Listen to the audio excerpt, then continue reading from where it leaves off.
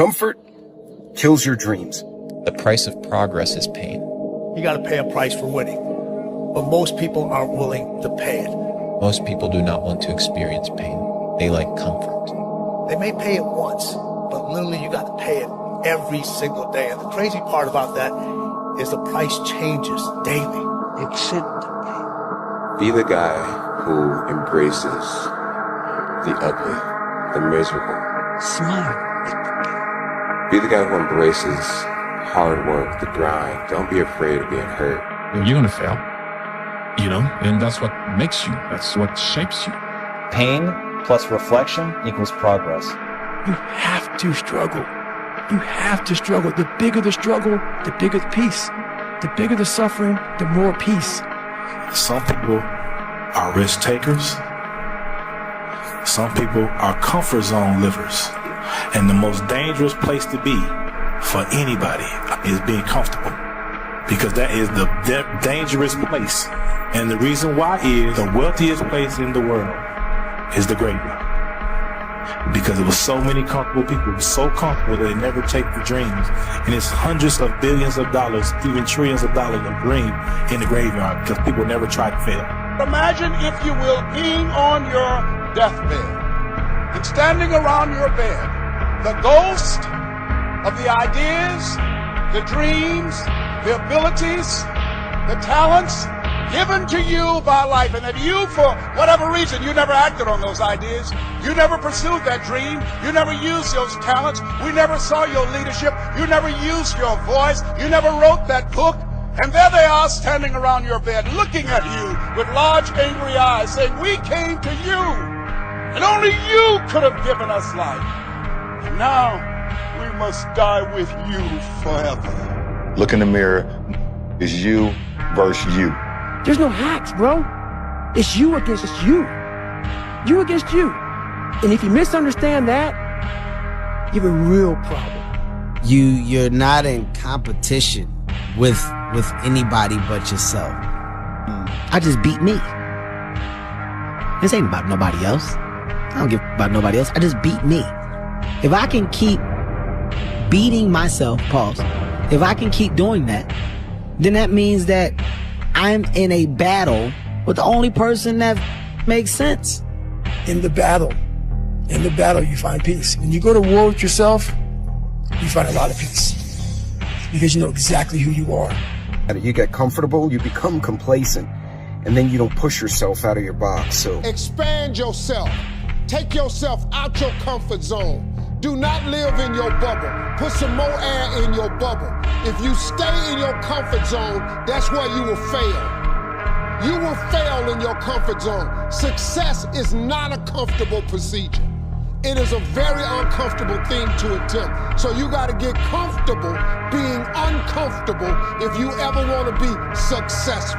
Winning's not loyal to you. It doesn't care about you. It causes setback after setback. But it ain't about how hard you hit. It's about how hard you can get hit and keep moving forward. That's how winning is done. Winning will cost you everything, but will reward you with so much more. I'm a winner. I'm going to win. Winners win and losers lose. Sometimes your motivation needs to be because no one else wants to do it. We need doctors. We need lawyers. We need dentists. We need teachers. We also need savages.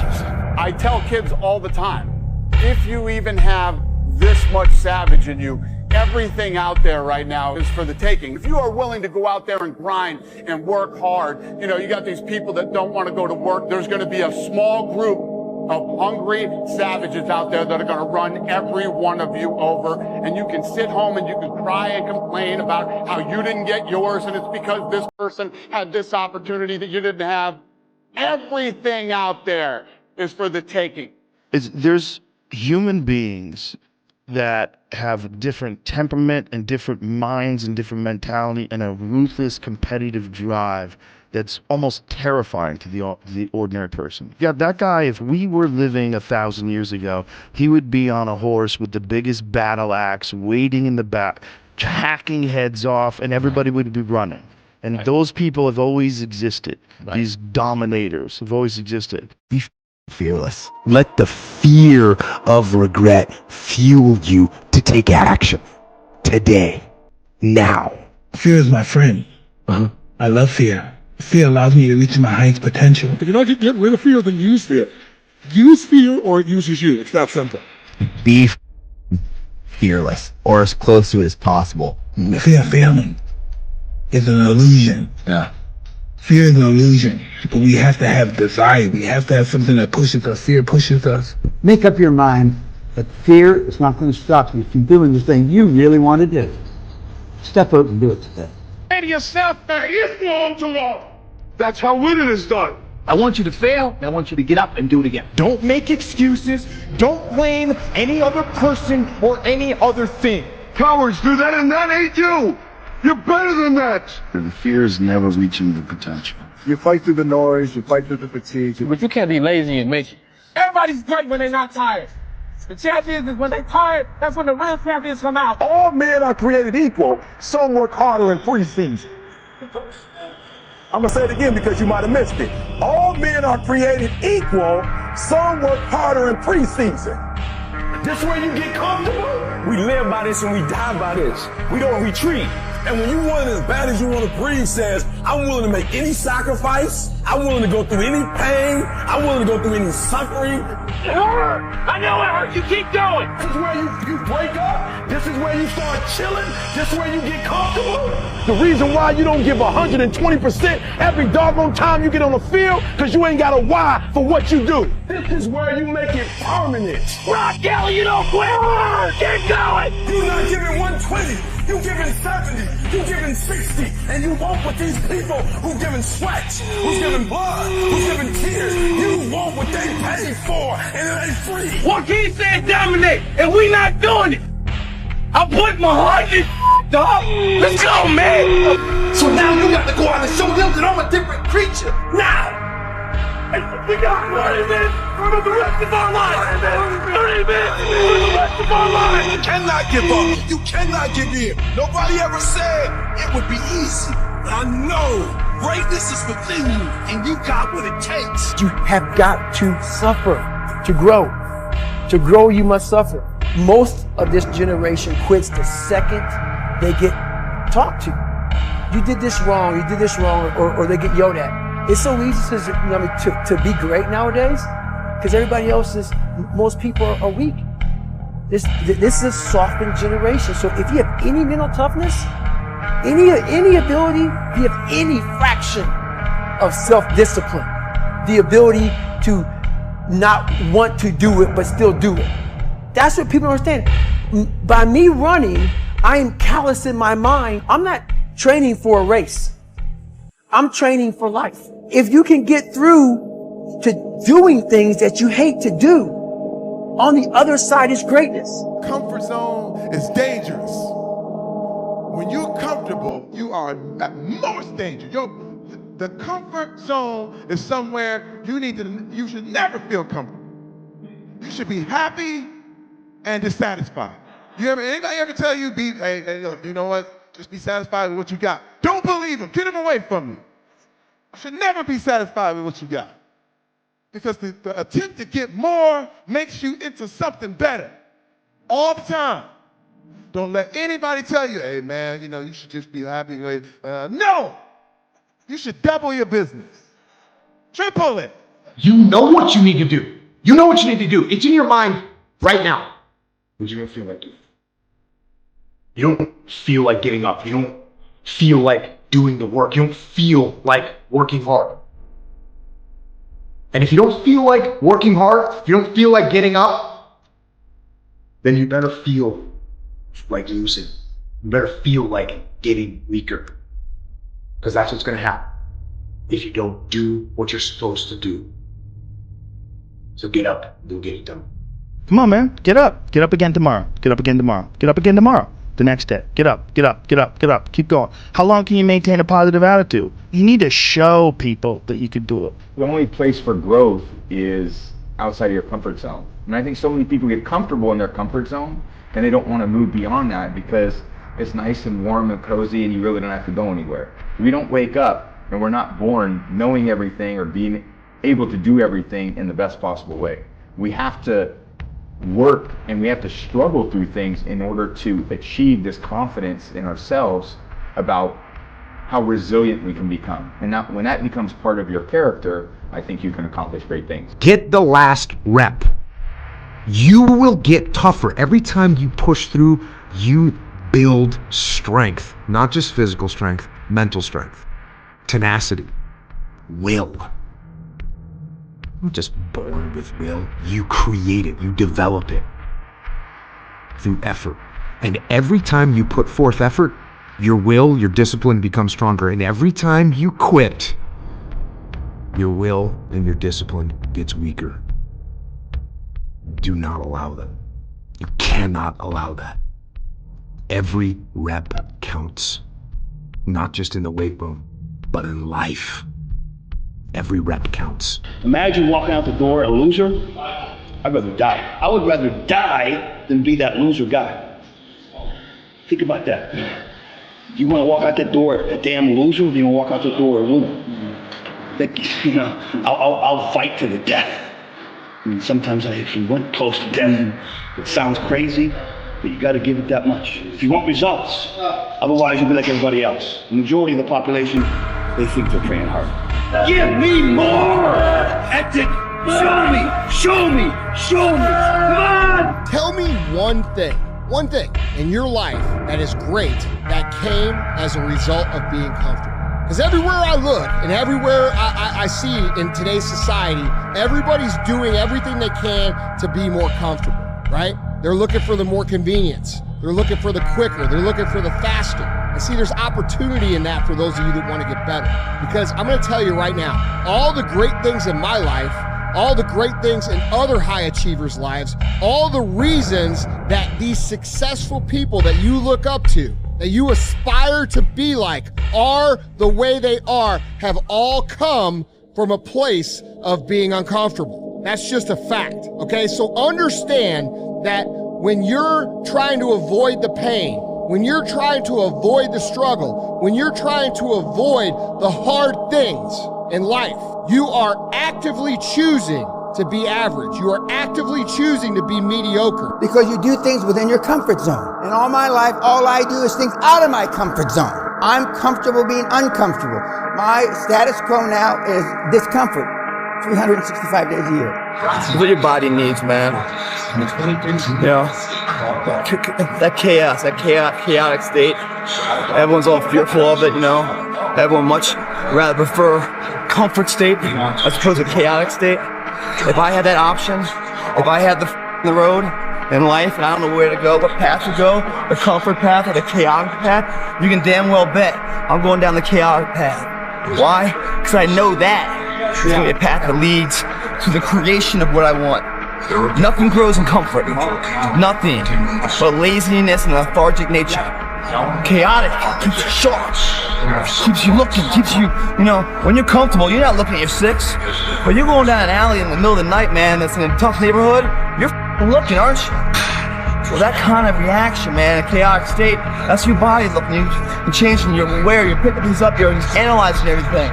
All of that is soaking in the transformation of an explosion of what you want to be, man. You come in here and you ride it in, you know, first gear, as opposed to fifth gear without the intensity, just kind of cruise through, check the box. You're gonna be checked over in life. Stop just checking the box, man. Create the box. The fish just don't jump in the boat. You know, meaning you better go out there and do it yourself. You know, don't wait around and wait for someone to hand deliver something. Go make it happen. You know, the fish don't just jump in the boat. If you want to go catch them, go catch them. You know, throw that line in the water and go do some work. And if it doesn't work that day, do it again the next day. So, your tired body, that unmotivated mind, and get out there and do it anyway. You know, you better fight yourself, because you're not only winning when things are going your way. You got to figure out how to win when things aren't going your way. You got to figure out when your body's fighting you, when your mind's fighting you. How do you still, you know, just say, I'm gonna beat my mind today? Or do you just give in to your mind and say, oh, I'm tired today, I'm lazy, I don't want to do it, it's too hard, no one else is doing it, it's a weekend, it's too late, these are already off hours, oh, exactly what I want isn't happening right now. You calmly sit here and suggest that we merely give ourselves to his mercy. Have you no pride? You want to be the one that says, I'm going to do it anyway. I know I don't feel good today, but I'm gonna go out there and I'm gonna prove to myself that even on days that it doesn't feel right, I push myself. The only way to gain confidence in yourself is to build something. It's not to wait for it to happen. Hey Vic, your life just happened in front of you. Just show up today and make it happen with Tom. No, you had to do a lot of shit today to get to this day that no one really knows except you. So that's why you appreciate it. It takes courage to be exceptional. It takes courage to be wise. It takes courage to be rich. It takes courage to be educated. It takes courage to be knowledgeable. Because the moment you do, but you don't talk like, oh, you forgot where you came from. Look at you, it takes courage. And I'm just wondering, in this weak, watered down, mediocre society that we live in today, in this reality TV world we live in today, I'm wondering if there's anybody left that's got the courage to say, after all I've been through, and all my ancestors have been through, and all my parents have been through, I didn't come through all of that just to fit in with normalcy. I have the courage to go after my dream. Go back to the gym, work, because you have more to show. You understand? Life continue. You cannot live in the past, because pain you're gonna have all the time, uncertainty and constant work. Constant work, constant work. Doesn't matter what's gonna happen in your life, you have to continue. This is the way I see the life. Past is past, it's never come again. The present, it's the best gift that we have in our life. The present. Because you don't know that what's gonna happen tomorrow. You don't know. Yes. I don't know, you don't know. So live the present. If anybody's listening to this and you're not married, or you're not with somebody that you're gonna be married to, I would tell you this. Dude, go psycho in the gym. Yeah. Go psycho, become an elite shape. Elite. And build your freaking mindset up to be absolute a savage, unbreakable. Don't maintain, okay? Never quit. Don't maintain. You have no idea how dangerous you can become and get better every day. So a lot of people are just maintaining. Like, I'm maintaining what I was doing yesterday and I'm doing better than most, so that's good. Screw that, dude. I want to destroy that dude yesterday. If you meet me next week, okay, and you met me today, next week you're going to be like, damn, dude, you freaking leveled up since last week. You have to be crazy enough to think that it's possible. Imagine your entire mindset was just like, it's possible to live that next level. It's possible to wait. It's possible to live more. It's possible to do. That's how you do something worthwhile. That's how you beat the odds. Even if you have to lie yourself into believing, sometimes you have to create a delusion. You gotta believe the delusion. Because it's only delusional until it works. A delusion that is so far out there that people will think you're crazy. Anything you want can happen and become a reality. I believe that sincerely, and I'll die on that thought. You just do the work and you get there. The human mind, the human body, the human psyche is so pliable. You can literally become anyone and anything.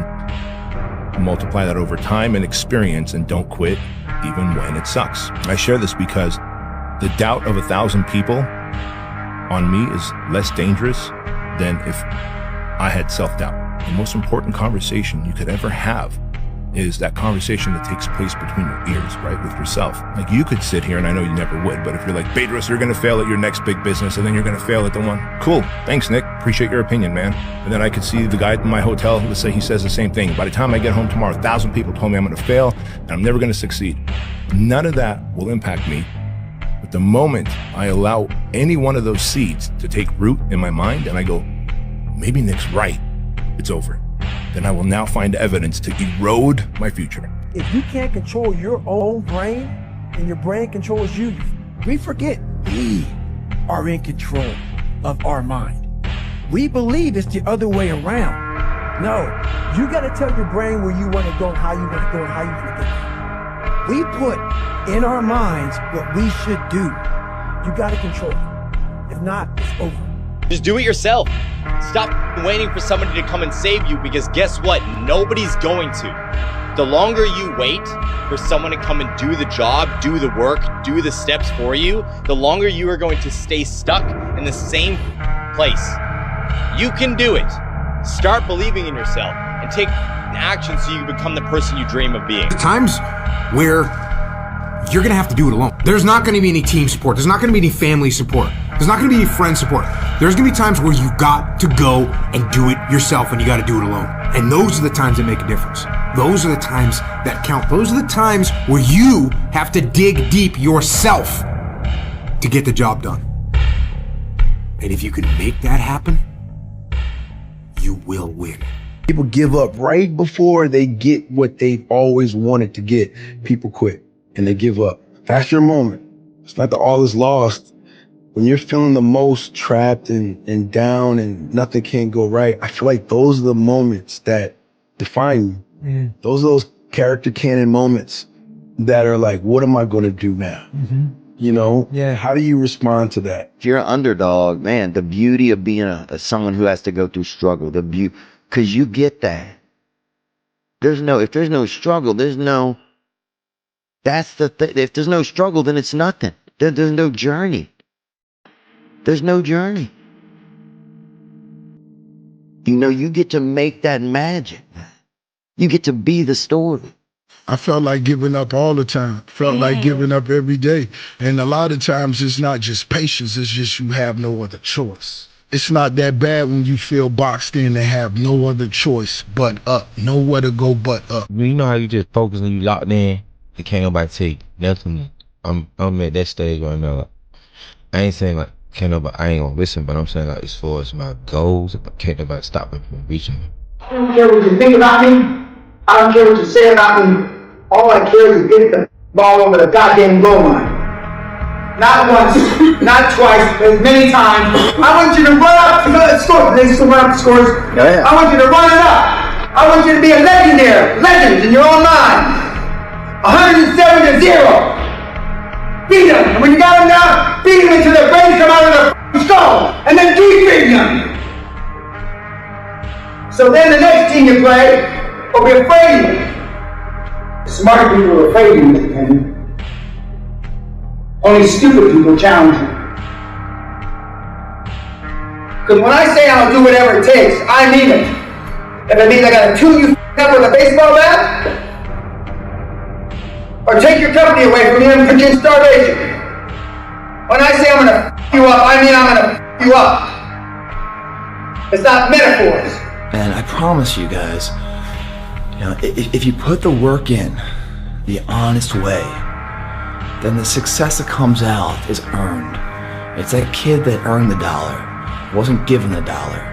There's so much, yeah, you got the money, right? That's great, and you had the ability to make it again, which is even greater. But along the way, you learned what that dollar values, the meaning of it. It wasn't just like someone gave you a trophy. You earned that trophy, and by earning that trophy, you understand the value of what it stands for. And it doesn't stand as some like showboat item I get to flaunt around. It's about who you were before, the work you put in, and who you turned out as. And it's that progression right there, that echelon, that really is the backbone of every champion, of every successful person, of everyone remembered. Listen, winning is ugly, okay? Winning won't recognize you. You're not willing to do it. Suck fest. Just get nasty, get ugly. Fucking mud, baby. Yeah, so we decided this morning to all kill it together as a team. Because leaders build leaders. Because that's what winners do. They do what losers won't do. Winners live where quitters quit. Never forget. Let's go, baby. Hudson River, cold plunge, -20, snowing, blowing. What are you guys doing this morning? Sleeping in, hitting the snooze button? What are you doing? Come on. So another year is coming to gone. And a lot of us are in the same place we were last year. What the are you waiting on? We sleep 1/3 of our lives. And we think we can take days off. We think we have the right to sit back and give ourselves options on which way we're going to go in life. Am I going to run today? Am I going to work out today? Well, it's Christmas. It's New Year's. It's my birthday. Do you think time gives a that it's Christmas, that it's New Year's, that it's your birthday? You give yourself too many options. Let me tell you one thing. Time is running out. You keep on sitting around wondering what the you want to do. You're just going to run out of time. So make sure you do one thing. Stop following the crowd. They may take time off, but you can't afford to. And here's the thing you got to understand, okay? All these people who you look at who have built the things that you want to build, who have become the kinds of people that you want to become. All of those people were afraid too. All of those people had doubts just like you. All of those people had a little dialogue inside their head saying, what if it doesn't work? What if I do this and everybody laughs at me? What if I do this and everybody makes fun of me? What if I do this and I fall on my face? They all had that, and guess what happened? They did fall on their face, and everybody did laugh at them. But every single time they fucking fell, they got back up. And I know that sounds cliche, but it's the truth. Nobody has built what it is you want to build. Nobody has become what it is you're trying to become without pushing through the same things that you're dealing with now. They don't have more talent. They don't have more skill. They were just willing to be laughed at, and you aren't. Life. What is life? What the f*** is your life? Are you happy with it? And if so, is just the intake and outtake of breath that makes you put a smile on your face? That's something your mother gave you. You haven't earned that. What have you done with your life to make it something else besides the normality of everybody else? The intake and the outtake of what you call life is nothing more than time. And unless done something with, it's forgotten about. There's no footprint of your existence left for anyone else to follow. Life is time. And a life that's remembered, where a footprint is followed behind in footsteps of inspiration and motivation, is when time is met with opportunity and action. They collide to be a life of remembrance. The problem is, most people don't have a plan. And without a plan of your own life, you become the plan of someone else's life. You're not running the day's running you. The differential between those people is belief. One person with belief overrides 100 people with just intent. Intent is thought process, thinking, wargaming it, never putting a foot forward, never putting their face or their name to the fire. Belief is going after and figuring it out along the way. How do you not stay motivated? I can't. Unfortunately, there's been times in my life when I get done with a workout, I get done with an opportunity, I get done with a certain situation, I get done with the meeting, I get done with some season of my life, and I look back and I say, man, I had a little bit left in the tank. I had a little bit more of myself that I could give.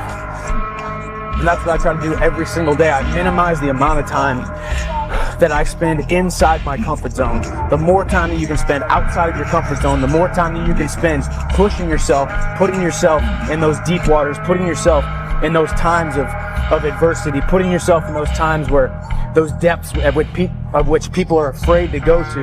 The only thing holding you back is yourself, and the only thing holding you back is that fear of failure, that fear of getting outside of your comfort zone, that fear of the unknown. So just forget it and break through it. That's how I stay motivated every single day. If I'm doing the bare minimum, and if I'm doing what other people have done before me, I'm only going to be able to achieve the levels at which they have. I want to achieve over and above, overly and exceedingly above my expectations, their expectations, and every single person's expectations. I wake up every single morning with a beautiful gift, a beautiful opportunity, with two capable arms and two capable legs to be able to go out and do something that means something in front of millions of people. A lot of you are trying to find inspiration and motivation with a depressed mindset. You're depressed because you're not doing shit with yourself. You don't find inspiration by not living in the grip of life. You need to live in the grip of life to find inspiration. Put challenges in front of yourself. When you put a challenge in front of yourself and you attack it, that's when you find inspiration. Try to be 10% better than you were last week. So if you're running 30 miles a week, run 33. If you're swimming 500 meters, swim 550. If some of you aren't doing shit, you're 10% just getting off the couch. The more you walk away from accountability, the weaker you become. Find yourself in the grip of life. You can't find yourself by doing nothing. We all know what's right and wrong in a setting state. We all know when we're relaxed exactly the person we want to become. The question is, do we believe we can become it? Without that belief, every journey would run into a debate. That debate is when pain starts to fill the body. You weigh the temporary pain versus a lifetime of pride. What are you gonna do? How bad do you want it? There's two options. Continue forward, pushing upward. And if you do, that dream is giving birth. And forever you will live in the reality of it. If you stop, quit, throw it down, I promise you there's no distance you can travel far enough to find that dream again. For it's dead. And in its death, it's replaced by regret. Right now, it's your choice. There have been so many times in my life where I knew I needed to do something, and then I filled all this extra time not doing that thing. And then the moment I did it, I was like, wow, that took way less time than I thought it was going to take. And not only that, it took way less time than it took me to delay to actually get to this point. And if I had only started with just doing what I was supposed to do, I could have done 4 or 5 other things that I was also supposed to do by this exact same point. I feel like we spend too much of our lives waiting on life to happen. It's not about how many times you get knocked down. It's about how many times you get back up. Do something every day that makes you uncomfortable. Face your fears head on. It's in those moments of discomfort that you truly discover who you are. It's not about winning or losing. It's about never giving up. It's about discovering what you're made of. When your mind tells you you're done, that you can't go any further, you're only at 40% of what you're capable of. Don't listen to that inner voice trying to stop you. Push through it, push through the pain, push through the doubts, and you'll find greatness on the other side. Become so skilled, so vigilant, so flat out fantastic at what you do that your talent cannot be dismissed. And finally, this will save you. Stop comparing yourself to other people. You're only on this planet to be you, not someone else's imitation of you. I wanted to do something that nobody had ever done before. And that started with a dream and a goal. I wanted to be the greatest of all time. I went 5 straight years without missing a single day of workout, 365 days a year. Every single day I was in the water. There are days you're not going to want to do it, sure. I mean, everybody has those days. But it's what you do on those days that help you move forward. Do what you feel, say what you feel, like trust your heart. Yeah, trust your gut. Trust your instincts, because that instinct is who God made you to be. Not, what lines up with your frat brothers, or what lines up with what your dad wanted, or what lines up with your classmates, or, it's just, God has something inside of you, and when you walk down the street, you're thinking about it, and then you just see it in the window. And then you go down another street and you see the same thing, or you're thinking about a number and that number pops up, or you see it on a license plate. And that's just, something is trying to say, be the maximum yay. Be the maximum you. And God won't give you anything that you can't handle. It's funny because if you regress fear to its most basic form, it's death. And death is the greatest motivator. And you can prove it in a simple example. It's like if I all of a sudden go up to anybody on the street and I put a gun in their head and I say, point a gun at their head and I say, go do this thing, they'll go do it. But if I say, you can have anything you want if you do this, they're willing to go 10 times harder with a gun in their face to not die. And so if you take fear and regress it all the way down to its basis form, that's what the insecurity is. If they think I won't be enough, and if they don't think I won't be enough, then this won't happen. If this won't happen, this won't happen, I'll be alone, I'll be dead. Right? If you just regress it all the way down, that's all it is. And so, the biggest achievers in life, I think, have most directly tied them not doing whatever it is that they want to do to death, whether they're consciously aware of it or not. And then that's what motivates them harder. But my point is there's nothing that's impossible for you. It's all meant for you. Yeah. And it's up to you. One of my favorite quotes is, every day I wake up, I'm one day closer to death. So what you gonna do with the time you got left? It's understand that this is our time right now. The moment is now. These moments, we only have the moment. So a lot of us live in the future and a lot of us live in the past. And that's something that we have to get out of the habit of. And I think when you accept where you are, you're kind of letting go of that and making an action plan to putting your attention on your intention. And you, of course, you have an idea of where you would like to be, but God doesn't always give us what we want. God gives us what we need. And sometimes those are the same thing and sometimes they're not. Yeah. And it all works out, you know. You want to know if you're talking about young men that might not have any direction right now? Go do something that's hard. Go try and accomplish something that's hard. You may win, you may lose, you may succeed, you may fail. I'll tell you what, you'll be better. If you avoid those things that are hard, if you don't accept that challenge, if you don't step up and step into that cold water, and you sit on your couch and eat Doritos, I can tell you this is not a good move. This is not a good move. Don't do that. Don't do that. Just get up. Move towards that challenge, whatever that challenge is. Move towards that challenge and go attack it. The heaviest things in life aren't iron and gold, but unmade decisions. The reason you are stressed is that you have decisions to make and you're not making them. I think a lot of times the decisions that we make are predicated on the conversations we need to have. Because usually and what's interesting is like, you can define commitment by eliminating alternatives. So if you're committed, you've eliminated alternative actions. Right? Like you can say I'm committed, but until you eliminate other options, you're not committed. There's always a get out of jail free card. Right. And so a lot of people make decisions to end relationships, to quit their job, to start the new thing, but they don't become committed to the decision until they remove the other options. And then you're forced to take action on it. Life isn't about finding yourself. It's about creating yourself. Every day you have a choice. Be a victim or a victor. You can let circumstances dictate your destiny, or you can take control and create your own fate. The pain you feel today is the strength you feel tomorrow. Pain isn't something to fear, it's something to embrace. It's the best teacher you'll ever have.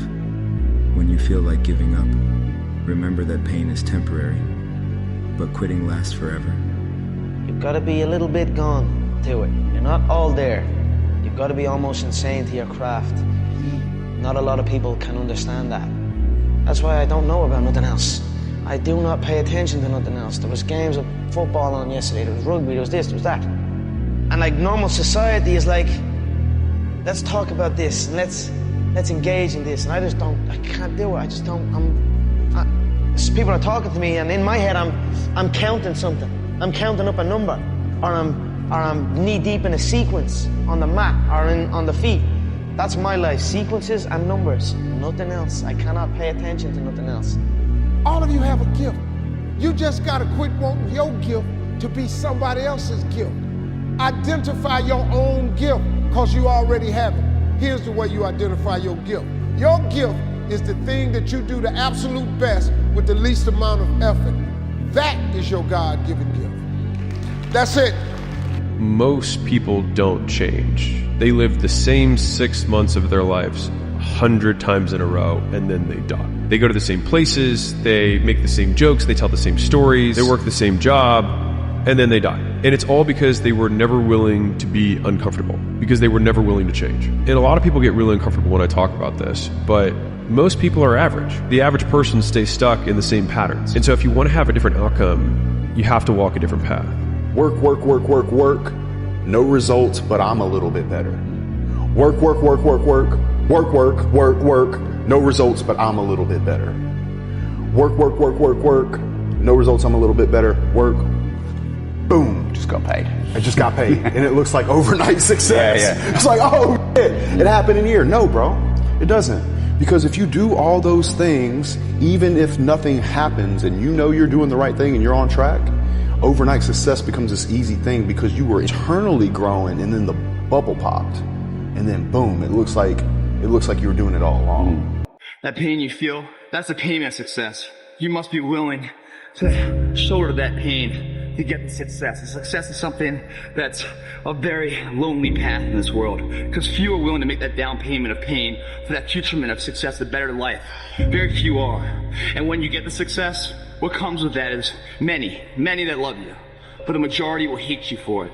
Because your success is a spotlight shining down on their missed opportunities, where they came up short, where they didn't quite have it inside and never went back to revisit it. Where failure is what stood instead of improving failure for success.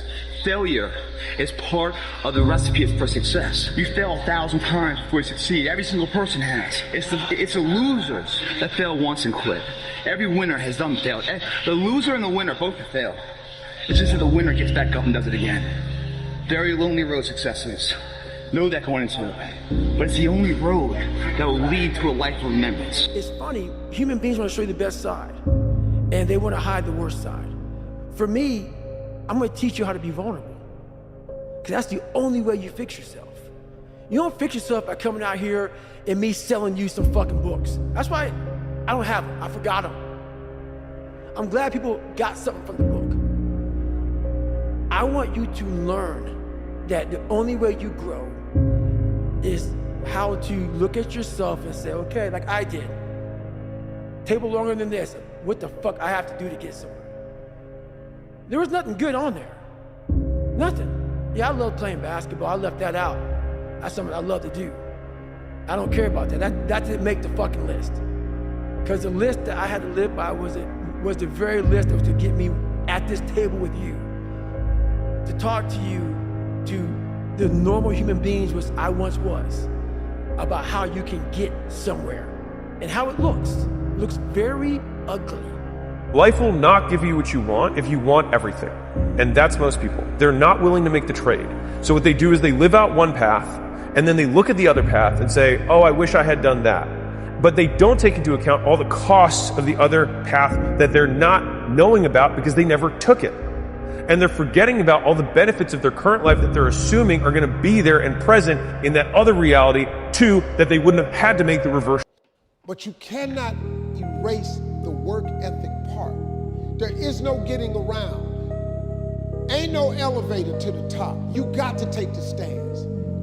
The elevator don't go to the top, man. Not in the world of success. You got to take the stairs. What controls the quality of your life? What controls the quality of your life? Is it money? Can you have a lot of money and still have a horrible life? Yes or no? Yes or no? Is it relationships? Can you have someone who totally loves you and still be miserable? Yes or no? So there's only two things that control the quality of your life. Please jot them down. For the rest of your life, you want to remember. The quality of my life is controlled by two things: meaning and emotion. Meaning and emotion. The meaning you give to things controls the emotion that you feel. People come up with different meanings, and that produces different emotions, and those emotions make you make different decisions. When you're angry, you're going to decide differently than when you're playful or grateful or excited. So the secret to life is controlling meaning and emotion. The truth is, whatever game you play in life, sometimes you're going to lose. A point, a match, a season, a job.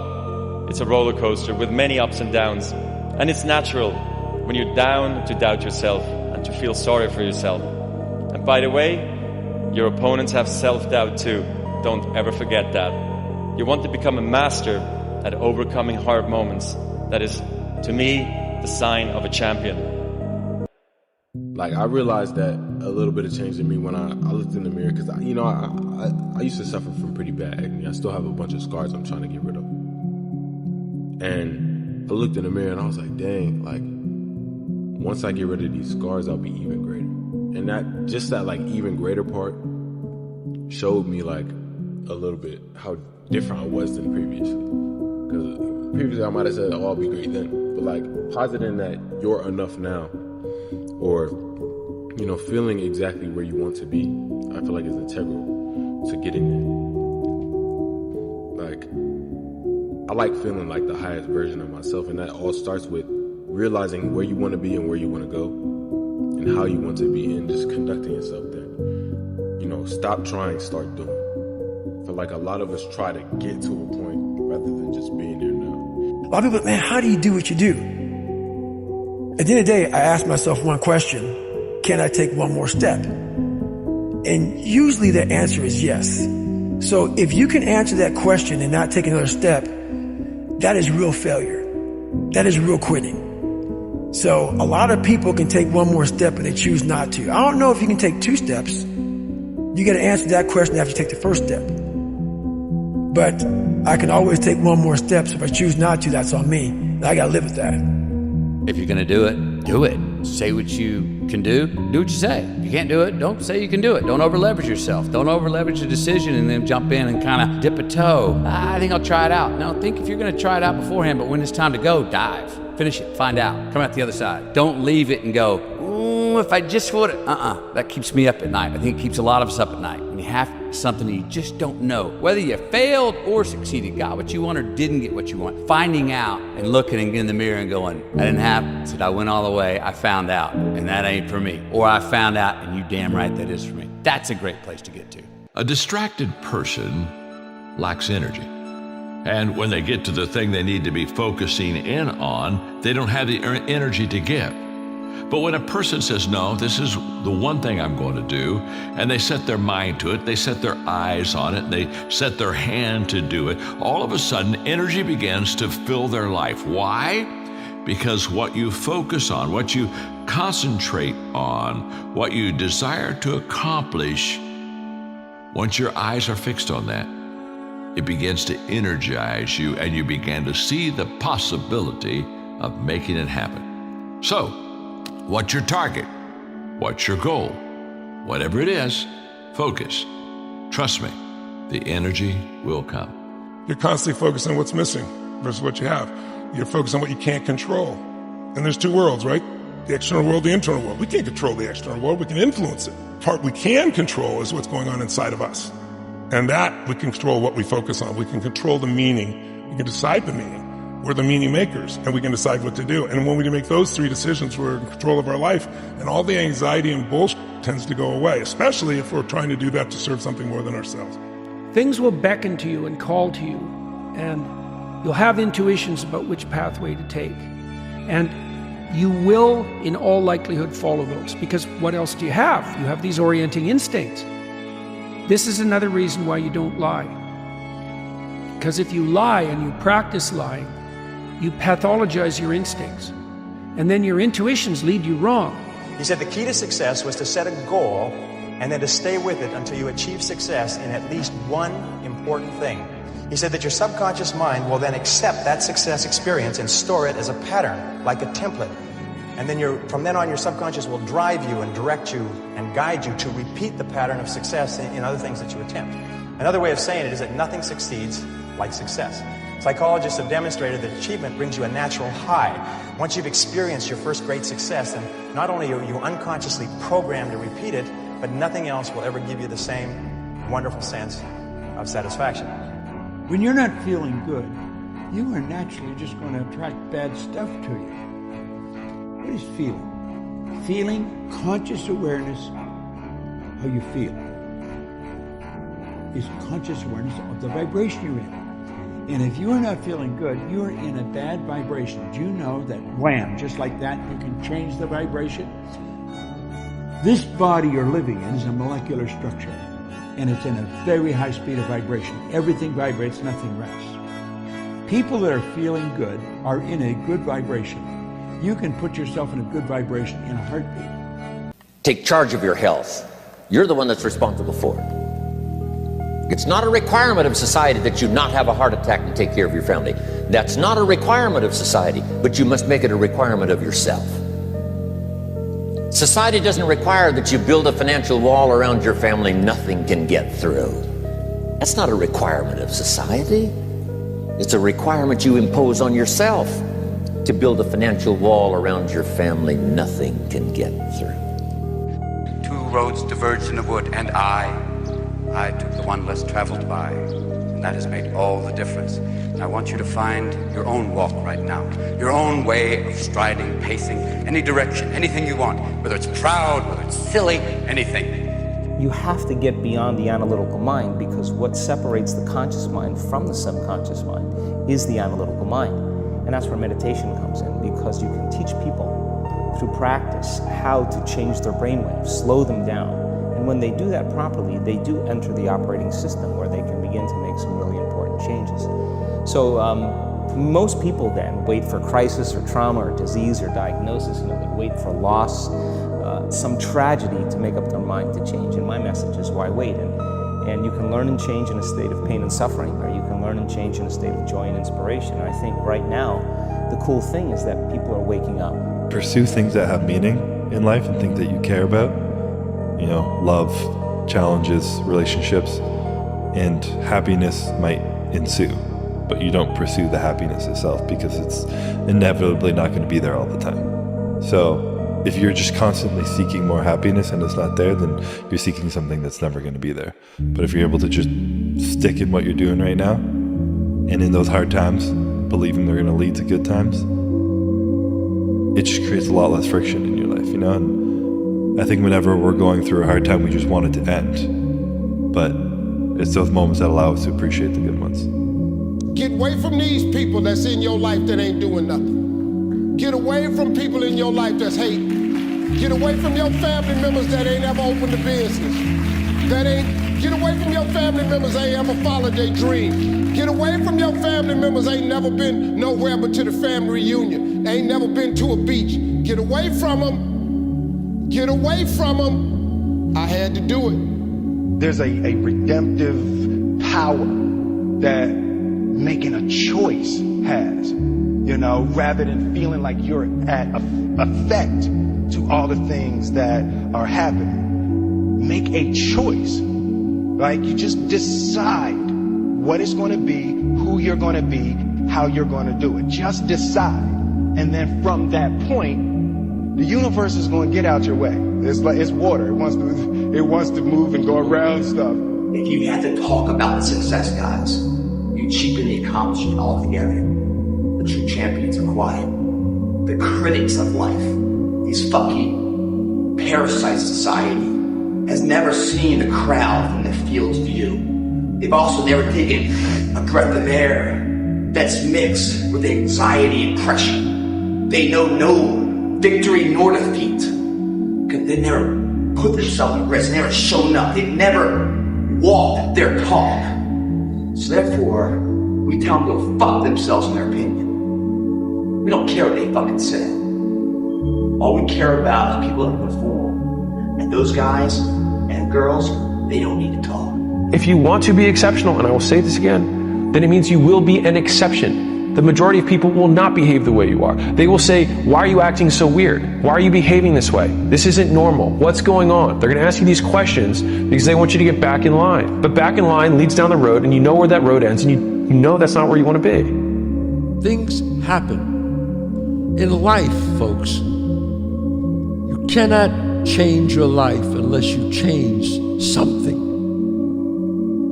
If you always do what you always did, you'll always get what you always got. No matter what it is. Many times you say to yourself, I gotta lose weight, I'm too fat. And then you know what? During the day you eat at night, and then next day you get mad at yourself. Well, what do you want? What do you want? You gotta change something. You have to want it more than you fear it, more than the fear of failure, judgment, or pain. You have to be willing to pay the price, to make the sacrifices, to put in the hours. Because greatness isn't given, it's earned. So what are you waiting for? Get out there and start earning it. Your future depends on you. Your dreams are waiting for you. Don't let them down. Stand firm and keep pushing forward. You're still here, aren't you? Good. That means you're looking for more. That means you're ready to take this to the next level. Let's go even deeper. Understand something fundamental. Your mind is the battlefield. It's where the war is won or lost. The limits you perceive are often self-imposed. You must reprogram your mind to believe you can go further, that you can endure more, that you can achieve anything you set your mind to. If you want the future to change for you, you've got to change. If you don't change, the next 6 years of your life is going to be just like the last 6. You'll still be behind on your bills. You'll still be behind on your promises. If you will change, everything will change for you.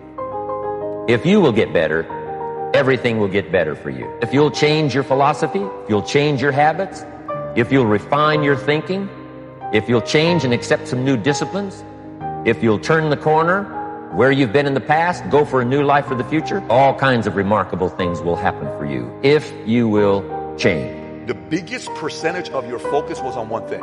Do you see it that way? Like that was my edge over everybody else? I do. At the time, I didn't really understand that. Right? So, you know, basketball for me was the most important thing. So everything I saw, whether it was TV shows, whether it was books I read, people I talked to, everything was done to try to learn how to become a better basketball player. Everything. And so when you have that point of view, then literally the world becomes your library to help you to become better at your craft. Everything accumulates over time. That you may have to put in many, many tiny efforts that nobody sees or appreciates before you achieve anything worthwhile. It's like a snowball. A snowball starts off very small, but it grows as it adds millions and millions of tiny snowflakes and continues to grow as it gathers momentum, turning into an avalanche that takes the whole mountain in front of it. You're not living the best life that you want to live. You're not the person you want to be. You're not the person the 8-year-old you wanted to be. And I bet you're not even taking steps to become that person, are you? And that's what's wrong with the world. That's what's wrong with this country. We have a bunch of people that want to point fingers and defer responsibility off to anything and everything except the one thing that can change their entire lives. And that's looking in the fucking mirror and saying, fuck you, man. You did this to me. You made me this way, and I'm gonna fix it.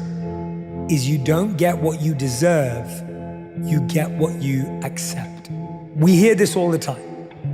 I think I deserve more. I deserve more money. I deserve more love. I deserve more respect. And we walk around sometimes internally feeling we're not getting what we deserve. And guess what? You're right. You're not getting what you deserve. You're getting what you accept. No one's going to notice when you work harder at work if you don't make it clear. No one's going to notice when you're putting effort into a relationship unless you make it clear. No one's gonna know or remember the sacrifices you've made until you stand up for yourself. Remember, you don't get what you deserve.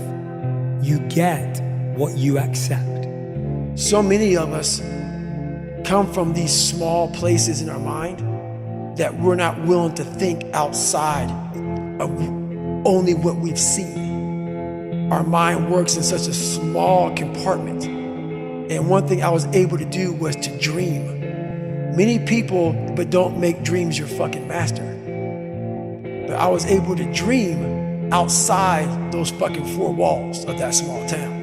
Life is meaningful. It doesn't mean that your life is perfect. It doesn't mean that your life doesn't have stress. I don't know anybody that doesn't have stress in their life or frustrations or concerns. But think in terms of the quality of your life. If you have a sense of well-being, what are your relationships like? How does it feel when you wake up in the morning?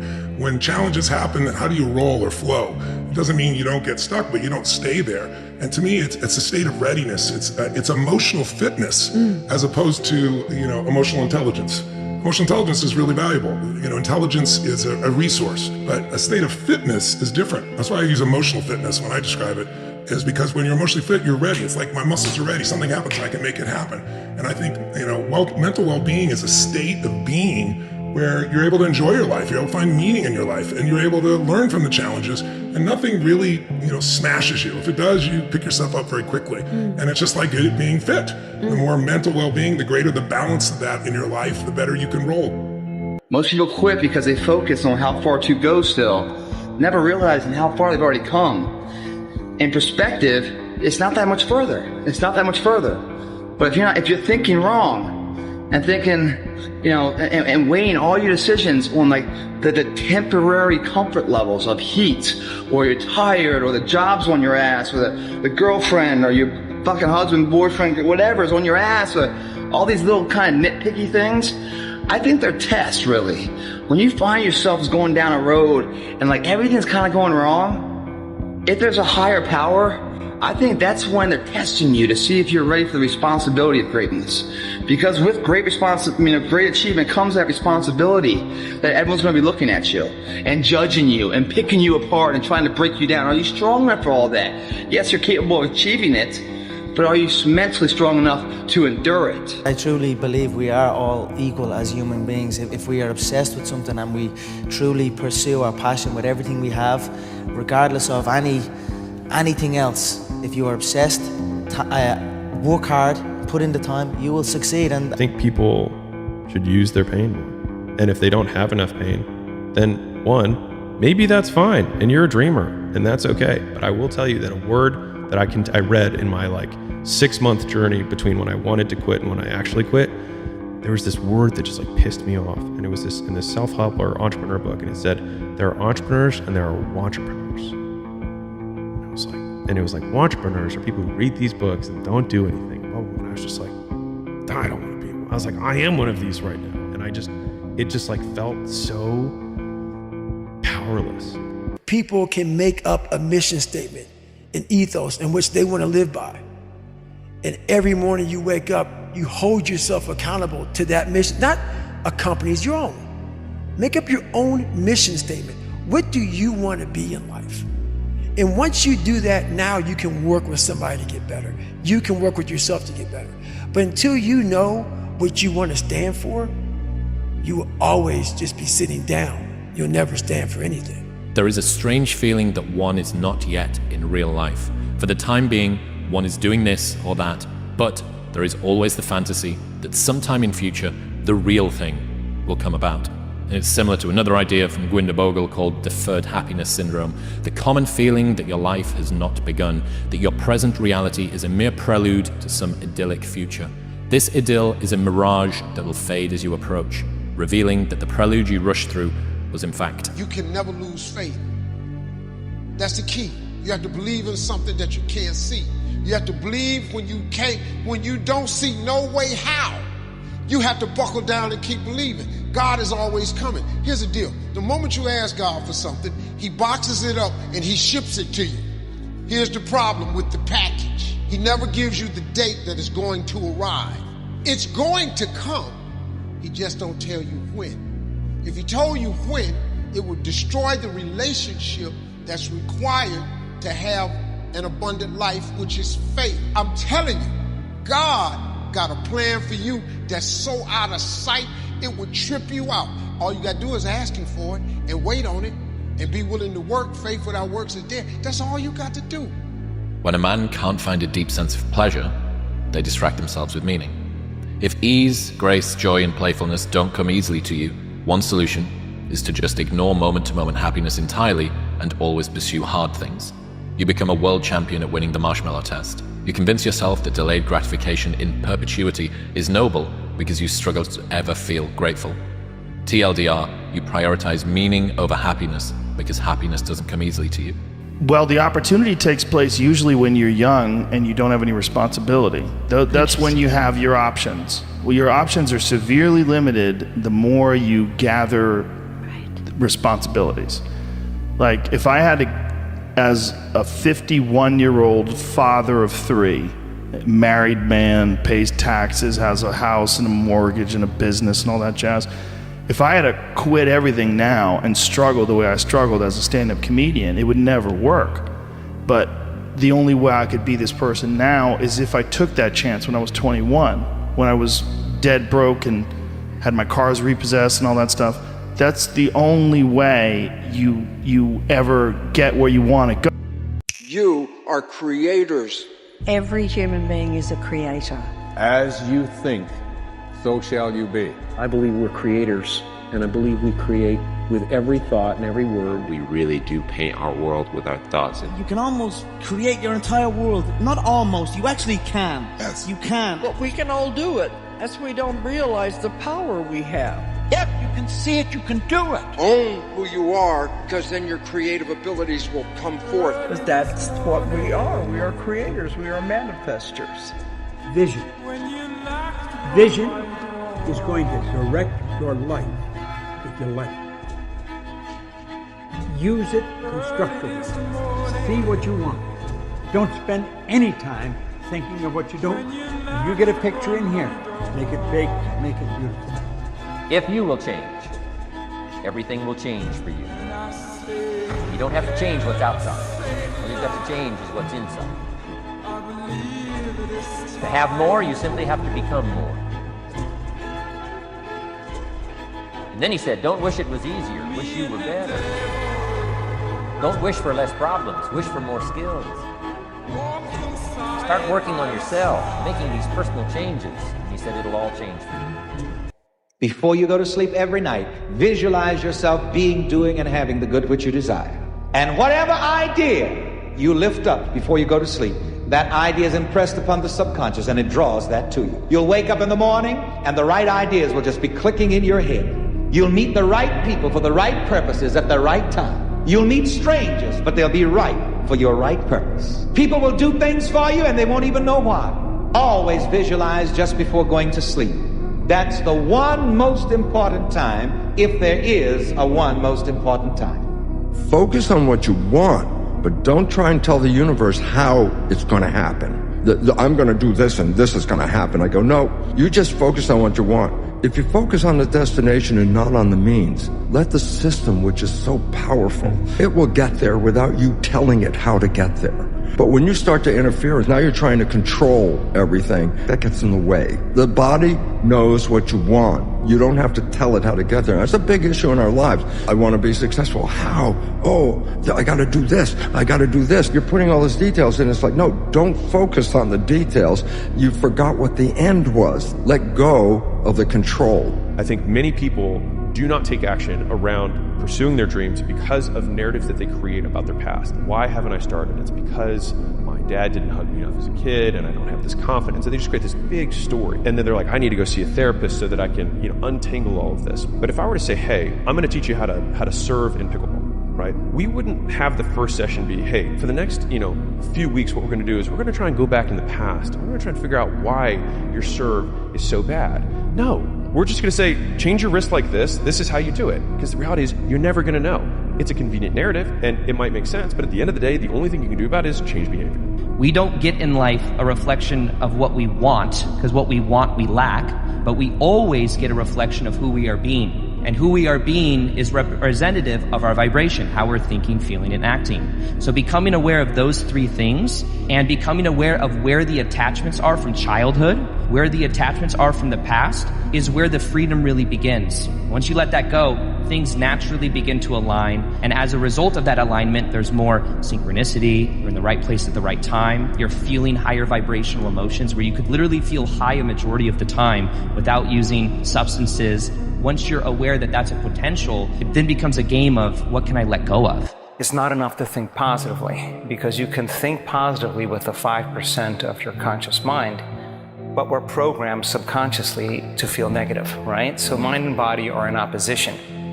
And so the work is, if your personality creates your personal reality, and then your personality is made up of how you think, how you act, and how you feel, then the first step to change, to truly change, is kind of uncluttering ourselves from those programs. And we've discovered, based on our research, is the best way to do that is to become conscious of those unconscious thoughts.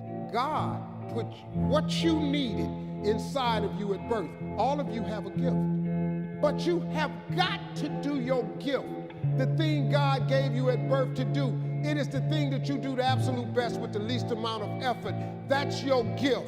Anything else you doing, you wasting your time. Do you hear me? You wasting your time. He said, there is no bad, there is no good. There's only lessons and experiences. And you choose these every time you come into a life. And what you chose to learn. We all have bad things happen in our lives. That's life. But what did you learn from it? Remember, you created it to learn something from. You made it maybe more difficult than it should have been, but you created it to learn something. The hardest part about change is not making the same choice as you did the day before. And the moment you decide to make a different choice, you're going to feel uncomfortable. because you're stepping from the known into the unknown. So some people would rather cling to their self-pity than take a chance and possibility. They'd rather tell the story of their past instead of telling the story of their future. It's so much more important, though, to romance your future instead of romance your past. Making that choice to change your state of being with a clear intention and elevated emotion actually changes your state to believe in that future more than you believe in your past. We discovered that if you keep doing that every day, somehow you'll arrive at that destiny, and your biology will literally begin to change to look like you're living in a different life. You have to get the unconscious mind supporting and pulling in the same direction as the conscious mind. Otherwise, you're going to always stay stuck. So let's look at how you can develop this millionaire mindset, what steps you need to take, and how often. So first, you have to identify and release your limiting money beliefs. Things like money doesn't grow on trees. It's selfish to want a lot of money. You have to have money to make money. You have to work hard to make a lot of money. Money is the root of all evil. You can't buy happiness. The more money you have, the more problems you have. Wealth brings pain and misery. Any of those sound familiar? And one of the worst ones is, I don't have what it takes to make a lot of money. Or I can make money, but I can never hold on to it. Well, the easiest way to do this change, to reprogram your subconscious or unconscious mind, is with affirmations. And you can do that by repeating written affirmations out loud or silently to yourself. If you truly believe that you have the power within you to change, the first step would be saying, I have to take responsibility for myself right now, because I got to start thinking differently. I got to start acting differently. I got to start feeling different. It's going to be hard. If it was easy, everybody would be doing this.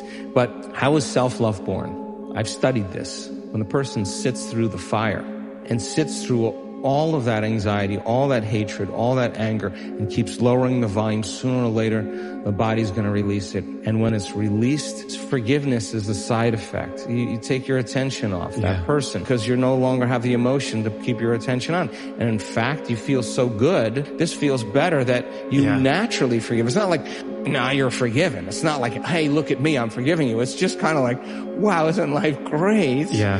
Whoa, you're good. I mean, you're good. I'm getting on with my life right now, right? So emotions keep us stuck in the past, and we tell that story, we reaffirm it, we get in trouble. You cannot wish for both strong character and an easy life, because the price of one is the other. When I think about pain, I think about what thing am I paying for right now? And is that thing something that I want? And if so, it reframes the pain as the price of the thing that I want. This is super interesting. If they've done research on this where they have somebody who accepts shocks, they can opt out at any point. If you have the same man who's getting shocked, and then you tell that man in the other room, every shock he takes, his family doesn't have to take. His threshold of pain quadruples. This may seem like some, quote, mindset, whatever. But the thing is the bigger your goals, the more pain you're going to endure. Whether you want to or not, it's the price. You're living on frequencies. Now, when you think of something, what you've done is you've flipped your brain onto a higher frequency. The very fact you can see it is all the proof you need to know you could get it. What you have to do is raise your level of consciousness to that frequency. And then you will attract whatever's on that frequency. All the good you need to manifest the idea. Any idea that's held in the mind, that's emphasized, that's either feared or revered, so it could be bad or good, that's either feared or revered, will begin at once to clothe itself in the most convenient and appropriate form available. It starts to move into form. Stop telling the story of your past and start telling the story of your future. Stop believing in your past, real or imagined, and start believing in your future. Stop romancing the past, and let's start romancing a future. So the unlearning process then, 95% of who we are is a set of memorized behaviors, emotional responses, unconscious habits, hardwired attitudes, beliefs, and perceptions that are automatic like a computer program. So if we're in a program, then we're unconscious. So in order for us to change, we have to become conscious of our unconscious thoughts and the story and the narrative that we tell and those memories, to become familiar with how we speak or how we act and become so conscious that we don't go unconscious to that behavior. If you would consciously observe some of the things you do in any given day. Just consciously stop and watch your own behavior. Listen to your thoughts. You're going to find that many of the things you do are done through habit. See, when I was a little boy, my teachers used to say, "Bob, why are you doing that?" And I'd say, "I don't know." This is the intellectual mind. You can store a lot of information there. But this is the conditioned mind. You see, thousands and thousands of habits form something called conditioning. And I was automatically doing things I didn't want to do. I was doing something wrong. It was giving me results I didn't want. And they'd say, "Why are you doing that?" And I say, "I don't know. I didn't know why I was doing things that I didn't want to do, giving me results I didn't want to get. I didn't know how my mind operated. I didn't know I had all those ideas fixed in there." And I'll tell you something else I didn't know. I didn't know how to change it. Why'd I have a poor attitude? Because I had so many negative ideas fixed in here. And you see, it's what's in here that controls the vibration. And conscious awareness of the vibration is called feeling. And I never felt very good. Sometimes I felt lower than others. You'll see people that are totally depressed. You know what depression is? Depression is anger turned inwards.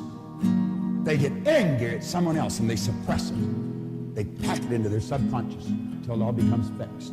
And they stay in a terrible vibration.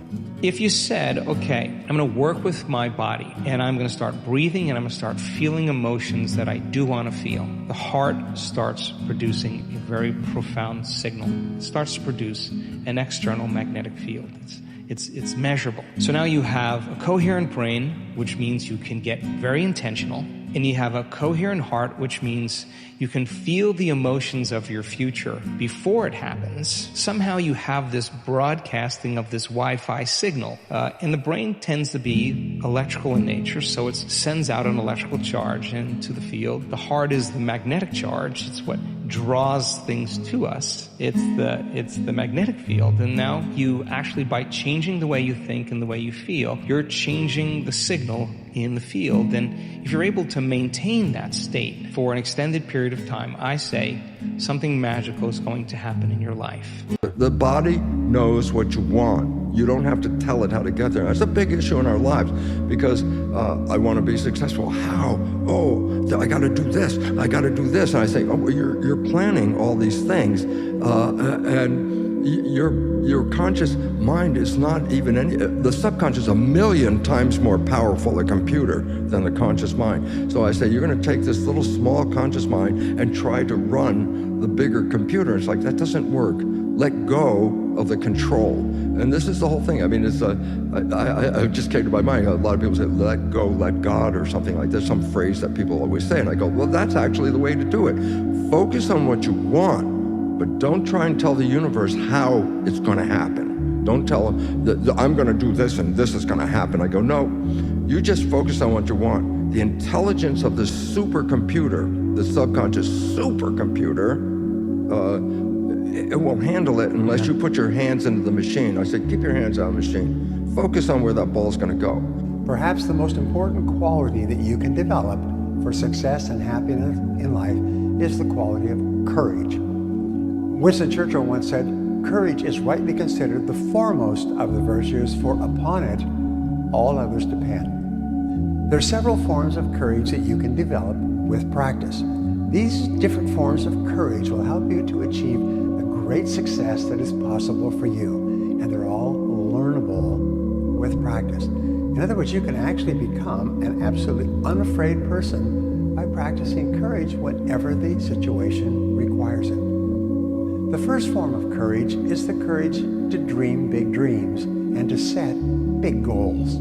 This is where most people are stopped. The very idea of setting big, challenging, exciting, worthwhile goals, sometimes they call them BHOGs, big, hairy, audacious goals. The very challenge of doing that is so overwhelming that most people quit before they even begin. There's a guy in Iowa got curious, why do the birds start chirping an hour before sunrise? He found out the chirping of the birds is a frequency that helps open up the plant cell stomata on the bottom of the leaf, and it lets the plant start breathing in the morning. It helps, that's the alarm clock, it wakes the plant up. He found out that frequency is found in classical music quite a bit. So he started playing classical music to his cornfield. His neighbors thought he's a couple fries short of a Happy Meal, but until his corn grew 15 feet tall. And they said, what channel was that you're playing? When he played the music to his squash plants, they produced 5 squash per leaf instead of 1. He played it to his black walnut tree, and it grew twice as fast as normal. Called Sonic Bloom. It's a combination of vitamins for the plant and special frequencies to open up the stomata. This kind of manifesting does, where you see yourself pushing through the resignation. You feel yourself believing. You feel yourself doing the work to find that needle in the haystack, to beat the odds, to have something magical happens, is that you start to believe that it's going to happen. Through manifesting, I literally convinced myself that we would, in fact, find a needle in a haystack. That I didn't even need to worry about all the houses that we couldn't afford that we were seeing. I didn't even need to worry about the number of places that we would look at that were out of our range. I didn't even have to worry about how long it was going to take.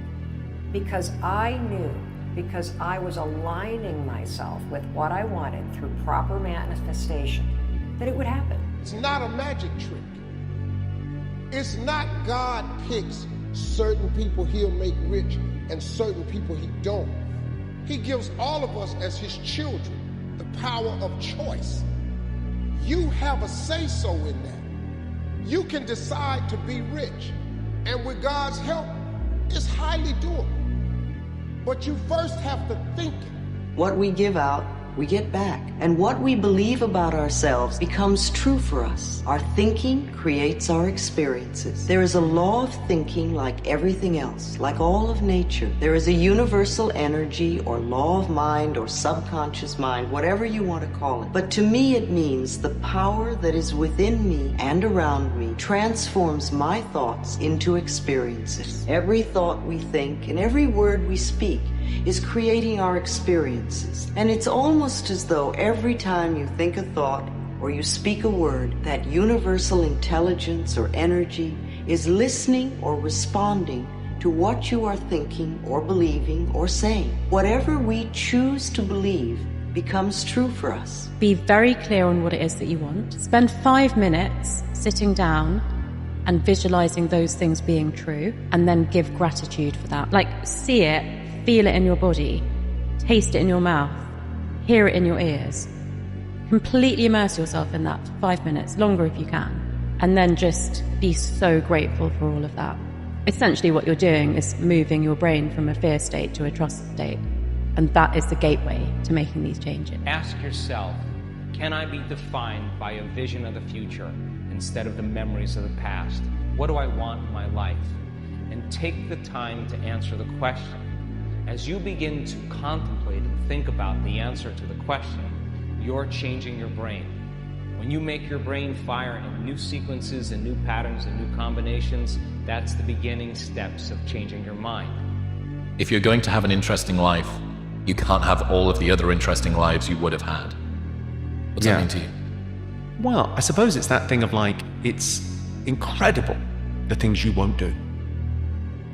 Like when you think about like the potential that we all have, like we're all privileged in a sense, right? Because we all get one life, and then we get given, different gifts, right? So there can be no equality because we're all born different, right? So it's that thing of going, and it's not better, worse, or the same.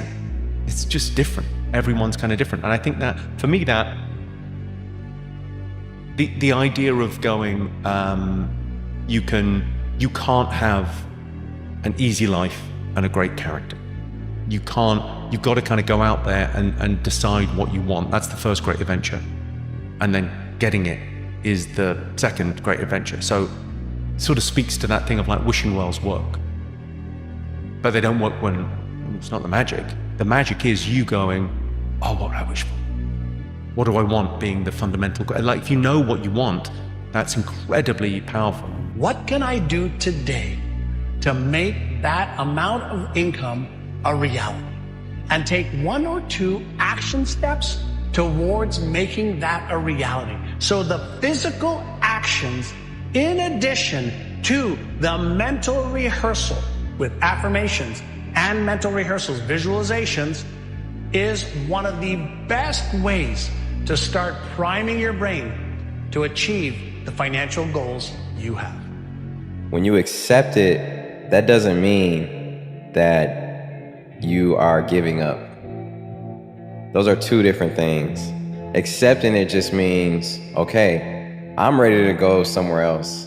And I'm thankful for all that this has taught me, all that this has brought me.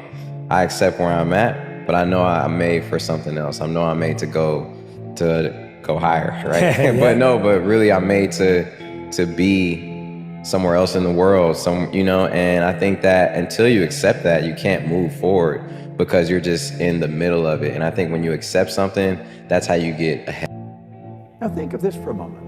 I want you to imagine that you're going to accept an idea right now to turn your annual income to a monthly income. You say, well, I'd like that, but will you do it? Probably not. Your paradigm will stop you. See, your paradigm literally controls the results. Now, let's think of how the paradigm was formed. The paradigm was formed through repetition. The idea is being planted in your subconscious mind. Now, understand, your paradigm dictates your logic. Your paradigm controls how you utilize your time. Your paradigm controls your perception of situations. Your paradigm controls your effectiveness. Your paradigm controls the amount of money you earn. If you want to change your life, you must change your paradigm. Honor yourself as your word. Don't give your word out lightly. When you throw your word out there and you don't honor it, it makes a statement about you. If you decide to maintain a sense of integrity with yourself, that if I speak it, I'm going to live it. It's who I am. And I'm going to be very cautious in how I give my word to others, and most of all with the commitments that I make to myself, because I want my life to reflect my words and honoring who I am and what I express. One of the most important laws of human existence. In the universe, we know that all of energy is in a state of vibration. And we also know there's the law of radiation, that everything is vibrating outward. And we find that whatever you are thinking, your thoughts are also a form of energy that is vibrating and radiating out from you, and that travels at the speed of light so that you can affect people and circumstances at great distances. That's why it's so important that you keep your thoughts on what you want, keep your thoughts on what you desire, and keep your thoughts off of what you don't want. Visualize every day about where you want to be and make it a one. Surround yourself with everything that you're inspired by. Surround yourself with a vision board that you can see at your desk or see at home. When you're visualizing at night, you should be trying to smell, you should be trying to feel, you should be trying to make it as real as possible. You have to make sure that you understand that this is a skill set, because when you first start doing it, you're not going to be great at it. You're going to be able to do it for a very short amount of time, and then you're going to get distracted. This is no different than meditating, learning how to meditate, okay? It takes practice. So just because the first 3 or 4 days or the first week is a little bit hard, keep going. Everything you're going through is preparing you for what you asked for. If you could fall in love with your future, and the heart produces a very strong magnetic signature, and you get your brain coherent and working really well, that intention that you have has a signal in the field. And we've measured this. And so then if you could begin to experiment by changing your energy, could it change my life? That's the experiment. I'm just curious. If you started doing it, that you could actually shorten the distance between the thought of what you want and the experience of having it. And all of a sudden, you're no longer going anywhere to do it. It's kind of coming to you. I can't really explain it, but if I see something and if I see it in my head and if I can visualize it in my head, I could just do it, you know? If you can see it here and you have the courage enough to speak it, it will happen. If you visualize before, you will be more prepared for that moment. Are you not visualizing the fight? Yeah, always. You are. I always visualize my fight in the night. I know, okay, this happened, I'm gonna do this.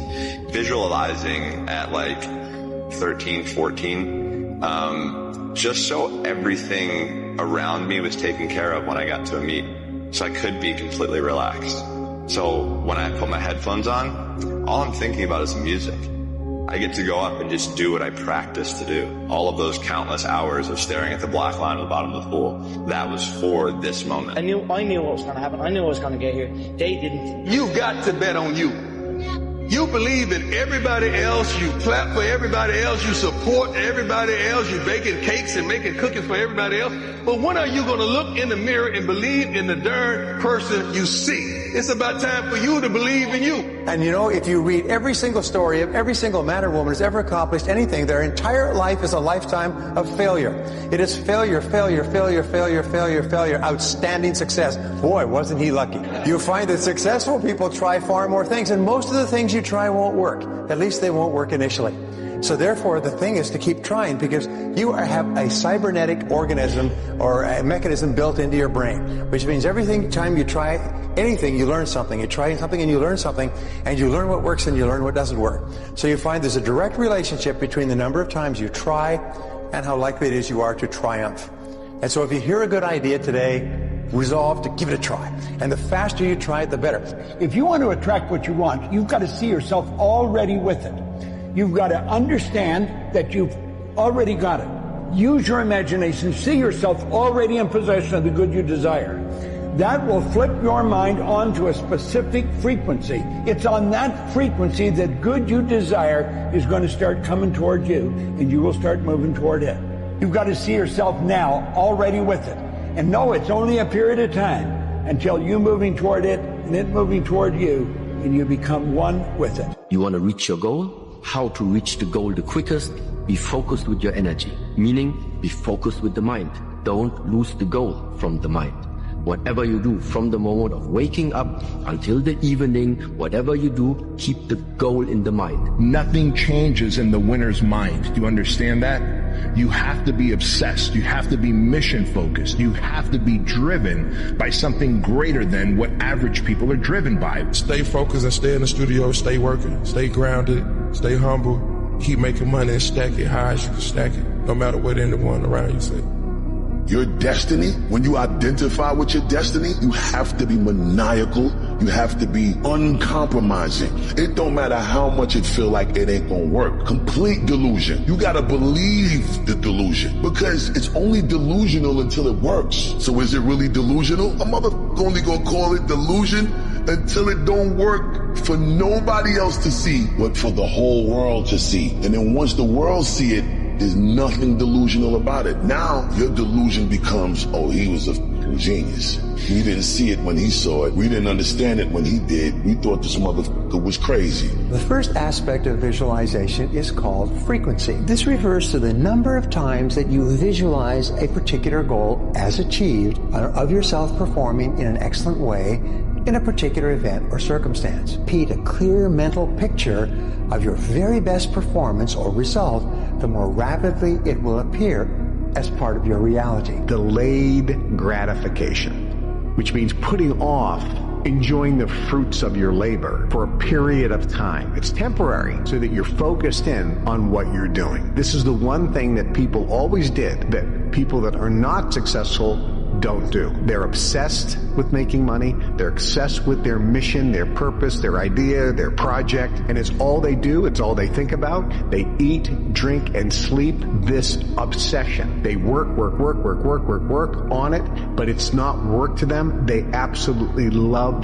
the journey because they understand the journey is actually the reward. You see, what you say is what you get. Your tongue is a creative force. Words have power, more power than you could ever imagine. Every word that comes out of your mouth has 100 to 1,000 times more power than a thought. If you believe that what you say will happen, you will get whatever you say. The act of rehearsing mentally in your mind who you want to be, the act of just closing your eyes and mentally rehearsing that scene literally causes the brain to look like you already did it. Keep doing it over and over again. The hardware becomes more automatic, like a software program. You naturally get your behaviors to match your intentions because you installed the circuitry. Practice feeling the elevated emotion. If you feel that emotion and you say, when I feel this emotion, I can believe in that future, then let me just keep remembering to feel this way in every part of my day. And this is not about positive thinking. This is about conditioning my body emotionally into the future. So if I maintain this modified state of mind and body my entire day, should there be some evidence in my life as a result of my change in state of being, a synchronicity, a coincidence? And if there is, then I'm going to do it again. And I think that's how we start stepping into that future. Once you start to understand that what you think about, your thoughts, is what expands and becomes your life, you start getting real careful about what you think about. Real careful. So that when you have a thought that says, gee, I got a sniffle, it's in my nose, but tomorrow it'll probably be down here in my throat. And on Wednesday, it's probably going to be here in my chest. It always seems to happen this way. And on Thursday, I'm going to have a fever. I get one every time. You can just about count on it. I'm going to have to take Friday off. Now, it's Monday morning, and you got a sniffle, but in your mind, in your thoughts, you're taking Friday off with a fever, and lo and behold, your body begins to react to this thought, which is just a mistake of the intellect to begin with. Here's how the system works. Everything you could ever ask for, you could ever have now, or ever ask for in the future, you already have right now. You already have all of it. You simply are not experiencing it. Because everything that has ever happened is happening now, and ever will happen is happening right now. It is for you merely to reach into the sea of infinite possibilities and call forth the reality you choose now to experience. And you do this through three devices mainly: thought, word, and action. That is, what you say, what you think or believe, and of course what you do. Wherever focus goes, energy flows. When you focus on something continuously, something magical happens. You get insights, don't you? You overhear a conversation and you hear something you wouldn't have heard if you didn't have that outcome or goal that you wanted so badly. Learn to become still and to take your attention away from what you don't want and all the emotional charge around it, and place the attention on what you wish to experience. Energy flows where attention goes. You can begin right now to feel healthy. You can begin to feel prosperous. You can begin to feel the love that's surrounding you, even if it's not there. And what will happen is the universe will correspond to the nature of your song. The universe will correspond to the nature of that inner feeling and manifest, because that's the way you feel. Where awareness goes, energy flows. Look at awareness as a glowing ball of light. So imagine your mind as a vast space, and your awareness is a glowing ball of light that's floating through the mind, and you can control where it goes. And if your awareness is going to a particular area of the mind, that's where energy is flowing, because where awareness goes, energy flows. And energy is like water. Whatever I water will start to grow, right? So if I took a watering can and I watered a garden bed, would the weeds grow or the flowers grow? Both, right? Because water can't tell the difference. Energy works the same way. If I put energy to a particular area of my mind, it will start to grow. The most important thing is that you take action. You see, the major difference between successful people and failures is successful people are action-oriented and failures are not. Successful people are result-oriented. Successful people are action-oriented. They think of what they want and they take action. Does it work? Now, if you take action, only two things can happen. What are they? Succeed or fail. Pretty simple. If you succeed, you do more of it. If you fail, what do? You learn something and try something else. Human beings are trial and failure organisms. We trial and fail, try and fail, try and fail, try and fail, try and fail, and then try and succeed. You only have to succeed the last time. Where energy flows, attention goes, and where attention goes, energy flows. Where is your attention? That attention will willingly or unwillingly deploy energy, life force. Are you going to be expending your life force focusing on somebody else's life, dreams, ambitions, problems? I don't give a about what anybody else is doing. How hard is it to understand? I don't watch people's stories on Instagram. I don't give a damn. I'm living my own reality. And people are out here worrying about what I do. Don't worry about what I do. Watch the podcast and go level up. It's a choice. And if you don't think it's a choice, so be it. It's not a choice. And that's how you'll live your life, like an accident. But the people that want to make it out and they want to win at life, got to grab life by the balls, bro. Is there any better feeling than being locked in?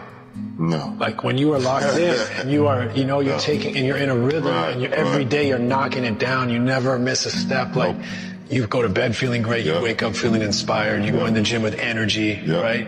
Like, that's the best way to live it. But I promise you, bro, you have so much potential. If you literally just took it and put it in one place, you could literally change your life. Truly believe that if you put your 100% effort into something, then you can't lose. God knows if you deserve the results. And if you truly try, you truly commit yourself 100% to something, I don't see how you can fail it. But I don't think you can. That I refuse. I completely refuse. You can't fail it. Of the 2 million shares offered for sale, 1 million belong to me, held in phony accounts by my rat holes. Now, once the price hit the high teens, you know what? Who gives a shit? As always, the point is this: $22 million in 3 hours! See, that's what you never got, kid. It's not about the money. It's about the game between people. And that's all it is.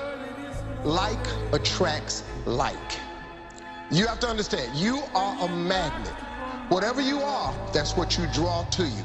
If you're negative, you're going to draw negativity. You're positive, you draw positive. You're a kind person, more people are kind to you. So you're like a magnet, you know, and you got to understand something about like attracts like. If you see it in your mind, you can hold it in your hand. If you can see it here, and you have the courage enough to speak it, it will happen. So wake up, will you, pal? You're not inside, you are outside, okay? And I'm not talking about some $400,000 a year working Wall Street stiff, flying first class and being comfortable. I'm talking about liquid. Rich enough to have your own jet. Rich enough not to waste time. The future is a concept. It doesn't exist. As the proverb says, tomorrow never comes. There is no such thing as tomorrow. There never will be, because time is always now. And that's one of the things we discover when we stop talking to ourselves and stop thinking. We find there is only a present, only an eternal now. Think of how our world's changed. You see, we were gifted with these higher faculties. We're God's highest form of creation. We were created in God's image. We were given creative faculties to use. And you know, they're only used by 2 or 3% of the population. It's almost inconceivable that people would wander around with so much power and potential and squander it. See, the average person literally tiptoes through life, hoping they make it safely to death. It's such a shame, and it doesn't have to be that way. Happiness was never about following in the footsteps of all of those who came before you. It was never about being like the others.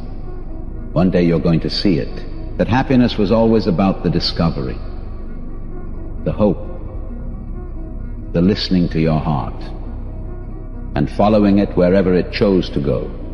Happiness was always about being kinder to yourself. It was always about embracing the person you were becoming.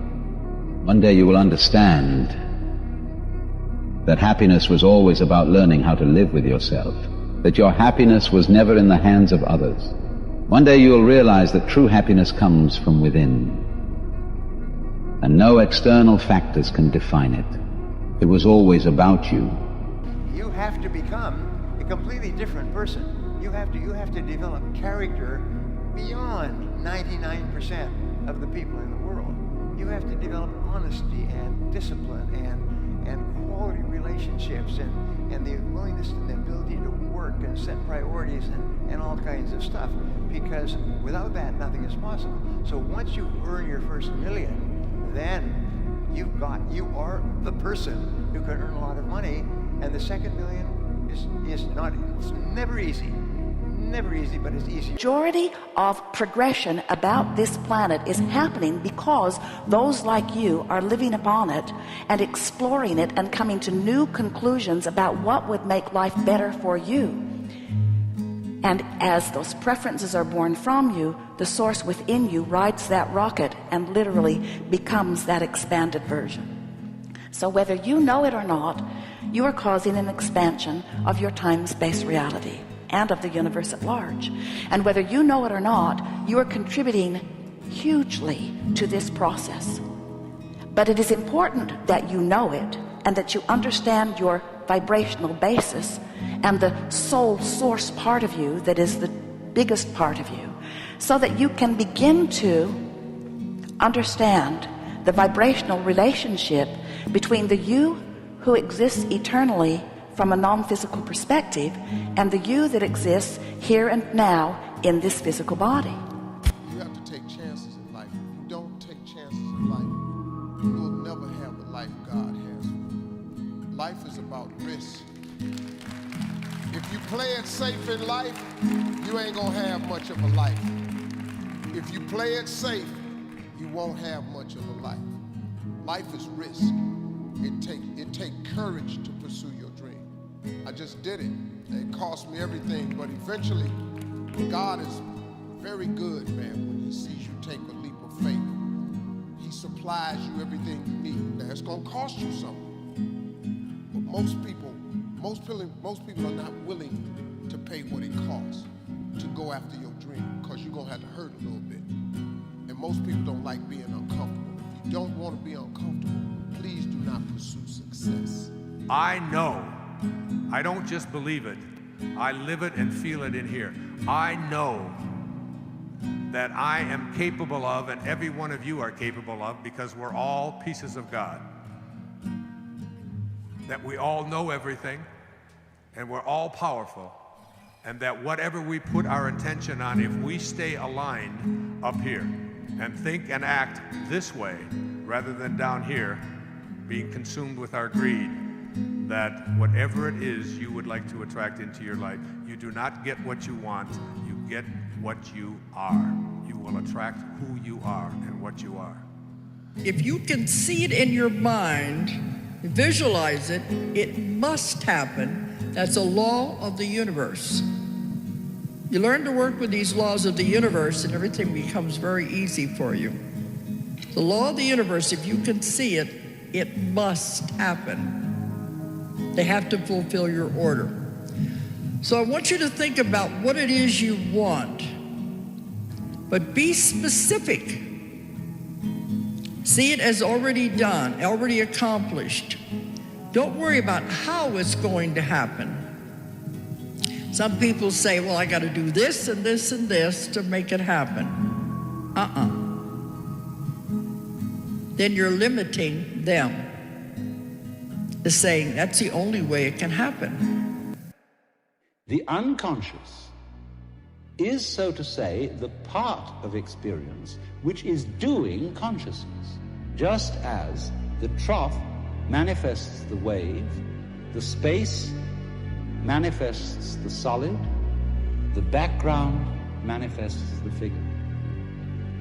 And so all that side of life which you call unconscious, unknown, impenetrable, is unconscious and is unknown and is impenetrable because it's really you.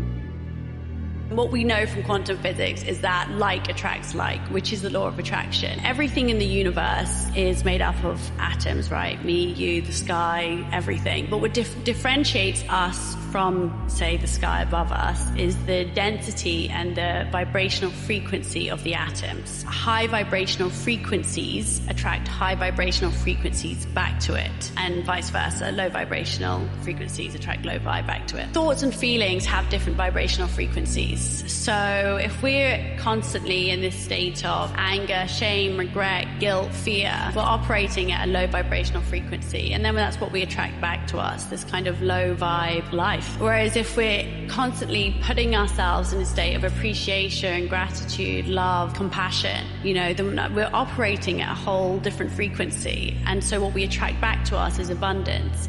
When our consciousness is responding instantly, without any interval or interruption, without any, shall we say, stopping to think about it, then we have a situation in which we are actually realizing, we are actually feeling the true physical relationship which exists between man and his environment. And this we could call the experience of oneness or unity with the universe, which is the function of meditation. Hoping and wishing just inherently assumes that somebody else is somehow going to come in and solve the problem. We all know that that's not happening. Manifesting, on the other hand, locates and amplifies the power inside of you to do the work to get those things, to do the work to change your life. And it's important that you locate the power inside of you, because you're the one that's responsible for your dreams, and you're also the person that's in the best position to make those dreams a reality, because you have the ability to change the way that you think. You have the ability to change the actions that you take every single day. And when you change the actions that you take and you change the way that you think, you change your entire life. And manifesting is a tool that will help you train your brain and train your nervous system and train your mind, body, and spirit to help you achieve the things that you want. What we have in our life is a reflection of ourselves. But remember, no matter where we are or whatever is happening, it's a reflection of ourselves, but it's only a thought, and a thought can be changed. It's a thought about what you believe about yourself, what you believe about life, and what you believe you deserve. The brain actually doesn't know the difference between the real life experience and what you're imagining. The research on mental rehearsal shows that the brain will look like in time that it's already had the experience and it's vacant of the experience. Now, keep firing and wiring those circuits and you're going to begin to behave that way. So now you're installing circuitry now to use in your life to get your behaviors to match your intentions. If you said, how would it feel to feel worthy of love? How would it feel to be grateful for life? How would it feel to be worthy of abundance? And you said, I'm going to teach my body emotionally what this feels like before the manifestation of the event. You're not waiting for your life to change to feel worthy. You're actually changing your life by becoming worthy. You're generating abundance. You're generating love. You're creating an elevated emotion. Now, our data is so compelling because when you truly begin to elevate your emotional state, and you could really lock in, to those elevated emotions, your body is so objective that it actually believes that it's living in a whole new environment before the environment changes. You see, our belief system is based upon our evaluation of something. And the more we reevaluate a situation, the more our belief about that situation will change. I want you to reevaluate the laws that govern your being. Start to understand the law of vibration. See how the law of attraction and the law of vibration are really, in truth, the same law. You can only attract to you the things that vibrate in harmony with you. I'll look forward to meeting you in open programs that we conduct, that Secret are going to promote. And I look forward to meeting you on another series of videos that this company is offering. The Secret is phenomenal. It's waking up the world. This is Bob Proctor. Thank you. The amount of work that nobody wants to do because they're not thinking about it is extraordinary. That's the bridge. Anybody is capable of achieving anything. I actually believe that because I think human beings are designed to change. You're capable of breaking any pattern. You're capable of getting control of your health. You're capable of launching a business. You're capable of making millions of dollars. You're capable of healing your trauma, of finding love, of doing absolutely anything that you put your mind to, as long as you are willing to do the work for it and as long as you give up your timeline. Because I do believe that people who put in the work get rewarded. But you just might not get rewarded when you think you're going to be. And it might not be the reward that you thought you were going to get. You overcame things. You fought them. And now this is what happens. This is on the other side of overcoming.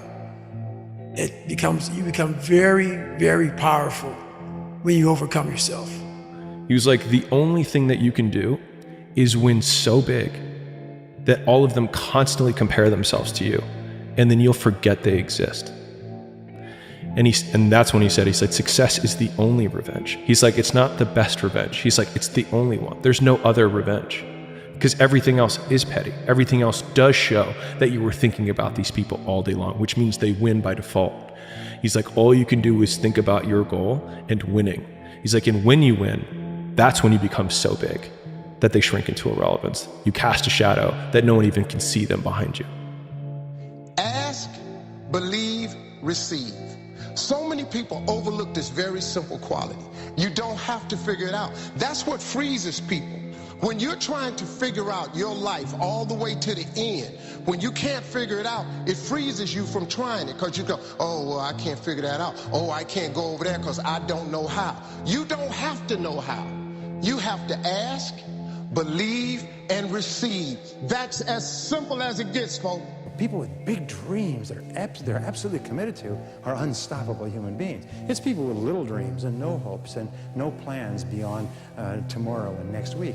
These are easy people to stop. But people that have big dreams to make wonderful lives for themselves, they're phenomenal. The second key is to develop a clear sense of direction. Develop clear goals and make plans for their accomplishment. You see, if you have big goals, they motivate you, they stimulate you, they excite you, they enthuse you. If you have no goals at all, you just go around in circles. What we have found is that goals are the fuel in the furnace of achievement. You have big goals, and the more you work on the goals and the more you feel yourself progressing toward them, the better you feel, the more positive you feel, the more momentum you develop, and the more you feel yourself to be unstoppable. You see, without goals, you're easily stopped because you don't know what you want. In the scheme of life, hitting the snooze button is not that big of a deal. But here's the thing about life. None of us wake up and say, today is the day I destroy my life. What we do is we kind of check out because it feels overwhelming. Or we check out because we're afraid. Or we check out because we start listening to self-doubt. And then we make these teeny tiny decisions all day long. We don't even realize it. A decision to not get up on time, a decision to not eat the right thing, a decision to snap at your kids, a decision to not speak in a meeting, a decision to not look for a job, a decision to not deal with your finances, a decision to not call your parents, like whatever it is. All day long, these tiny decisions that take you so far off track. And then you wake up like I did and you look at your life and you think, how the hell did I get here? Whenever you think about your work, repeat the words over and over again. I'm the best. I'm the best. I'm the best. Combine these positive words with a mental image of yourself performing your task, your work, in an excellent way. Remember, there are no successful mediocrities. Everyone who is financially successful is recognized as being very good at what they do. Your mind has the ultimate tactical advantage over you. It knows what scars you. It knows your fears. It knows your insecurities. And it protects you. It's why I talk about the 40% rule in my book. The 40% rule is all about the brain has the tactical advantage over you. It knows and it keeps you away from all that. That's why it says don't jump out of an airplane. Don't go in the ocean where there's sharks. It's a protective mechanism. Don't go back to the place where your dad beat the shit out of you in your mind. Don't go back. The brain protects you, but protects you so much it doesn't allow growth. So the brain is an amazing thing, but the brain controls you. You must control it. Millions of people want the same thing that you do: money, respect, success. But out of 1,000 people, here's what your competition really looks like. 54% are If I believe it's not going to work, then the function of the mind will manifest in a situation where it doesn't work. If I totally believe this is how it's going to work, then my mind will set me up in a situation where it works that way. And all of a sudden, that's when you start to realize, wait a minute, it's not chance anymore. This isn't chance. This is creativity. Money does not exist. Did you know that? I learned that years ago from a very wealthy man. I was free from money that day. He says money is an idea. It's in your head. That's paper. We call it money. Money is an idea. Money goes where it's invited and it stays where it's welcome. The idea that you have to work hard for this stuff is not true. Some of the people that work the hardest are the ones that are in the least. Now think about it. Write this down right now. I am so happy and grateful now that I have multiple sources of income. If you write that out every day for the next 30, 60 days, you're going to become very, very aware of having multiple sources of income. Wealthy people all have multiple sources. They don't have one or two. They have a whole bunch of them. I don't know how many sources of income I've got. I'm not even interested in figuring it out. My ultimate goal is to become a $100 million fighter. I've seen guys like, and I've seen it myself with my own eyes. When I seen that Bentley at the boxing gym, and I seen that diamond Rolex, I said, I want that. And I knew what it took. So I know when my opponent is asleep, I'm out there at 4 or 5 in the morning, chopping trees, working, to this day. Because I can retire today. I'm well off, very comfortable. But I got the will to win. Every fighter that's in this room has to feel that he's the best. If not, you in the wrong sport. I know I'm blessed today. I know I got work to do, and I know that it's all going to be okay in the end. And if it's not okay, it's not the end. Can you manifest millions? Yes. I was in New York last week. Every morning when I woke up, I just said this to myself: money comes to me abundantly and freely. And I see it everywhere. Someone was carrying a box and a penny fell. And I was like, all right, it came to me. Let me do this again. The next day I go to New York City and I'm in the subway and I see a penny heads up. And I thought to myself, this is filthy. This is dirty. It's not valuable. It's not enough money. I don't need to pick this up. But I was like, no, I'm doing this experiment. Money comes to me abundantly and freely, and I'm going to manifest money, right? And so I pick it up, put it in my pocket, and I just say, thank you, money, for coming to me. The next day, I put it on my bedside table. I don't think anything of it. The next day, I wake up, and I look at this penny, and I flipped over this one penny. Oh, no, I looked at the penny, because it was heads up, and I noticed something. I go, oh, that's really interesting. It said 1945 on this penny. That's an 80-year-old penny. And I go, huh. That's unique. I haven't seen a penny that old in a long time. And I flip it over and I notice something. And I get chills thinking about it. I notice it's a wheat penny. And I look it up and I Google 1945 wheat penny value. And one just sold, I guess, for how much? I have no idea. $4,000. No way. Online. There was more value inside of that penny than what met the eye originally. Yeah. And all I had to do was be willing to look for it. Yeah. Be willing to pick it up and say, I receive, thank you. The moment you start feeling gratitude and wholeness, your healing begins. The moment you start feeling worthy and abundant, you are generating wealth. The moment you walk in a state of empowerment, you are walking towards your success. The moment you are in love with life and in love with yourself, and now you are causing an effect. Go into the silence. Go and sit down quietly by yourself for 30 to 60 minutes. 30 to 60 minutes. Most people in our society have never sat quietly for 30 to 60 minutes in their entire lives. Yet I will tell you this method works 100% of the time.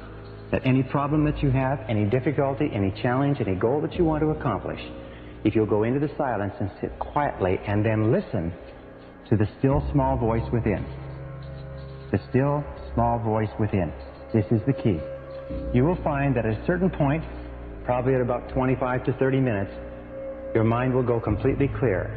And then a flow of ideas will start to flow into your mind. You'll feel energy welling up inside you. And at a precise moment, as you sit there in complete silence, your mind will go clear and wham! Exactly the answer you need will come at exactly the right time. Keep it right in your head. Keep your thoughts good, not bad. Keep your thoughts decent, not indecent. Keep your thoughts full of faith and not doubt, because it is in your thoughts that is determined whether you will be happy or unhappy, whether you'll be healthy or unhealthy. The happiest person is he who thinks the happiest, most interesting, finest thoughts. And that is a fact. So I'll hear people say, if you believe it, then you can achieve it. And the problem with that is they're leaving out the most important part of the equation. And that part is work, action, actually doing something. That's what you have to do to achieve anything. Yeah, you gotta believe it, but you better get the work done. It's Monday. Take action. Go get some, y'all. Have a good one. Out. You become what you think about. And here's the interesting thing. You can choose. Choose what you think about. Choose. With your business, choose what you're aiming at. With your leadership, choose what you're aiming at. With your team, choose. Help them choose. The act of intentionality is so freaking powerful. It's unbelievable. Henry Ford said, if you think you can, or you think you can't, you're right. I am amazed at the things we don't do because we have this little tiny bit of fear that offsets all the other data and all the other evidence in our life that causes us to not go do something. Because we just don't believe. And it's weird. When you start to believe, you become what you think about. Take action. Not hasty if it isn't required, but don't lose much time. Here's the time to act. When the idea is hot and the emotion is strong. That's the time to act. Action pronto. Action immediate. Action as soon as possible. Because if you don't, here's what happens. We call it the law of diminishing intent. We intend to when the idea strikes us. We intend to when the emotion is high. But now if you don't translate that into action fairly soon, now the intent starts to diminish. And a month from now, it's cold. A year from now, can't be found. So act. Set up a discipline when the emotions are high and the idea is strong and clear and powerful.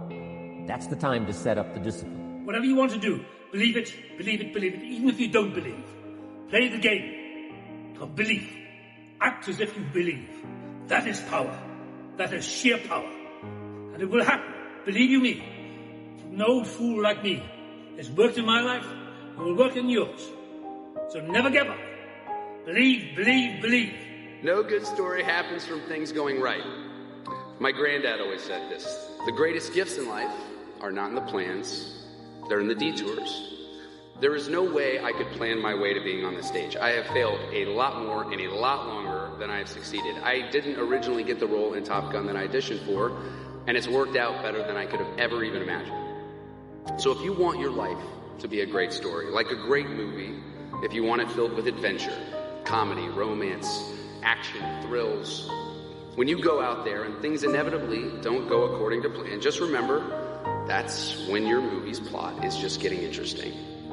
That's when your protagonist is being tested. That's when the writers are working overtime to give the audience some nail-biting drama.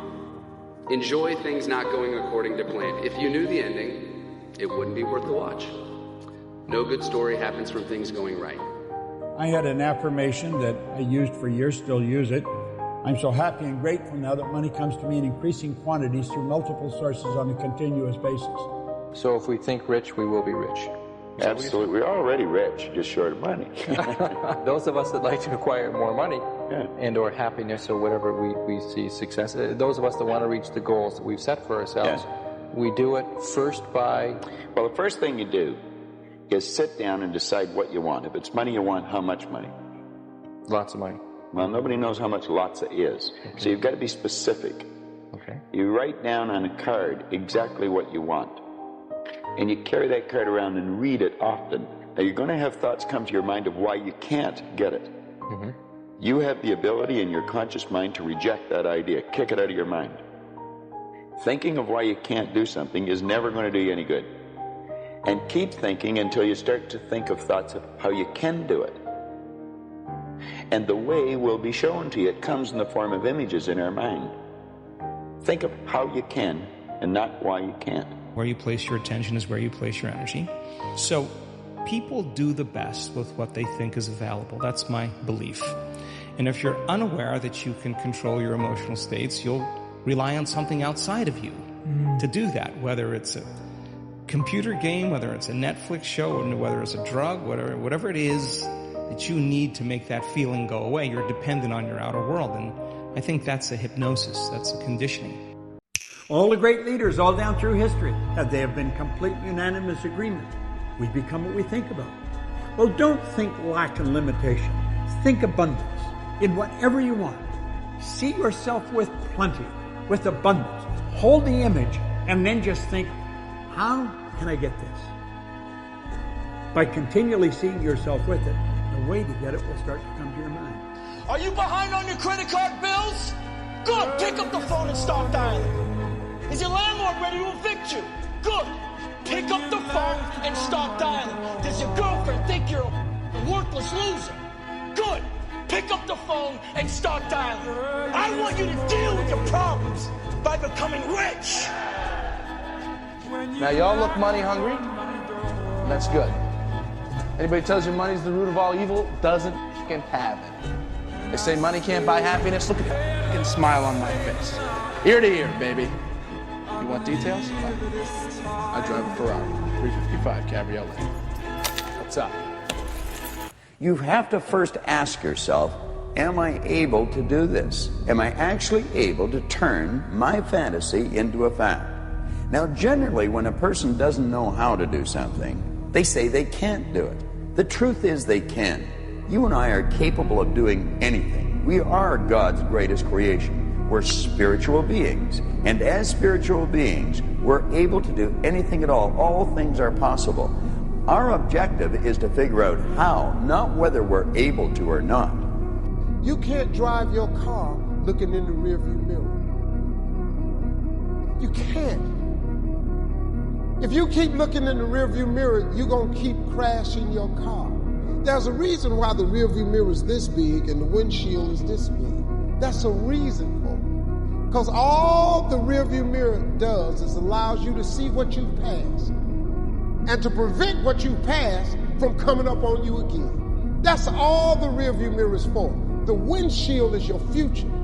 It's where you're going. It's where you head. In climbing this ladder economically, all you have to do is work harder on yourself than you do on your job. If you will change, everything will change for you. You'll never be the same. You'll keep growing. As you look back on a few months, look back on a few years, you won't believe the progress you can make. I have led a toothless life. I have never bitten into anything. I was waiting. I was reserving myself for later on. And I have just noticed that my teeth have gone. A lot of people wait for perfect conditions to start, but don't realize that starting is the perfect condition. We have this idea, I call it the fallacy of the perfect pick, thinking that you're going to have this one shot, this one pick of this one opportunity that's going to take you all the way, but it's the habit of biting that takes you all the way, not where you choose to bite the first time. And waiting to begin never got anyone anywhere. You create your future by envisioning it, by visualizing your goal is already completed, by seeing it nothing but net every time. The body starts to respond and adjust itself to create the result.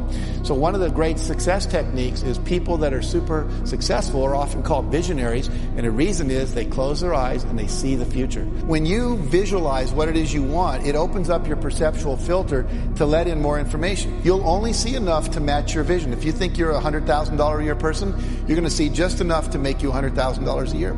If you think you're a $300,000 a year person, you're going to see just enough to do that. Perception is controlled by your beliefs and your goals. Our minds have to be silent some of the time if we are really to have anything to think about except thoughts.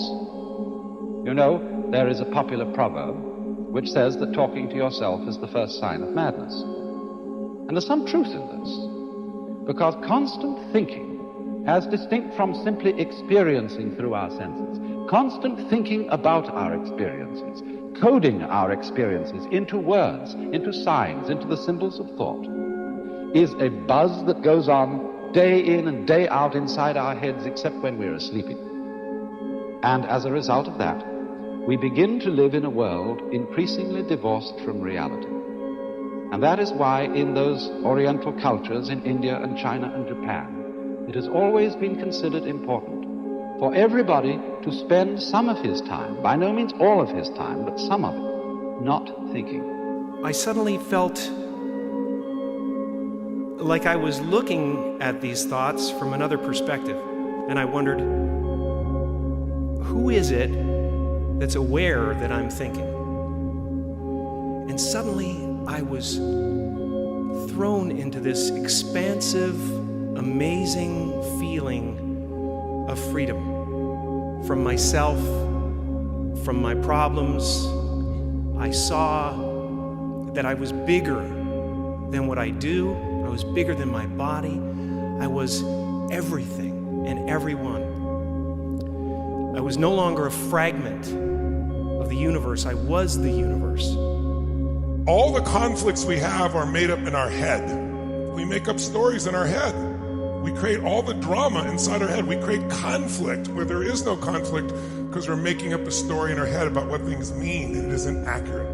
If you're in pain, you have an inaccurate story. It's that simple. You have a story that's disempowering, and a disempowering story is not one from your spirit or your soul or your creator. It's coming from the mind. The mind's job is reductionism.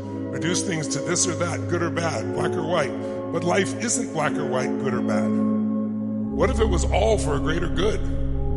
How many have found that most of the pain in your life, if you didn't stay in the pain, led to some form of growth that gave you more, to give more, to be more, to share more?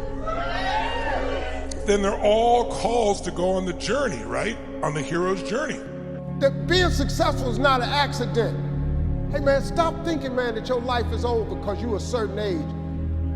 Who are you to determine? You know what I can't stand when I hear Christians say, well, I guess it was the Lord's will. If it was the Lord's will, I would have had some money by now.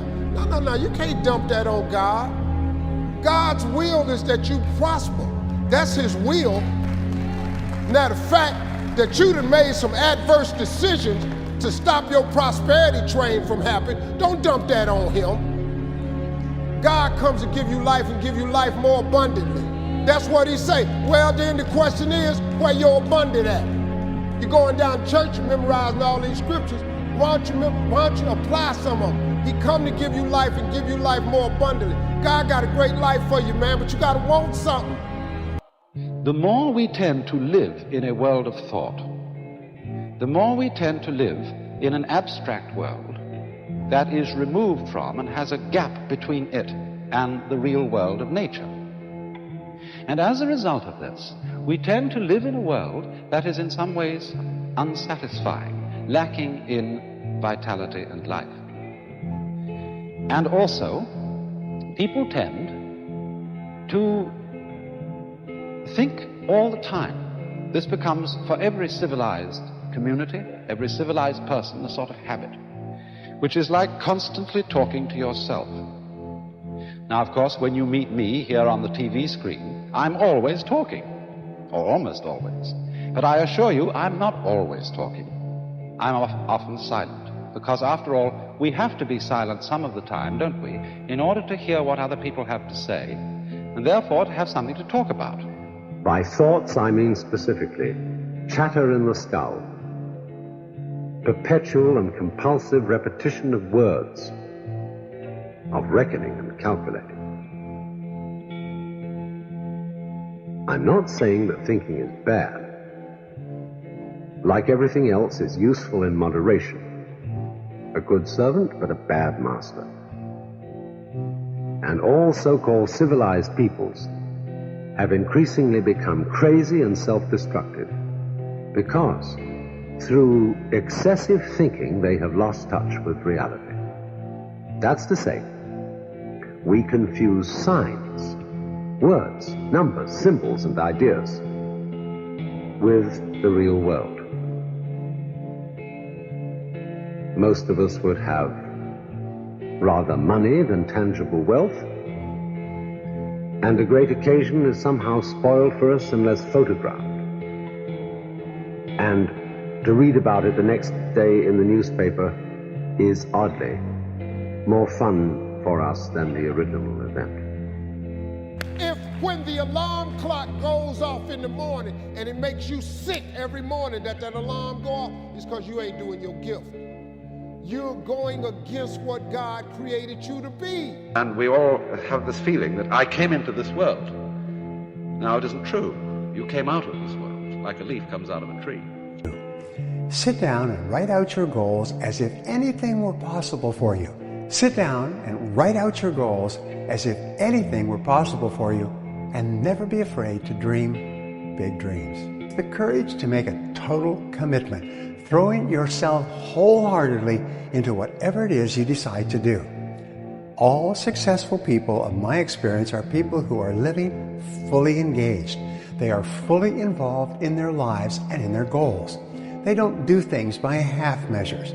They may have no guarantees, but they're not afraid to put their whole hearts into their activities. We define reality with our senses, and I think that is one of the biggest illusions. So the fundamental question is, can you believe in a future that you can't see or experience with your senses yet, but you've thought about enough times in your mind that your brain has literally changed to look like the event has already occurred? Now, the latest research in plasticity says that's absolutely possible. And can you select a new possibility in the quantum field and begin to emotionally embrace that future every single day to such a degree that your body, as the unconscious mind, the objective mind, does not know the difference between the experience in your life that's creating the emotion and the emotion that you're fabricating by thought alone, to the degree that you begin to signal new genes and new ways to change your body to look like the experience has already happened. Life is risk. It take courage to pursue your dream. I just did it. It cost me everything, but eventually God is very good, man, when he sees you take a leap of faith. He supplies you everything you need. Now, it's gonna cost you something, but most people are not willing to pay what it costs to go after your dream, because you're gonna have to hurt a little bit. And most people don't like being uncomfortable. If you don't want to be uncomfortable, please do not pursue success, because success is a very uncomfortable feeling. And I just learned to be comfortable being uncomfortable. If you can get that in your head, this too shall pass. Every moment of everything you've ever gone through, God got you through it. You didn't even realize it. He just got you through it. You can't name one thing he didn't pull you through. Well, I lost my mother. I'm still grieving over that. I lost my mama 21 years ago. I still grieve over it, but I'm here. You know, I got through it. You're gonna get through it. But you gotta take chance in life, man. Can't play it safe, y'all. You have got to start expecting great things to happen for you in order for it to happen. It is the law of attraction. It is real. It is nothing fake about it. The Bible says a man is as he thinketh. If you live your life in expectations, that's what happens to you. If you live your life in despair, that's what happens to you. If you say all men are dogs, you're going to meet every last one of them. I'll never be rich, you won't. The moment you change the frequency that your tower emits, different things come back to you. No matter what happens, a positive attitude, looking on the bright side, is most important when things go wrong. It's easy to have a positive attitude and be cheerful when everything is going according to plan. But it's when you encounter unexpected setbacks and difficulties that you demonstrate to yourself and the world around you what kind of an attitude you really have. Make sure that it's a positive attitude. Thanks for watching my video. Make sure to subscribe and tell a friend about it. For exclusive content on sales training and leadership in business and personal success, visit me at briantracy.com. And while you're there, sign up for my newsletter. Until next time, create the success that you desire. If you see it in your mind, you can hold it in your hand. This is so true. You've got to grab this. You got to create dream boards. You got to put the new car up on your mirror. Put the weight you want to be on the refrigerator. If you can see it in your mind, you can hold it in your hand. That's the law of attraction. That's what you bring to you. Use your imagination. See yourself already in possession of the good you desire. That will flip your mind onto a specific frequency, and you do think on frequencies. It's on that frequency that good you desire is going to start coming towards you, and you will start moving toward it. If you want to attract what you actually want, you've got to see yourself now already with it, and know it's only a period of time until you moving toward it and it moving toward you, and you become one with it. Anytime you want to do something, and asking for what you want is often a big thing, you've got to be willing to be a little terrified. You don't have to give in to the fear, but you have to be willing to feel it. Think of the things you'd like to do. Ask your boss for a raise, leave the job you hate, turn a work acquaintance into a friend, or ask some friends to take a look at your new business opportunity. Now, instead of saying, I'm afraid to do one of these things, figure out how you're scaring yourself. Make a statement that recognizes that feeling. Your statement will be something such as, I want to ask my boss for a raise, and I scare myself by imagining he'll say no or get mad at me for asking. Here's another example. I want to show my friends my new business opportunity, and I scare myself by imagining that they'll think I'm only after their money. You see how it works? Acknowledge that you are creating your fear, and you'll start to triumph over it. It's not about deserve. It's about what you believe. Wherever focus goes, energy flows. You envisioned something, you got clear about it, and then you started thinking about all the reasons why you wanted it. You got excited about it. Said, this is what's next for me now. I want this. You may have dreamed about it, thought about it, talked about it. But when you focus on something continuously, something magical happens. You get insights, don't you? You overhear a conversation, you hear something you wouldn't have heard if you didn't have that outcome or goal that you wanted so badly. Who's ever come up with something, obsessed about it, didn't even know how to do it, and it just happened, and it came together? Who's had that experience? Say I. So why don't we tap into that power now for your business and life? Decide what kind of a life you actually want. Quit fooling around with your life. It's too short.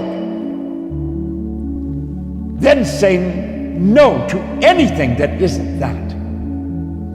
Decide what kind of a life you actually want. Then say no to everything that isn't that. Your spiritual DNA is perfect. There's perfection within us. Now that perfection is so much junk on top of it that we call a paradigm, that it is difficult expressing itself. That spiritual perfection within us is always seeking expression with and through us. That's why we always want more. Every thought we think and every word we speak is creating our future. It's as though our thoughts go out into the universe and are accepted and brought back to us as experience. Now that is a very simple thing, but most people don't get it. They don't understand it. They've never heard it before and they think it's ridiculous. But if you can really accept the fact that every time you think a thought and every time you speak a word, you are literally painting your future, making your dinner, whatever you want to call it, you are creating. You're creative. If you can visualize it, you can do it. It doesn't matter what it is. That's what Hill said. Anything the mind can conceive and believe it can achieve. We can grow into anything we choose because we built the idea. It becomes the nucleus. It controls our vibration, and that dictates what we attract to us. You know what our problem is? We're growing into an oak tree one day, a carrot the next. Get locked into your idea and stay in that vibration regardless of what's happening. When you do that, it will attract to you all things requisite to the fulfillment of that picture, and it'll attract it by the harmonious vibration, the law of attraction. Whenever you think you can't, the confidence comes from the thing that you built. You must build belief. You must build confidence. I can knock that shit out. It's belief, and it's built on what you put in to yourself. We're all in a battle with our own brains. It's the most powerful thing in the world, is your own brain. It can work for you or against you. And when did you start to realize that the visualization could work for you? Because the visualization got you through the SEAL training, I think. It did, and I was able to visualize the end. So when I was 297, and I was all fat and out of shape, and I couldn't run a quarter mile, and I was drinking milkshakes and eating boxes of donuts, I visualized, man, how would it feel? So after I watched that show on Discovery Channel, for a brief moment, there was 22 guys that graduated. I watched this segment on TV about these guys going through Navy SEAL training. And I couldn't even, I wasn't a great swimmer, I was afraid of the water, all this shit, man. And I saw these guys just quitting. But at the very end, it says 22 guys. This commanding officer's up there, and he gives this great speech. I was like, man, I wonder. So I started visualizing me being the 23rd guy in these dress whites, sitting there with these guys, getting that Navy SEAL, graduating this Navy SEAL training. I was like, God. So I put myself there. I was like, man, that's an amazing feeling. I put myself there at 297, not even able to do anything that these great men were doing. I said, man, if I could feel that would change my life. I kept going, not because I wanted to. Trust me, all of me wanted to stop. I kept going because I deserved to know what not giving up on myself felt like. Great rule, you become what you think about, but you become what you say to yourself. So what you do is you say to yourself these magic words. You say, I never give up. Say it. Say, I never give up. I like myself and I never give up. Around 2010, 2011, I went through this huge spiritual thing where I became obsessed with the power of the mind. Meditation, visualization, and just realizing how powerful our minds actually are, like how we really do paint our world with our thoughts and our level of self-belief. I just took myself to this different mental level where I took myself from being average, very average-minded, to actually believing that I was the and believing that I could be the and that I could be the GOAT and be the greatest and never lose. Like, I took myself to a different place mentally, and a lot of it came from mental practice and meditation and visualization and just seeking knowledge from people who are strong believers. I always dreamed as a kid that it was possible to score 80 or 90 or 100. I always just had a dream. Like sometimes you lay down in bed and you visualize things. You just kind of that's at least how I would go to sleep. I'd lay down and I'd imagine playing for the Lakers, and I'd imagine what the uniforms look like. I'd imagine where we'd be playing, and, the smell of the arena and all sorts of stuff. And I would see myself, getting hot. So you just keep dreaming and dreaming and dreaming, and before I go to sleep, I'm like at 120 points, And so when you grow up, downloading that into your brain over and over and over, and then, that summer, I made 1,000 shots a day. 1,000. Before you go to sleep every night, visualize yourself being, doing, and having the good which you desire. And when you impress the subconscious just before going to sleep, the subconscious works with that idea that you've given it, even while you're asleep. The subconscious mind will be correlating you with all of the good which you have visualized. You say you may not realize it, but your mind is working for you, or against you, even while you are asleep. Once you figure out your brain, you become unstoppable to almost anything. Your brain's amazing. Once you feed it the right conversation, the right mental nutrients, the right mental supplements, the right internal dialogue at the right time, with the right hit, with the right proof of what you've done in the past, and you send it right to the right circuit, dude, you're a beast. A beast. I truly believe we are all equal as human beings. If we are obsessed with something and we truly pursue our passion with everything we have, regardless of anything else, if you are obsessed, work hard, put in the time, you will succeed. And that is a philosophy that I carry. I remember during one lunch break, I was in the car park and I was pissing rain down, and I just said to myself, there was some music playing, and it was like there wasn't even words to it, it was just a kind of a beat, and I got I went somewhere with it, and I was like, I'm out of here. I'm gonna just drive out of this building. So I head home and pursue this dream of becoming a world champion in mixed martial arts. And that's what I did. I drove home. When I got home, my mother and father said, how come you're not still at work? And I said, I'm never gonna go back to that site another day in my life. And then all hell broke loose. But through hard work, through dedication, they saw what I was pursuing, and they supported me, and I done it. I did it. Visualizing is my biggest tool of life. That's why I've been able to put myself in cold water, put myself in a 100-mile race, and I'm able to go through the race and see how I'm going to feel at mile 50. Almost to the exact feeling. Right, so when it comes up, it's no surprise. It's no surprise. I've already done this a million times. Mm-hmm. And that's the one thing I practice and practice and practice and practice overnight. But also, the most important thing is I practice that feeling of accomplishment that I'm going to have. Write everything you want on a piece of paper Everything. I don't care. Use your wildest imagination. If you can think it, you can achieve it. Write it on a piece of paper. Read it every morning and every night. Come back here 1 year from today. Do not try and bend the spoon. That's impossible. Instead, only try to realize the truth. What truth? There is no spoon. There is no spoon? Then you'll see that it is not the spoon that bends. It is only yourself. The beautiful thing about the law of attraction is that you can begin where you are, and you can begin to think, real thinking, and you can begin to generate within yourself a feeling tone of harmony and happiness. The law will begin to respond to that.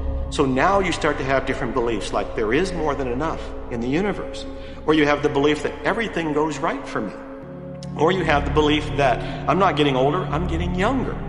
We can create it the way we want it by using the law of attraction.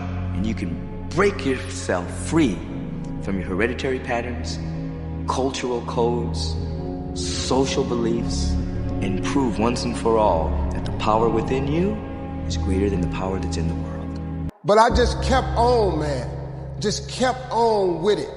I just kept the faith. I kept believing. I kept asking it. I kept wanting. God got great life for you, man. But you're going to have to ask for it. And when you ask for it, you're going to have to believe it. After you believe it, you got to put your work in. Now, if you don't want to do the work that it takes to be successful, this man with his success, if you knew how hard he worked, if you knew the hours he put in, the hours his daddy put in, if you knew what it really took, it's daunting. It's days, man, where you go, whoa, what is this I'm trying to do? But you got to hang in there. See, getting what you want is up to you. How you get there, that's up to God. Imagination is everything, and we can become what we can imagine. If you find yourself getting depressed and down at the mouth, as we all get once in a while, you might want to remember this quotation by Dean Briggs. He said, "Do your work. Not just your work and no more, but a little more for the lavishing's sake. That little more which is worth all the rest. And if you suffer as you must, and if you doubt as you must, do your work. Put your heart into it, and the sky will clear. And then out of your very doubt and suffering will be born the supreme joy of life." Believe it or not, in an age when we've come to nearly deify leisure time, we've almost lost sight of the fact that virtually all our satisfactions, rewards will come not from our leisure, but from our work. And don't forget the strangest secret. We become what we think about. Our body is a molecular structure. It's a mass of molecules in a very high speed of vibration. Mind is movement, and body is the manifestation of that movement. You and I have the conscious ability to choose the images that we're going to hold in our mind. We tap into an infinite source of supply, and we choose our thoughts. We can pick up other people's thoughts, or we can originate thoughts. And when we bring those thoughts together, we create ideas. I can create an idea in my mind of myself having anything I want. When you see things get bad and they say it must be God's will, that's an expression of ignorance. God's will is always for expansion and full expression. Greater ways, greater things. That is God's will for you, for me, for everyone else. Never for hard times. Abundance is our birthright. We've been conned, folks. That was the thing where I was like, this is a big enough problem that, like, if you don't want to wake up, then what have you got to lose? Exactly. And that was it. And it was like, I have nothing to lose. And that was when I think in the last podcast we talked about this, where it's like, if everybody who's like at the bottom and feels like they have nothing going for them, reframe that as, I have nothing going for me, which also means that I have nothing to lose by taking action, it makes you a much more dangerous person. And I think that was the flip that I've had repeatedly shown to me in my life that allowed me to take the step that I was afraid to take. And see how much of that stuff then came true. That's a promise of your God. That ain't no theory I come up with. That's all successful people have. You have to write it. Everything I've ever gotten in life, I've written. Make up your mind. That's this idea of you got to be realistic, that you got to be logical, is a bunch of nonsense. You don't have to be logical at all. I've been totally illogical many times, and it's helped me earn a lot of money. When you speak of your poverty and lack of education, you are simply directing your mind power to attract these undesirable circumstances. Because it is true that whatever your mind feeds upon, your mind attracts to you. Now you see why it is important that you recognize that all success begins with definiteness of purpose, with a clear picture in your mind of precisely what you want from life. You are on your way to making your fortune. You can do it. You have greatness within you. Remember, you were born to win. You were engineered for success. You were designed for accomplishment, and you were endowed with the seeds of greatness. Do you want to become a billionaire? Then you have to think like a billionaire. Billionaires do not think about pennies and cents and dollars.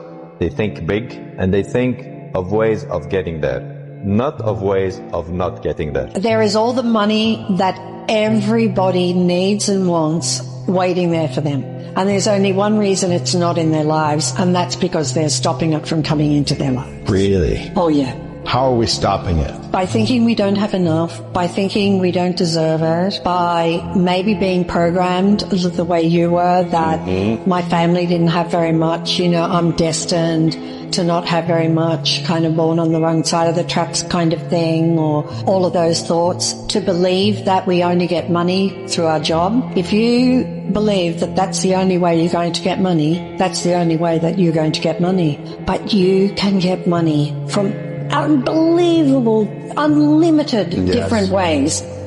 If you decide you want to be rich, all you gotta do is start. Why not?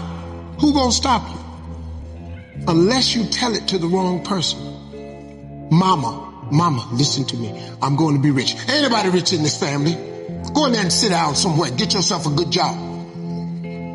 Oh, mama, you must be right. No, mama could be wrong. Because what you have in your imagination, God didn't show it to your mama. I'm sorry. He showed it to you. Know what you want and believe that you can and will get it. Give expressions of gratitude many times daily for having received that which you want, even before you actually get physical possession of it. Possession starts first in the mind. Please remember this. Remember, there can be no application of applied faith without action. When overtaken by defeat, as you may be many times, remember that man's faith is tested many times before he is crowned with final victory.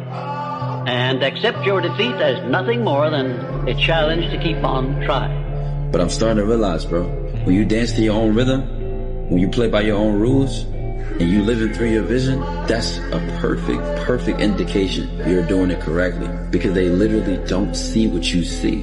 They don't see it. They don't see what you see. They don't see as far as you see. And they don't understand why you see what you see. They don't even understand where it's coming from internally. They don't. I didn't get that back then. I just knew I had the desire for more. I knew I had a vision that I couldn't ignore. There is no end to what you're capable of doing. Once you get into this vibration, you'll start attracting things.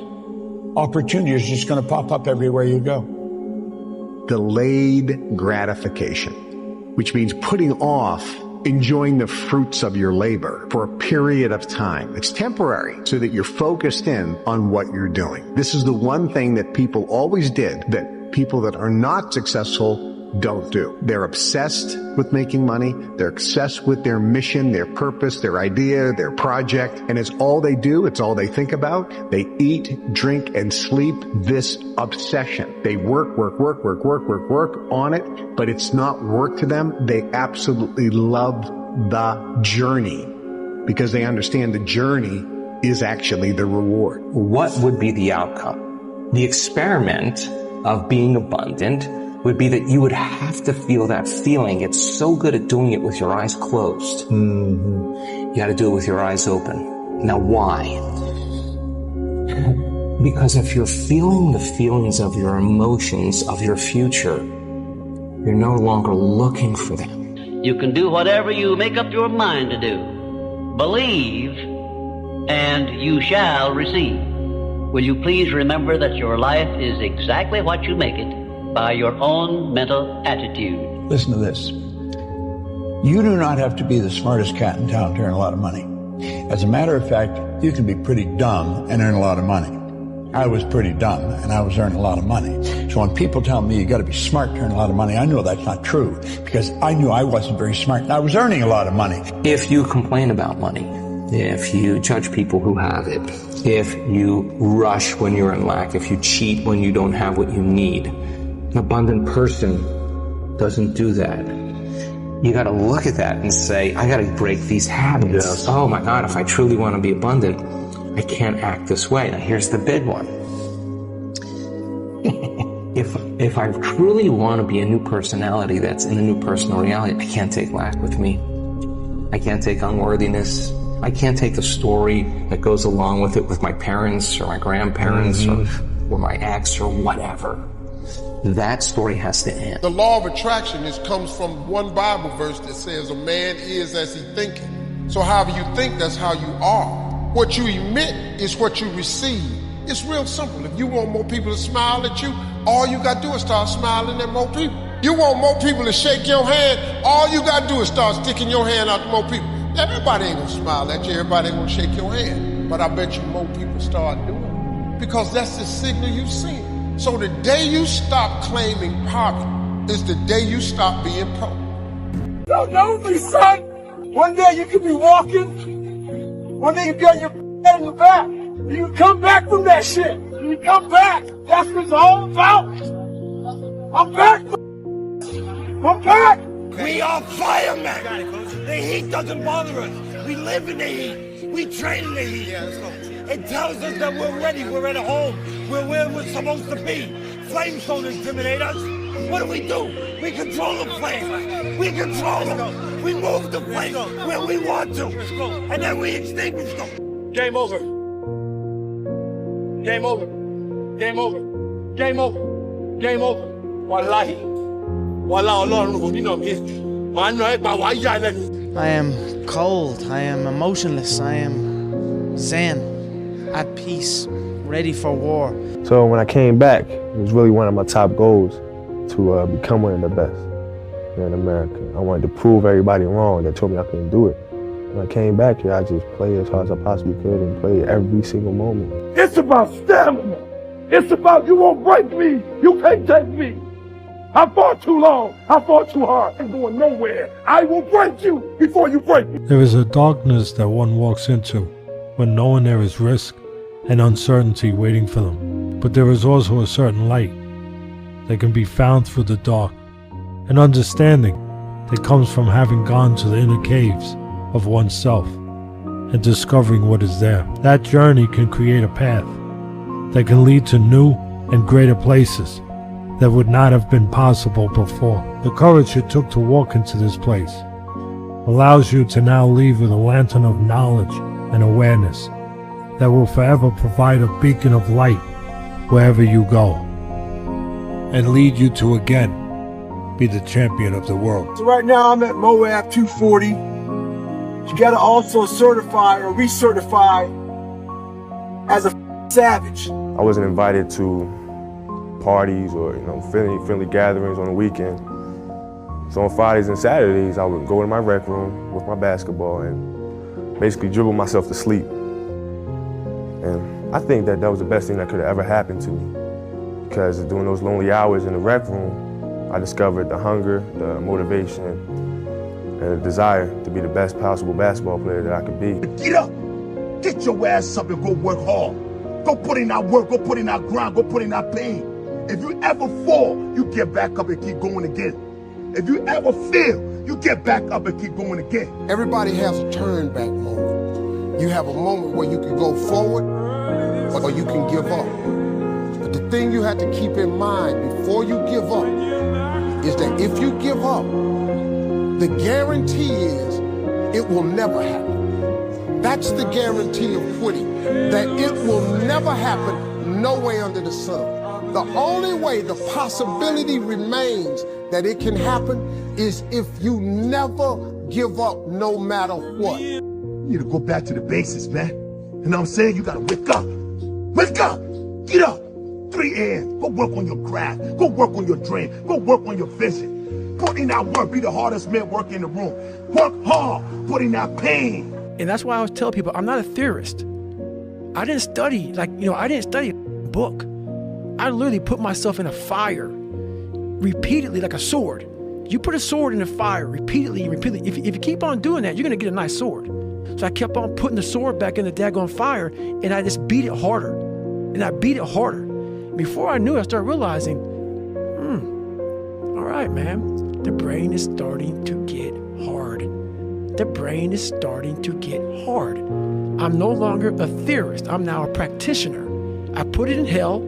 I dissected it while it's in hell, because you can't dissect anything in a normal environment. You can't dissect anything in 72-degree weather. You must put it in the freezer and freeze the out of it. And then you dissect it. Dissect it when it's miserable. Dissect the brain when all it's thinking about is, I need to get out of here, man.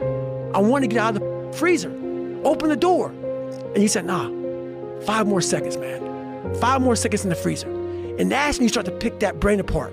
And that's what all this stuff did to me. I kept on putting myself back into the freezer or the fire and beating the shit out of myself, mentally and physically. Before I knew it, this is what happened. I can't do this, Pete. I'm not like you. I'm nothing. Just let me be nothing. What are you talking about? I can't make a track team. I didn't even know why you Yes, you wanted can. If you could take it, you can make it. What? If you can take it, you can make it. Alright, you train, you fight way harder than those other guys, and you win. You get out from under them. Or you keep going the way you're going and you end up as a bum in the streets. You can do this, Lou. Just gotta believe you can. Hey, yo, listen up. There is no tomorrow. Ain't no promise tomorrow. Nobody promised you tomorrow. Nobody.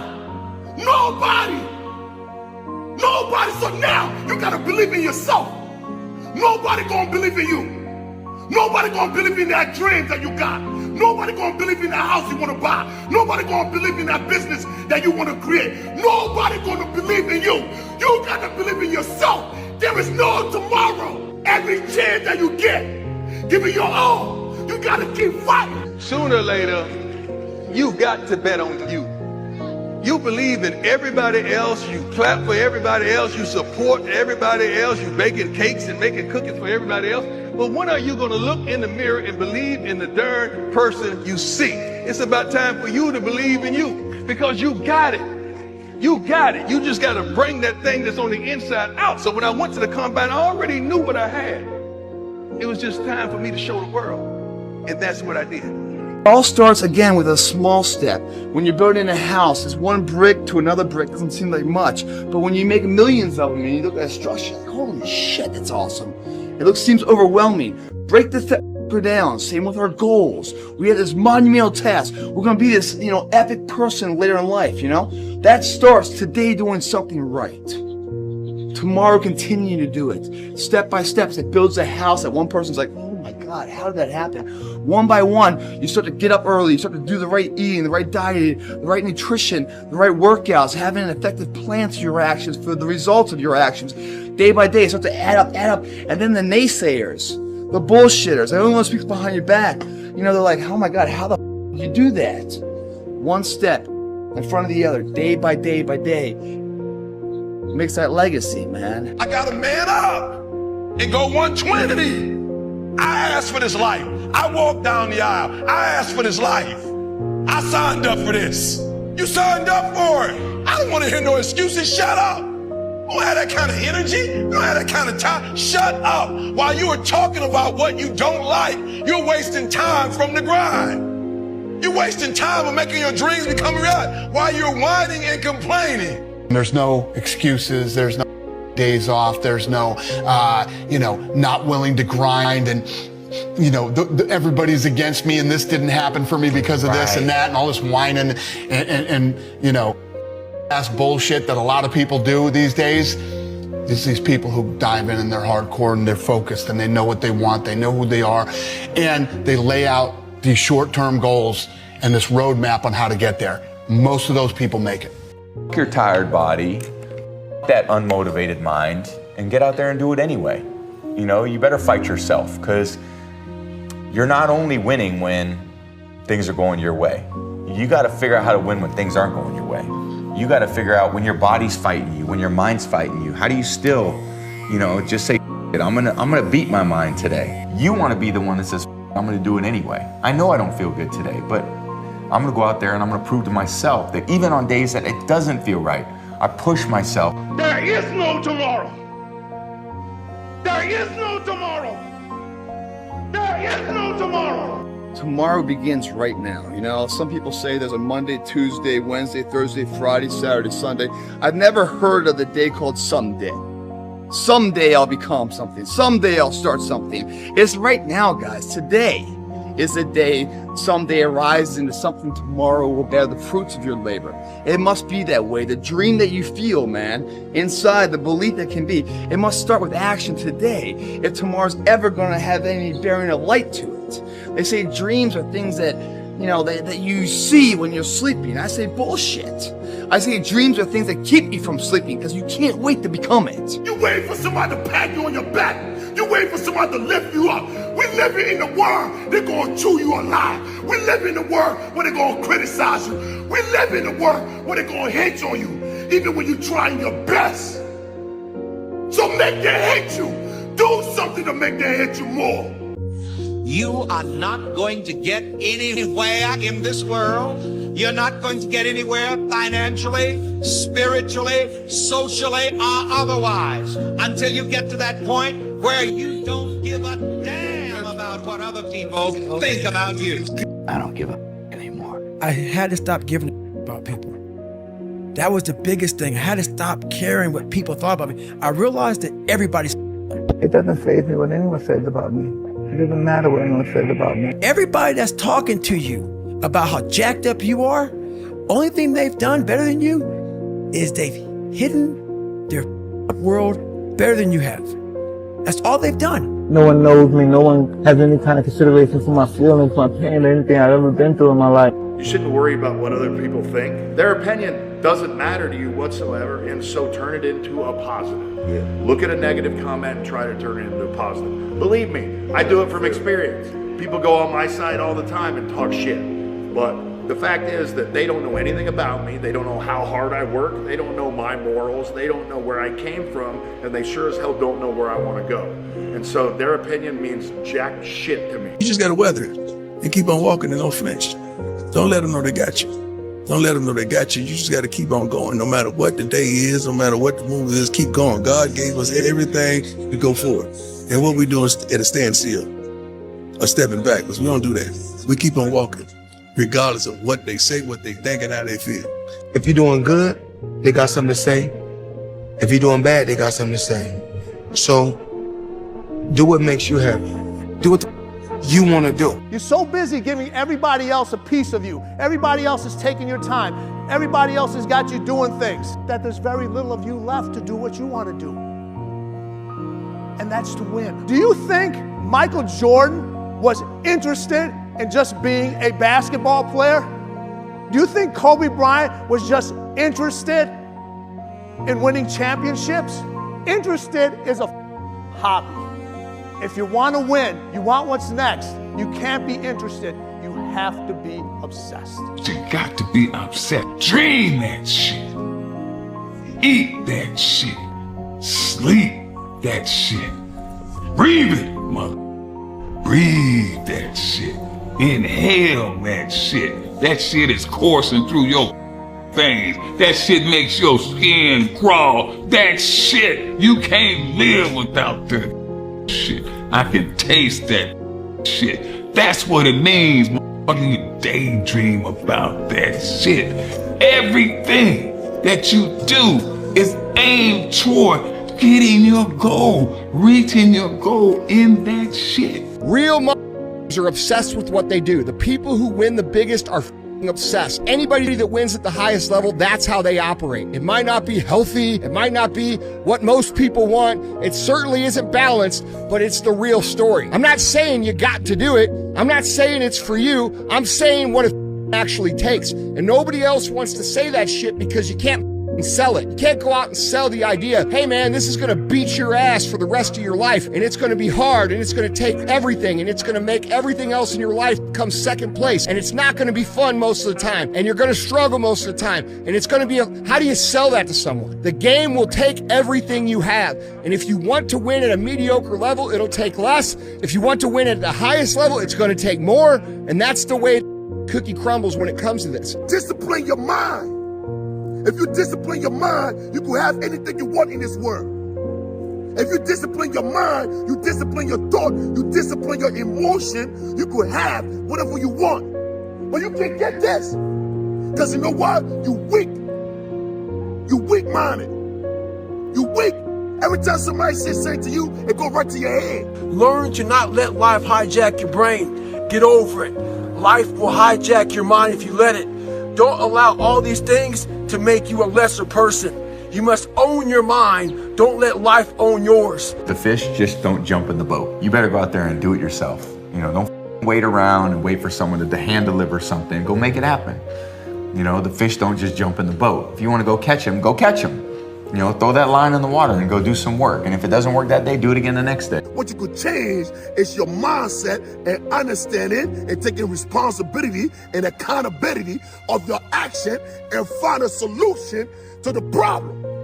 But all start with your mindset. How did you get that mentality of just being like, I need to get over this. Like, I need to get over myself. You know, trial and error. You know, you grow up and you make game-winning shots and it's awesome. You come back the next day and miss a game-winning shot and it's misery. And then the next day comes and you're back playing again. And you understand that life has this cyclical nature where it's, you know, what you do on Monday, it's fantastic, but then Tuesday is a bad day. But guess what? There's Wednesday. Yeah. So are we just supposed to live our lives like this the whole time? You know, versus just staying like this and understanding that it's really just a journey of evolution every day. It's just constant improvement, constant curiosity, constantly getting better. The results don't really matter. It's the figuring out that matters. See, the thing about life, we're gonna die, right? Eventually we're gonna die, but our legacy can live on. The impact can be non-perishable forever, but it's gotta be built right. And we gotta take advantage of the time we have right now. If you want it bad enough, you find a way. If you don't want it bad enough, you find an excuse. Stop making excuses. It's easy. It's so easy to make excuses, man. Making excuses is easy, right? It's so easy. Anybody can make excuses today. But guess what? Tomorrow, your life gonna be hard. If you make excuses today, tomorrow, your life will be hard. If you walk in that gym right now and you turn your back around and you make excuses why you can't work out today, tomorrow in the future, your life gonna be hard. But you just gotta keep your eyes on the horizon. You can't get worked up on the daily ins and outs and struggles and external factors that beat on you in life. If you really want it, it takes work ethic, sacrifice, due diligence, sweat equity to get there. And you can get there, and you learn those lessons in the gym to transform yourself from A to B. But guess what?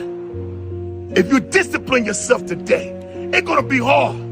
It will be hard if you discipline yourself today. It will. I'm not gonna sugarcoat. It's gonna be pain. It's gonna be suffering. It's gonna be sweat. It's gonna be tears if you discipline yourself today. But guess what? The reward gonna be you're gonna live an easy life tomorrow. You're gonna live a comfortable life tomorrow if you discipline yourself today. Discipline is the root of all good qualities, but you have to absolutely apply it to things outside of just waking up early. It's everything. It's working out every day, making yourself stronger and faster and more flexible and healthier. The discipline calls for strength and fortitude and will.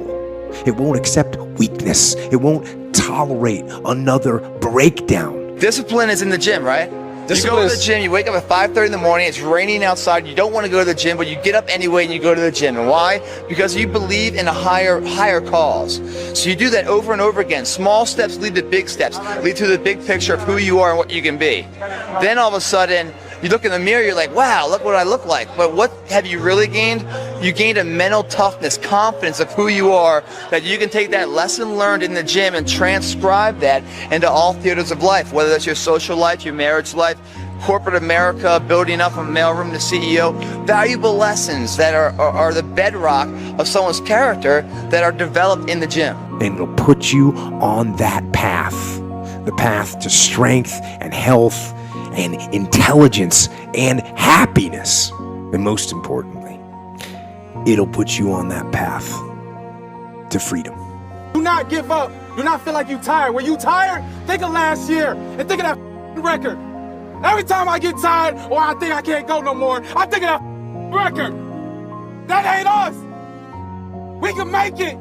We gotta believe. We gotta be mentally strong. When we tired, that's when we gotta put our fundamentals together.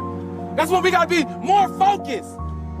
When we tired, look across the field and see how tired they are. That should give you more effort. Be like, I'm gonna beat his ass. I'm gonna get fundamentally strong. Everybody's great when they're not tired. The champions is when they tired, that's when the real champions come out.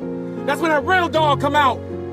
Because if you go piss like a puppy, stay on the porch and let the big dogs eat. Let them on the field. Have some heart. Don't always look to be led. Right. And when times are disgustingly hard, it's those times when even the hardest motherfuckers in the world are looking around for guidance. It's that one mother. Be that one. Be the guy who embraces the ugly, the miserable. Be the guy who embraces hard work, the grind. Don't be afraid of being hurt. Don't be afraid of sacrificing some blood. Be that one out of the warriors. Be the one motherfucker that says 100 hard motherfuckers. Be the hardest of them all. Don't complain. If you're gonna complain, you can't be in here. I gave my word. I'm willing to give my life. I'm willing to die. I don't know about being given instant gratification. I don't know about that. I know about hard work, choosing what I love and pursuing it, irrespective of the consequences. And when the consequences arise, yes, you become Invictus. Yeah, that spirit. I thank my God for my unconquerable soul. Passion is free. Nobody can charge you for passion. Nobody can tell you what passion looks like. Because that's all about you. Effort is isolated. The reason why effort is isolated, because nobody can dictate it. Effort is 100% in the mind. No coach, no player, nobody else can make you run to the ball. Nobody else can make you finish a tackle. Nobody else can do it. That's why it's the most isolated things in this earth right now. It's effort. And when you finally figure it out, how to win real battles, it's found through fundamentals. That's what wins championships. Don't half-ass it. I mean, think about it. If you're gonna do something, if you've chosen to do something, whatever it is, easy, hard, if you give it your all and you don't half-ass it, win, lose, draw, get what you want, don't get what you want, whatever the outcome is, if you don't half-ass it, at least you're not gonna have to wonder, what if I did give it my all? And boy, wondering that is what keeps us up at night. Get up. Your life sucks. You gotta stop with all this I can't catch a break bullshit. All the time you're complaining, you could be instead hustling. You could be instead chasing your dream. You could be instead figuring out what you're doing wrong, trying to improve certain aspects of your life, getting your shit together, reading a book, meditating, something. But this I can't catch a break shit is not helping anybody, and it pushes everybody away from you. Just decide to be disciplined right now. Right now. Not forever, not for 2 hours. You're being disciplined right now. Right now, you're gonna do the right thing. You have to wake up and do your job. Even if you have to crawl through it, you've got to get up and do it. There's no magic pill or a magic potion. All you can do is outwork the man that God created or woman in you. When you start saying things like, I hope it is hard. I hope it's so hard that no one can do it. That way, when I do it, I'm that much more ahead of everybody. I want it so hard to be so hard and so challenging that when I get it, man, I reap all the reward. I don't want luck in the equation because I don't need it. You start saying terms like that, man, you're someone that believes it. You got confidence.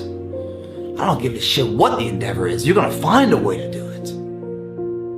That's the differential right there. That's the confidence that no matter what's in front of you, the never say die attitude, drives you through it. And all your shortcomings and your failures along the way don't set you back, but just gives you a report card of where your weaknesses are and your strengths so you can rebuild that weak chain of life to continue the path to success. You start putting yourself in situations that suck, you'll find yourself. I found out through this path of life, who is David Goggins? Who am I?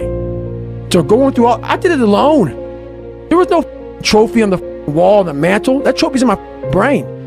No one helped me get there. No one paid my bills. No one did shit for me. No one ran those miles, lost that weight, went through it. I suffered on my own and developed this man who said, it's who I am, man. A very competitive, ultra competitive dude that take it what you want, man. If you want to be really great at something, you kind of have to be out of your mind, but you also have to have an iron will. Yeah. You don't want to work out every day. Yeah. There's going to be days you just want to eat cake and sleep. Yeah. But if you want to get past the guy who eats cake and sleeps, you don't eat cake and you don't sleep. Yeah. That's will, dude. That's will. I think a lot of people that are hyper ambitious come from a shitty environment. And what is that connection?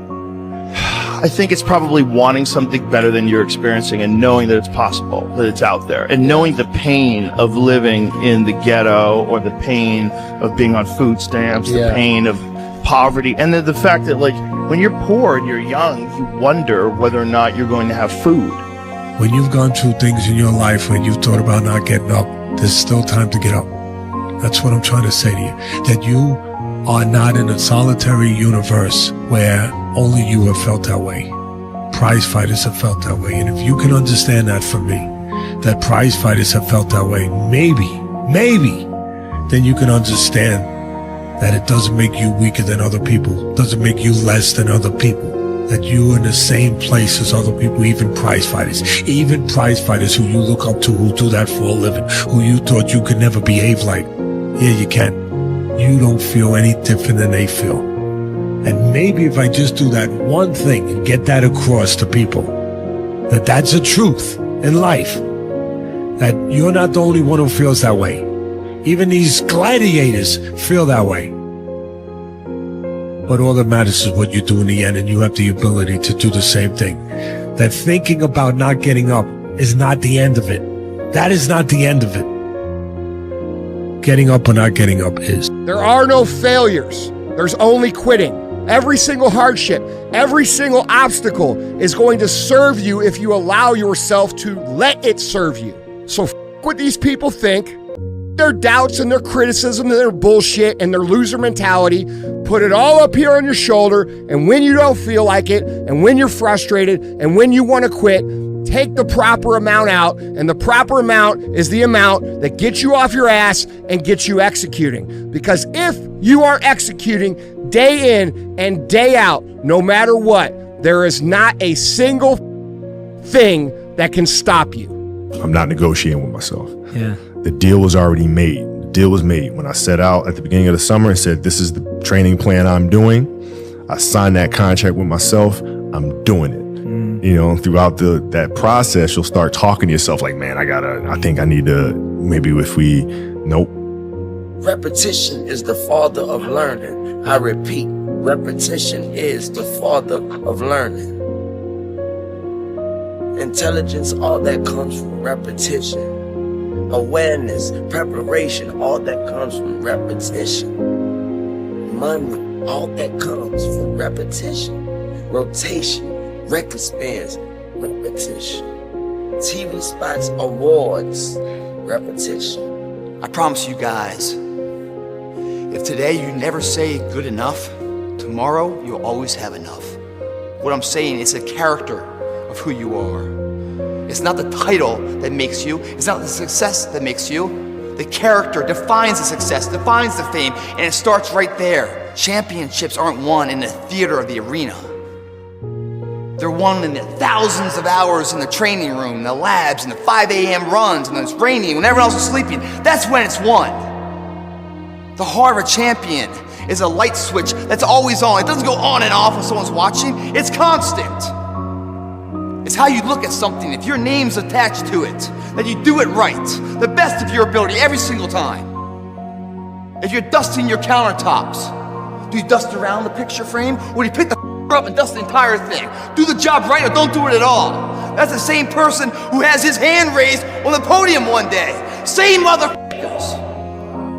Wake up in the morning with resource on your mind. Stop worrying about the problem. Anybody could be motivated. I could be motivated about this house. I could be motivated about things. I could be motivated. But listen, without discipline, nothing gonna happen. You gotta discipline your mind. Discipline your thoughts. Discipline your emotions. Discipline everything around you. Discipline the people around you. Work hard. Work hard. You want something in life, work hard.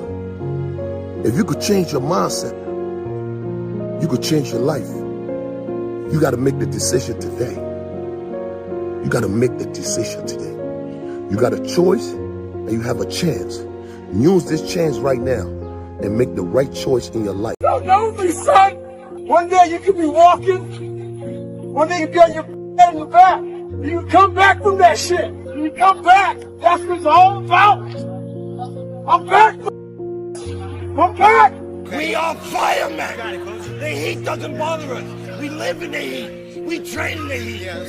It tells us that we're ready. We're at home. We're where we're supposed to be. Flames don't intimidate us. What do? We control the flames. We control them. We move the flames where we want to. And then we extinguish them. Game over. Game over. Game over. Game over. Game over. Wallahi. I am cold, I am emotionless, I am zen, at peace, ready for war. So when I came back, it was really one of my top goals to become one of the best here in America. I wanted to prove everybody wrong that told me I couldn't do it. When I came back here, I just played as hard as I possibly could and played every single moment. It's about stamina. It's about you won't break me. You can't take me.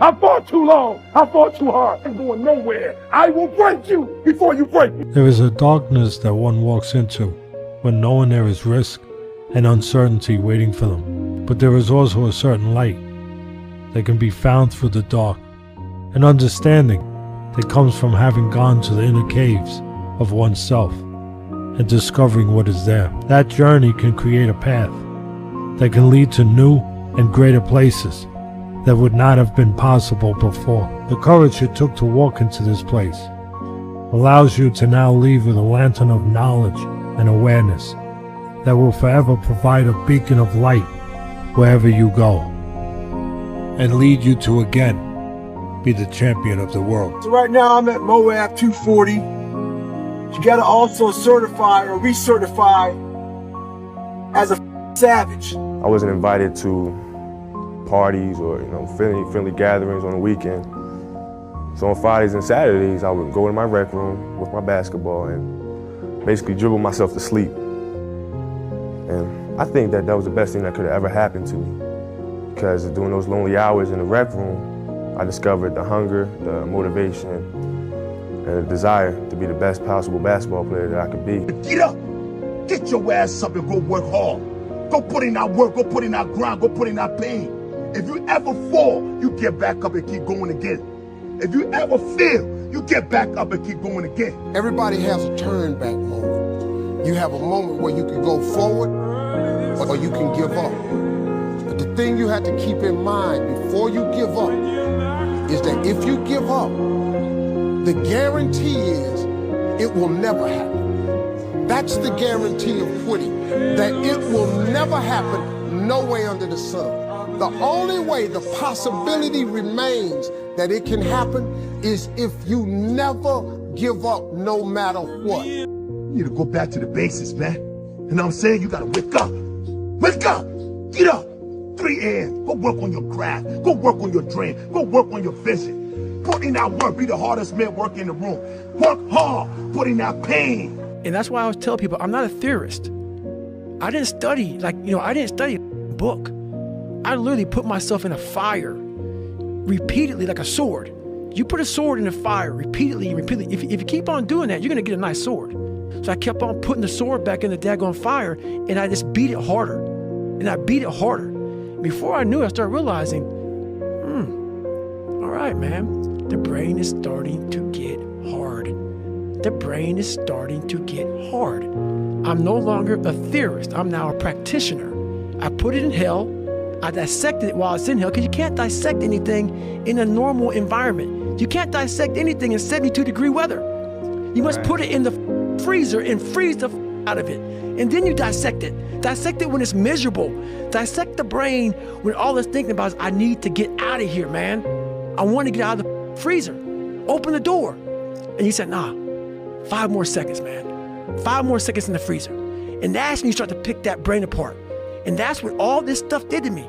I kept on putting myself back into the freezer or the fire and beating the shit out of myself, mentally and physically. Before I knew it, this is what happened. Can't do this, Pete. I'm not like you. I'm nothing. Just let me be nothing. What are you talking about? I can't make a track team. I didn't even know why you Yes, you wanted can. to. If you can take it, you can make it. What? If you can take it, you can make it. All right, you train, you fight way harder than those other guys, and you win. You get out from under them. Or you keep going the way you're going, and you end up as a bum in the streets. You could do this, Lou. Just gotta believe you can. Hey, yo, listen up. There is no tomorrow. Ain't no promise tomorrow. Nobody promised you tomorrow. Nobody. Nobody. Nobody. So now you gotta believe in yourself. Nobody gonna believe in you. Nobody gonna believe in that dream that you got. Nobody gonna believe in that house you wanna buy. Nobody gonna believe in that business that you wanna create. Nobody gonna believe in you. You gotta believe in yourself. There is no tomorrow. Every chance that you get, give it your all. You gotta keep fighting. Sooner or later, you've got to bet on you. You believe in everybody else, you clap for everybody else, you support everybody else, you baking cakes and making cookies for everybody else. But when are you going to look in the mirror and believe in the darn person you see? It's about time for you to believe in you, because you got it. You got it. You just got to bring that thing that's on the inside out. So when I went to the combine, I already knew what I had. It was just time for me to show the world. And that's what I did. It all starts again with a small step. When you're building a house, it's one brick to another brick. Doesn't seem like much. But when you make millions of them and you look at a structure, you're like, holy shit, that's awesome. It seems overwhelming. Break the down. Same with our goals. We have this monumental task. We're going to be this, epic person later in life, That starts today doing something right. Tomorrow continue to do it. Step by step. It builds a house that one person's like, oh my God, how did that happen? One by one, you start to get up early. You start to do the right eating, the right diet, the right nutrition, the right workouts, having an effective plan to your actions for the results of your actions. Day by day, start to add up. And then the naysayers, the bullshitters, the only one who speaks behind your back, they're like, oh my God, how the did you do that? One step in front of the other, day by day by day, makes that legacy, man. I gotta man up and go 120. I asked for this life. I walked down the aisle. I asked for this life.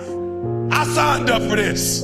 You signed up for it. I don't want to hear no excuses. Shut up. You don't have that kind of energy. You don't have that kind of time. Shut up. While you were talking about what you don't like, you're wasting time from the grind. You're wasting time of making your dreams become reality while you're whining and complaining. There's no excuses. There's no days off. There's no, not willing to grind and, everybody's against me and this didn't happen for me because of this and that and all this whining and ass bullshit that a lot of people do these days.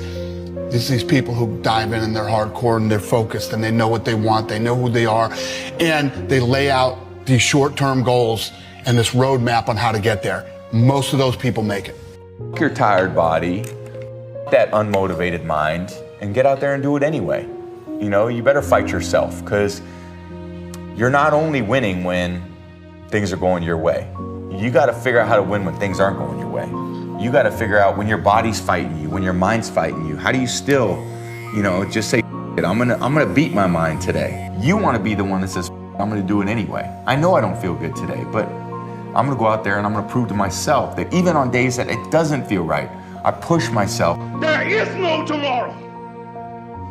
There is no tomorrow. There is no tomorrow. Tomorrow begins right now. You know, some people say there's a Monday, Tuesday, Wednesday, Thursday, Friday, Saturday, Sunday. I've never heard of the day called someday. Someday I'll become something. Someday I'll start something. It's right now, guys. Today is the day. Someday arises into something. Tomorrow will bear the fruits of your labor. It must be that way. The dream that you feel, man, inside, the belief that can be, it must start with action today if tomorrow's ever going to have any bearing of light to it. They say dreams are things that, you know, that you see when you're sleeping. I say bullshit. I say dreams are things that keep you from sleeping because you can't wait to become it. You wait for somebody to pat you on your back. You wait for somebody to lift you up. We live in the world, they're going to chew you alive. We live in the world where they're going to criticize you. We live in the world where they're going to hate on you, even when you're trying your best. So make them hate you. Do something to make them hate you more. You are not going to get anywhere in this world. You're not going to get anywhere financially, spiritually, socially, or otherwise until you get to that point where you don't give a damn about what other people think about you. I don't give a anymore. I had to stop giving a about people. That was the biggest thing. I had to stop caring what people thought about me. I realized that everybody's. It doesn't faze me what anyone says about me. It doesn't matter what anyone says about me. Everybody that's talking to you about how jacked up you are, only thing they've done better than you is they've hidden their world better than you have. That's all they've done. No one knows me. No one has any kind of consideration for my feelings, my pain, or anything I've ever been through in my life. You shouldn't worry about what other people think. Their opinion doesn't matter to you whatsoever, and so turn it into a positive. Yeah. Look at a negative comment and try to turn it into a positive. Believe me, I do it from experience. People go on my side all the time and talk shit. But the fact is that they don't know anything about me. They don't know how hard I work. They don't know my morals. They don't know where I came from. And they sure as hell don't know where I want to go. And so their opinion means jack shit to me. You just got to weather it and keep on walking and don't flinch. Don't let them know they got you. Don't let them know they got you. You just got to keep on going. No matter what the day is, no matter what the move is, keep going. God gave us everything to go forward. And what we do is at a standstill, or stepping back, because we don't do that. We keep on walking, regardless of what they say, what they think, and how they feel. If you're doing good, they got something to say. If you're doing bad, they got something to say. So, do what makes you happy. Do what you want to do. You're so busy giving everybody else a piece of you. Everybody else is taking your time. Everybody else has got you doing things that there's very little of you left to do what you want to do. And that's to win. Do you think Michael Jordan was interested in just being a basketball player? Do you think Kobe Bryant was just interested in winning championships? Interested is a hobby. If you want to win, you want what's next, you can't be interested. You have to be obsessed. You got to be obsessed. Dream that shit. Eat that shit. Sleep that shit. Breathe it, mother. Breathe that shit. Inhale that shit. That shit is coursing through your veins. That shit makes your skin crawl. That shit, you can't live without that shit. I can taste that shit. That's what it means, motherfucker. You daydream about that shit. Everything that you do is aimed toward getting your goal, reaching your goal in that shit. Real motherfuckers are obsessed with what they do. The people who win the biggest are obsessed. Anybody that wins at the highest level, that's how they operate. It might not be healthy. It might not be what most people want. It certainly isn't balanced, but it's the real story. I'm not saying you got to do it. I'm not saying it's for you. I'm saying what it actually takes. And nobody else wants to say that shit because you can't sell it. You can't go out and sell the idea, hey man, this is gonna beat your ass for the rest of your life, and it's gonna be hard, and it's gonna take everything, and it's gonna make everything else in your life come second place, and it's not gonna be fun most of the time, and you're gonna struggle most of the time, and it's gonna be how do you sell that to someone? The game will take everything you have, and if you want to win at a mediocre level, it'll take less. If you want to win at the highest level, it's gonna take more, and that's the way cookie crumbles when it comes to this. Discipline your mind. If you discipline your mind, you can have anything you want in this world. If you discipline your mind, you discipline your thought, you discipline your emotion, you could have whatever you want. But you can't get this. Because you know what? You weak. You weak-minded. You weak. Every time somebody says something to you, it go right to your head. Learn to not let life hijack your brain. Get over it. Life will hijack your mind if you let it. Don't allow all these things to make you a lesser person.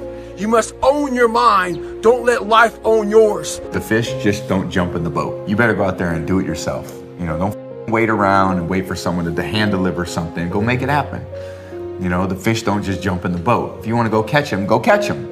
You know, throw that line in the water and go do some work. And if it doesn't work that day, do it again the next day. What you could change is your mindset and understanding and taking responsibility and accountability of your action and find a solution to the problem. But all start with your mindset. How did you get that mentality of just being like, I need to get over this. Like, I need to get over myself. You know, trial and error. You know, you grow up and you make game-winning shots and it's awesome. You come back the next day and miss a game-winning shot and it's misery. And then the next day comes and you're back playing again. And you understand that life has this cyclical nature where it's, you know, what you do on Monday is fantastic, but then Tuesday is a bad day. But guess what? There's Wednesday. Yeah. So are we just supposed to live our lives like this the whole time? You know, versus just staying like this and understanding that it's really just a journey of evolution every day. It's just constant improvement, constant curiosity, constantly getting better. The results don't really matter.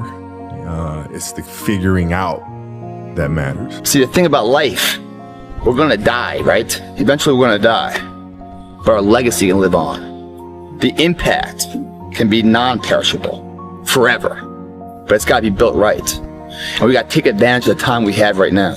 If you want it bad enough, you find a way. If you don't want it bad enough, you find an excuse. Stop making excuses. It's easy. It's so easy to make excuses, man. Making excuses is easy, right? It's so easy. Anybody can make excuses today. But guess what? Tomorrow, your life gonna be hard. If you make excuses today, tomorrow, your life will be hard. If you walk in that gym right now and you turn your back around and you make excuses why you can't work out today, tomorrow in the future, your life gonna be hard. But you just gotta keep your eyes on the horizon. You can't get worked up on the daily ins and outs and struggles and external factors that beat on you in life. If you really want it, it takes work ethic, sacrifice, due diligence, sweat equity to get there. And you can get there. And you learn those lessons in the gym to transform yourself from A to B. But guess what?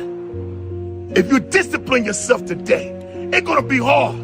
It will be hard if you discipline yourself today. It will. I'm not gonna sugarcoat. It's gonna be pain. It's gonna be suffering. It's gonna be sweat. It's gonna be tears if you discipline yourself today. But guess what? The reward gonna be you're gonna live an easy life tomorrow. You're gonna live a comfortable life tomorrow if you discipline yourself today. Discipline is the root of all good qualities, but you have to absolutely apply it to things outside of just waking up early. It's everything. It's working out every day, making yourself stronger and faster and more flexible and healthier. The discipline calls for strength and fortitude and will. It won't accept weakness. It won't tolerate another breakdown. Discipline is in the gym, right? You go to the gym, you wake up at 5:30 in the morning, it's raining outside, you don't want to go to the gym, but you get up anyway and you go to the gym. And why? Because you believe in a higher cause. So you do that over and over again. Small steps lead to big steps, lead to the big picture of who you are and what you can be. Then all of a sudden, you look in the mirror, you're like, wow, look what I look like. But what have you really gained?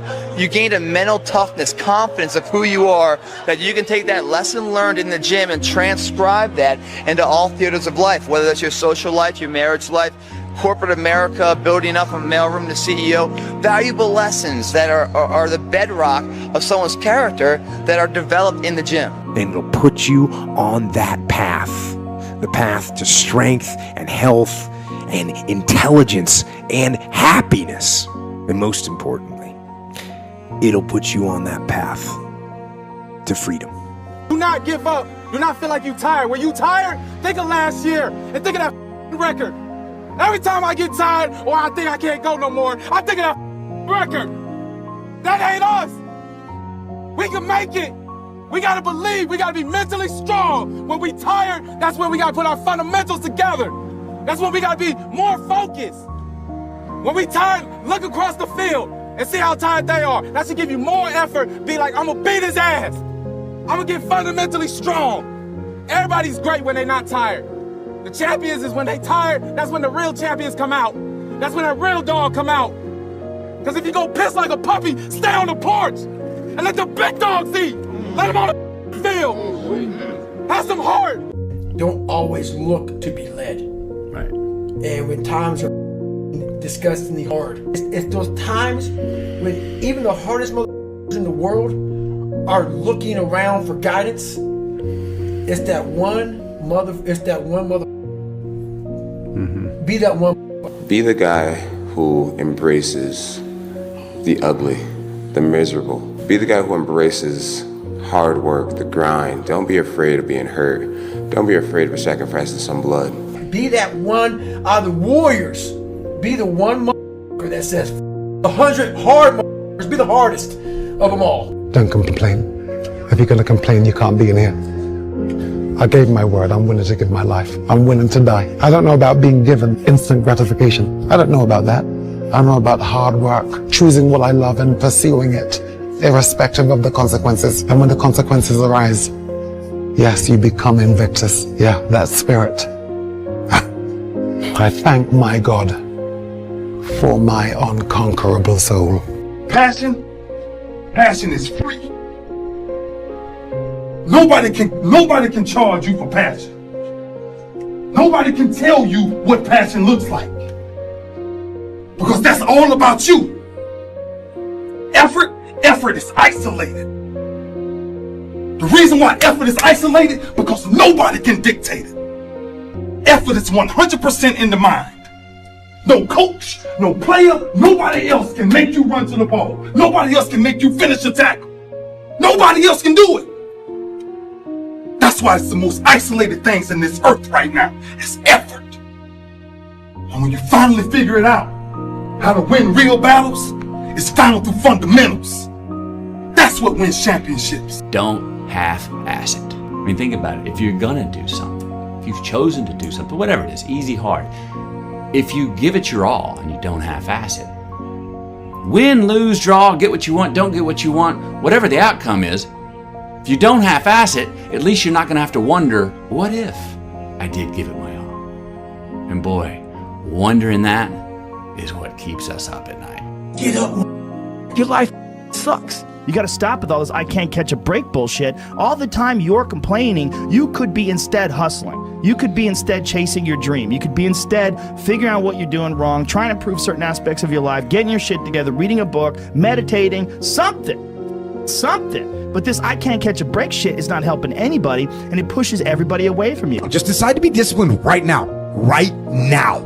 Not forever, not for 2 hours. You're being disciplined right now. Right now, you're going to do the right thing. You have to wake up and do your job. Even if you have to crawl through it, you've got to get up and do it. There's no magic pill or a magic potion. All you can do is outwork the man that God created, or woman, in you. When you start saying things like, I hope it is hard. I hope it's so hard that no one can do it. That way, when I do it, I'm that much more ahead of everybody.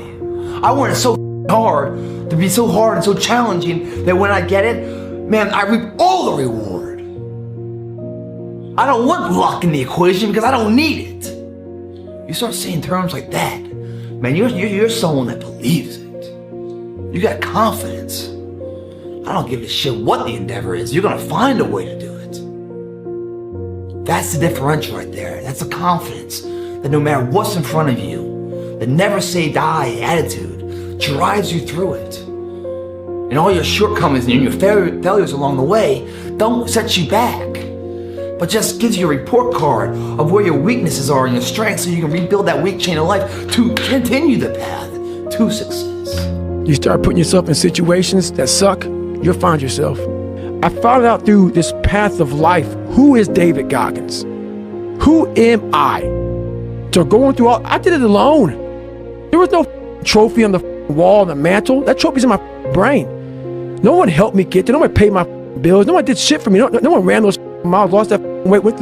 I suffered on my own and developed this man who said, it's who I am, man. A very competitive, ultra competitive dude that take it what you want, man. If you want to be really great at something, you kind of have to be out of your mind, but you also have to have an iron will. Yeah. You don't want to work out every day. Yeah. There's going to be days you just want to eat cake and sleep. Yeah.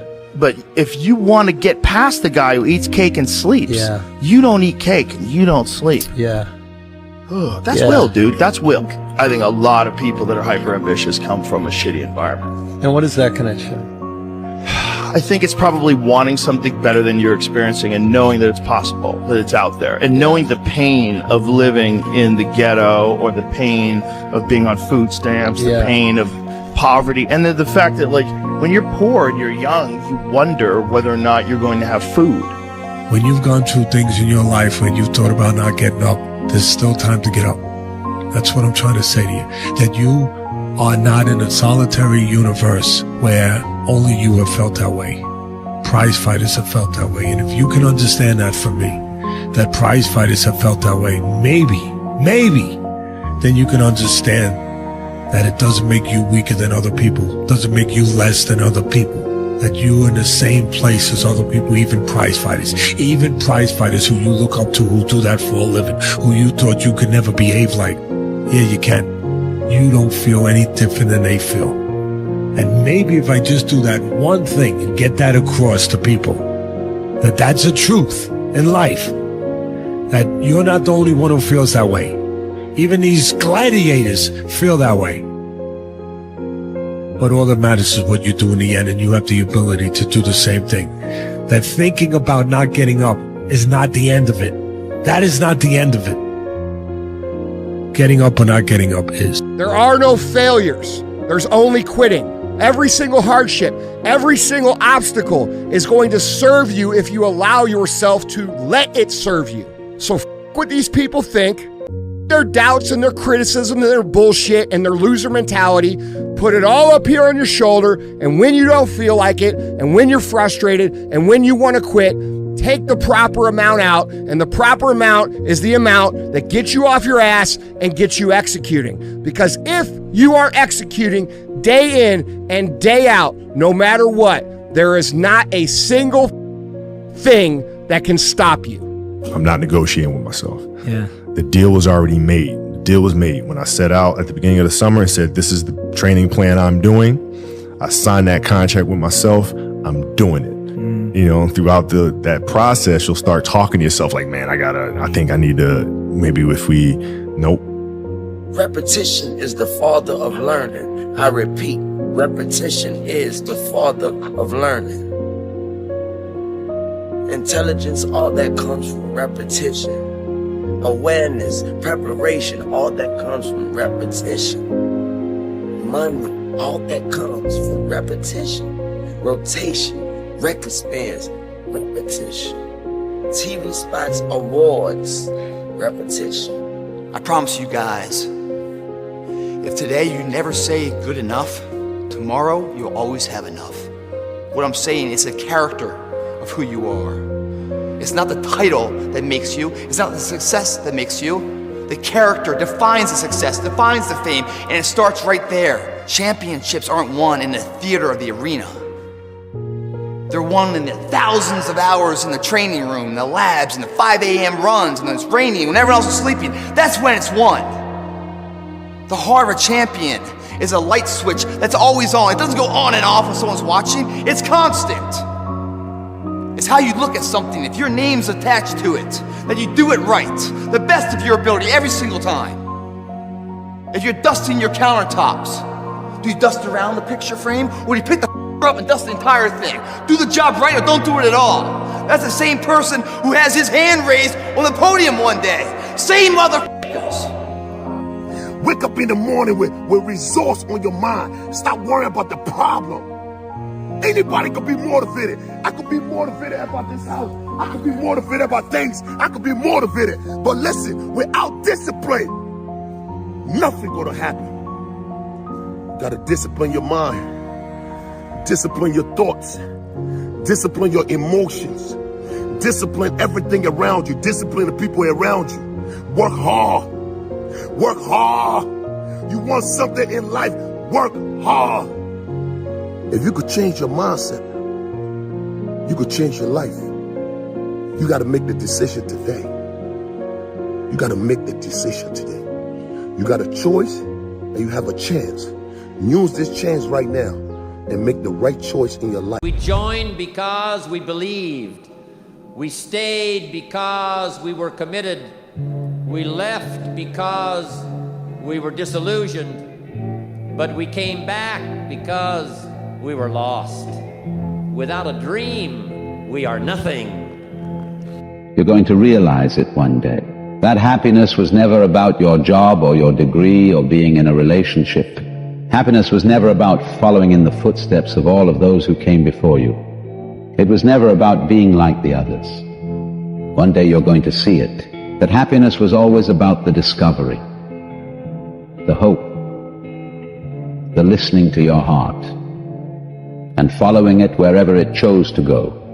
Happiness was always about being kinder to yourself. It was always about embracing the person you were becoming. One day you will understand that happiness was always about learning how to live with yourself, that your happiness was never in the hands of others. One day you will realize that true happiness comes from within, and no external factors can define it. It was always about you. It was always about you. To get anything of value, you have to sacrifice. Is that when it feels scary to jump, Ian, that is exactly when you jump.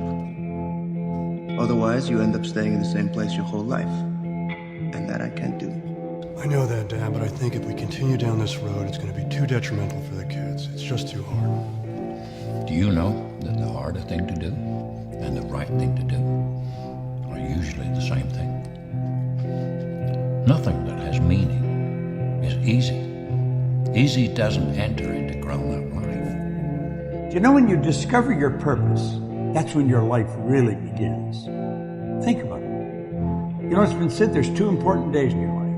The day you're born and the day you discover why you were born. Think about it. Your purpose is your reason for living. It's why you get out of bed in the morning. It's why you get up and get going. You have a purpose in life. Now, without a purpose, you're just wandering around. No direction. Your purpose is your reason for living. The common feeling that your life has not begun, that your present reality is a mere prelude to some idyllic future. This idyll is a mirage that will fade as you approach, revealing that the prelude you rushed through was in fact the one to your death. I realize that to have the level of success that I want to have, it's difficult to spread it out and do multiple things. It takes such a desperate, obsessive focus. You really got to focus with all of your fiber and all of your heart and all of your creativity. How big would you dream if you knew you couldn't fail? The only thing stopping us is ourselves. Take one step in the right direction, and you're halfway there to making the dreams come true. The game you're playing is not success. The game you're playing is not money. The only thing that matters in life is what you think about yourself when you're by yourself and have nothing but your own thoughts. If in that moment you feel good about who you are, who you're becoming, what you're capable of, and what you're willing to do to make a better future for yourself, those you care about, and other people around you, you will love your life. If you don't own something, you're not the boss. You have to take full responsibility for everything that you do. Why be subservient? You must be the master of your own kingdom. You have to take possession of your life. Is this a thought process that you have to constantly reaffirm, or is this cemented in your head? It's exactly that. It's exactly that. There's a world out there trying to tell you who you are, and there's a world in here that's trying to tell you who you are. Now, where do you want to put your eggs? Because the world outside is very noisy and very tempting, and has all the razzmatazz, has all the tinsel and all the glitter. It's got all the toys. But that's because you don't think you're enough in the first place. So the world will try and tell you who you are, and you have to tell yourself who you are. And there's this ongoing battle. And somehow there needs to be a reconciliation between the two. But in the end, you've got to have all the eggs in your basket. Nobody's better than you, and nobody's smarter than you. If anybody else is at the top of their field, it means that you can be at the top of your field. Just go to them and find out how they got there, because they started at the bottom. Now, it may take longer for some people and less for others, but everybody who puts one foot in front of the other and keeps moving eventually gets there. And that's where all the rewards are. And not only that, that's where all the joy in life is. When you're really good at what you do, you feel wonderful about yourself. You're respected and esteemed by everybody around you. You can write your own ticket. You can open any door when you're good at what you do. Because you get up in the morning and you know you're good. And that is more important than the rewards that go with it. I tell the same thing to anybody, no matter what your field is, if you really want it that bad, you'll make it happen. You know, if you could put aside the distractions of Instagram, TV, some charity event that there's gonna be girls there, and you're like, no, I'm gonna go to sleep early today, wake up and do what I gotta do. It just plans out over a period of time, I think, you know? Nothing's ever gonna be given to you. Everything's gonna be earned. If you don't go out there and put in the work, you don't go out and put in the effort, one, you're not gonna get the results. But two, and more importantly, you don't deserve it. You didn't earn it. People only fail because they get caught up into what winning was. You're supposed to fail at some point in time. You're supposed to get knocked down a couple times. You're supposed to lose. That's how you learn. Perfection is only a word because imperfection was discovered. You can't be perfect without knowing what imperfect is. You have to experience imperfection at some point to go, now I'm perfect. And that's what people don't realize. The problem with some of y'all, the reason why you don't give 120% every doggone time you get on the field, because you ain't got a why for what you do. You ain't got a why. I walk in the room, I can see some of y'all. I spoke to all of y'all when y'all came in for the most part. Why? Because I'm looking in your eyes and I see some of y'all and you ain't serious. So many people never achieve their goals because they have too many toxic, negative, energy draining people in their lives. And you have to have goals outside of your comfort zone that will challenge you, because in order to do something you've never done, you've got to become someone you've never been. And you got to have a mentor who's experienced, who's been there, done that. And as a result of that relationship, because you can't see the picture when you're in the frame, Muhammad Ali said, I'm the greatest, but he never won a championship without Angelo Dundee. And Michael Jordan never won a championship without Phil Jackson. So you've got to have someone that can see something in you that you can't see, that can take you to a place within yourself that you can't go by yourself, that you're gonna fail your way to success. You're gonna get slapped around by life. And don't spend time complaining about it and telling everybody 80% don't care and 20% glad it's you.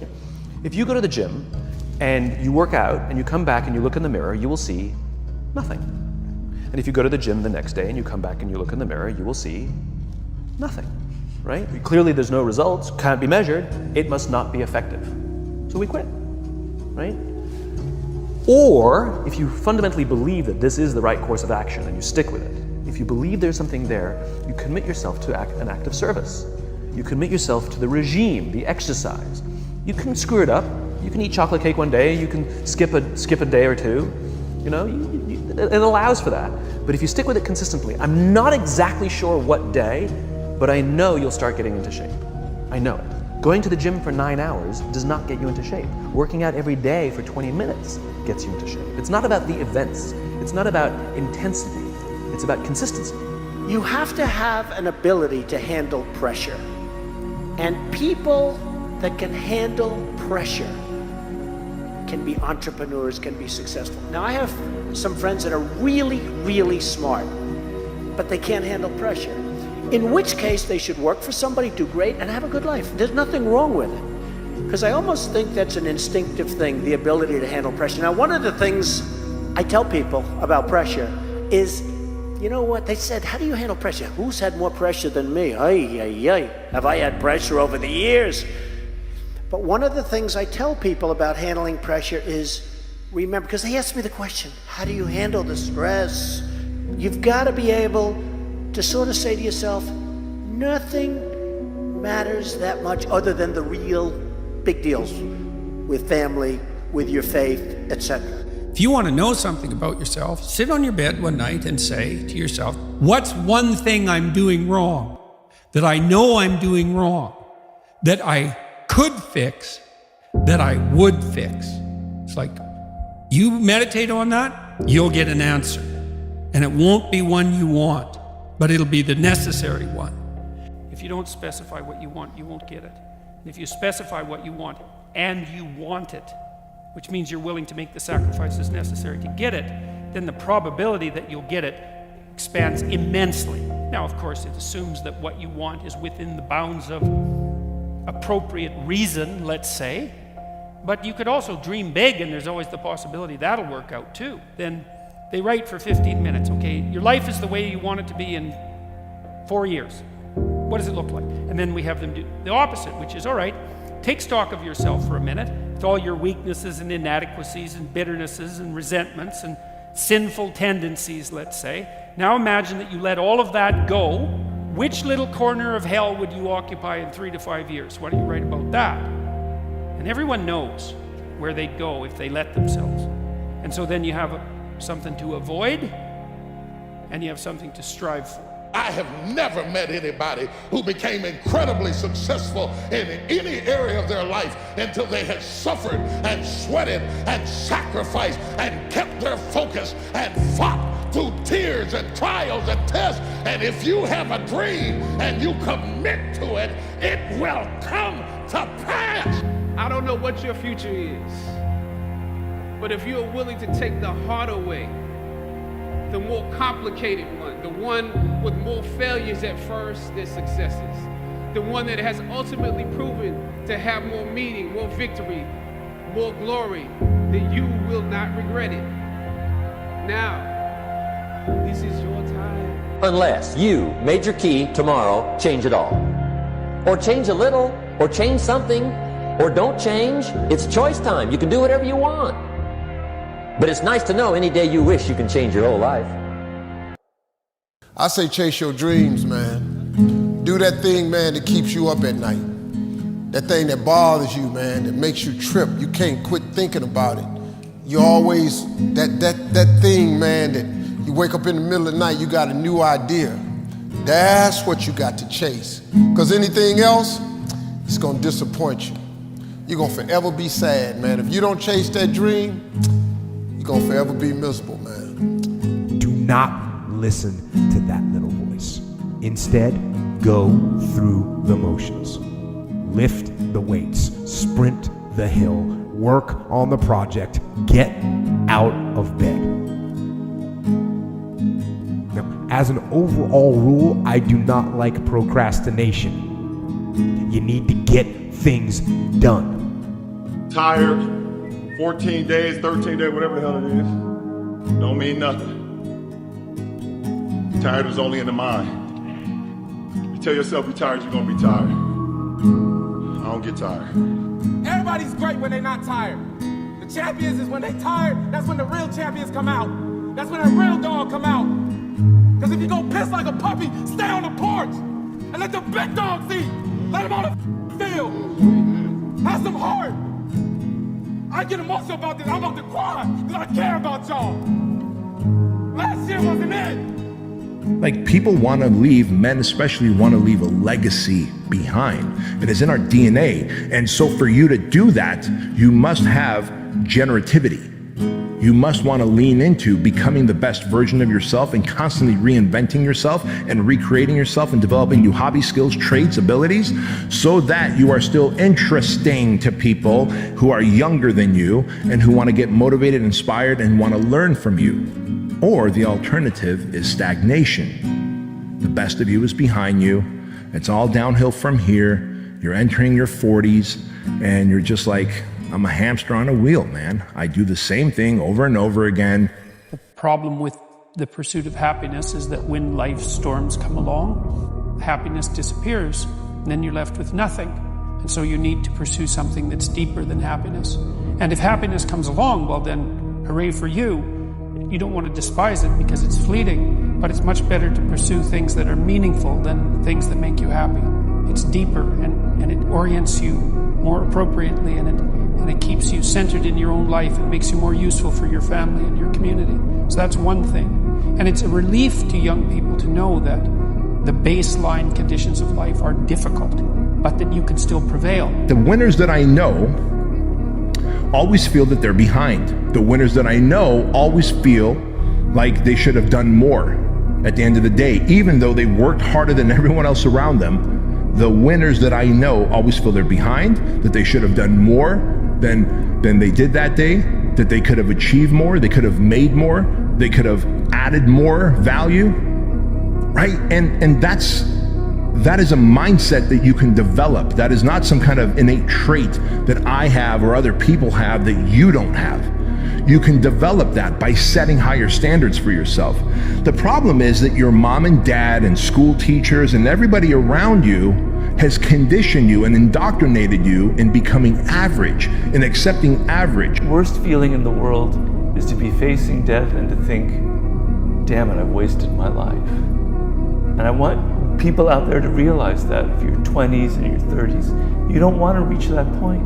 You don't want to waste your time and become 55, 58, have a stroke, face death, and what have you done? Nothing.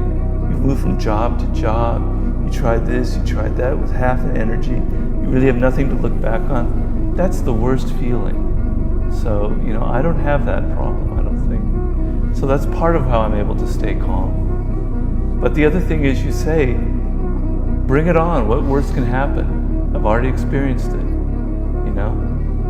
I'm somebody who has a great deal of fear of death, and now I had to deal with it. So, it's all right. It's not that bad. I can handle it. These are things that we experience as athletes. Like some days I feel like I can't make a shot, man, and the basket feels like the size of a keyhole. Yeah.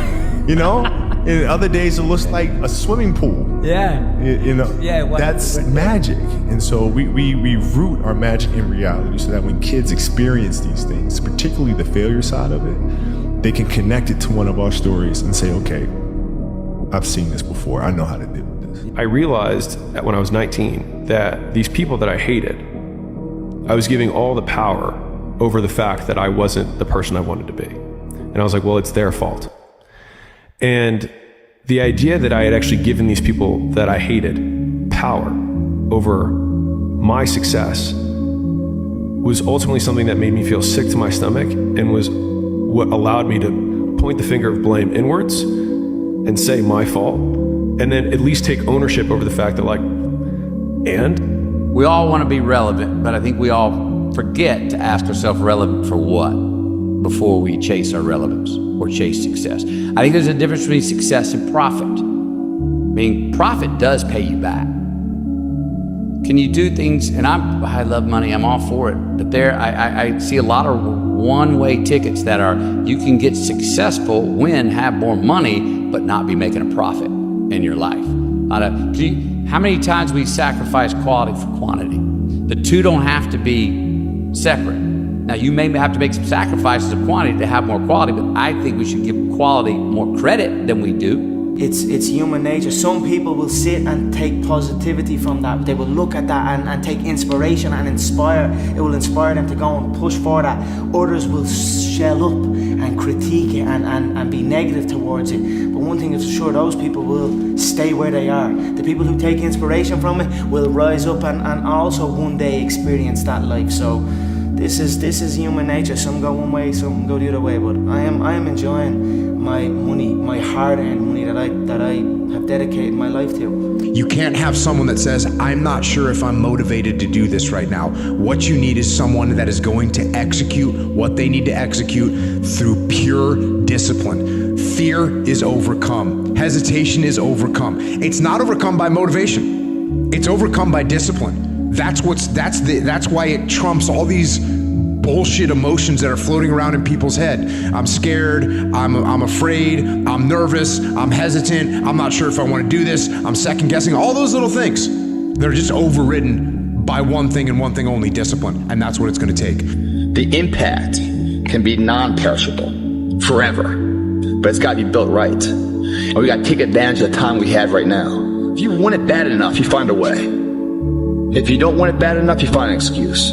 It's called the body weight beatdown. You don't need any weights for it. You don't need a gym membership. You don't need any barbells. You don't need any equipment. All you need is this. That's your weight, your body weight. Last I looked, the person that finishes the race with their hand held isn't it about the how big they are, how tough they are, their potential. It's their perseverance. Meaning it's not about the dog that's in the fight. It's the fight within the dog. Well, yeah, it's a shitty situation. I gotta go to work because I gotta pay the bills and support my family. But you know, it doesn't mean I have to shortcut my success in what I'm doing. I'll find a way to work this out.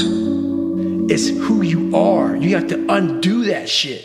And no one came down and trained me on how to be happy, how to find peace, how to do this and that. That's why I'm so glad I found it through suffering. The greater the suffer, the greater the peace I found. But you have to reflect on where you came from the dungeon of hell that I came from. I had to reflect on that shit to find final peace and be able to say, wow, if you die in this bed at 40 years old, I'm the happiest motherfucker in the world because I did it. I pissed people off along the way. Some people don't like me, Merry Christmas, whatever. But you can finally look in the fucking mirror and you can cuss on damn rich roll shit and don't care what they say about you and be happy with it. If you make a vision board with your house on the ocean or you at the stock exchange ringing the bell, and that's all that you have on it, science says that that vision board will become a source of profound discouragement.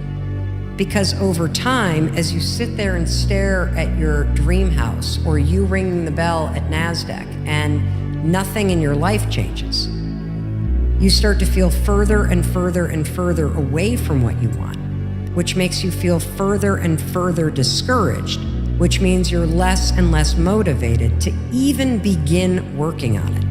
Like, the hardest part for everybody is to start, and the reason why is not only the patterns of procrastination and anxiety and stuff that you get trapped in, but it's also because your goals feel so far away that you don't believe that just starting is going to even chip away at it. Almost all truly exceptional and mentally strong people have been through hell.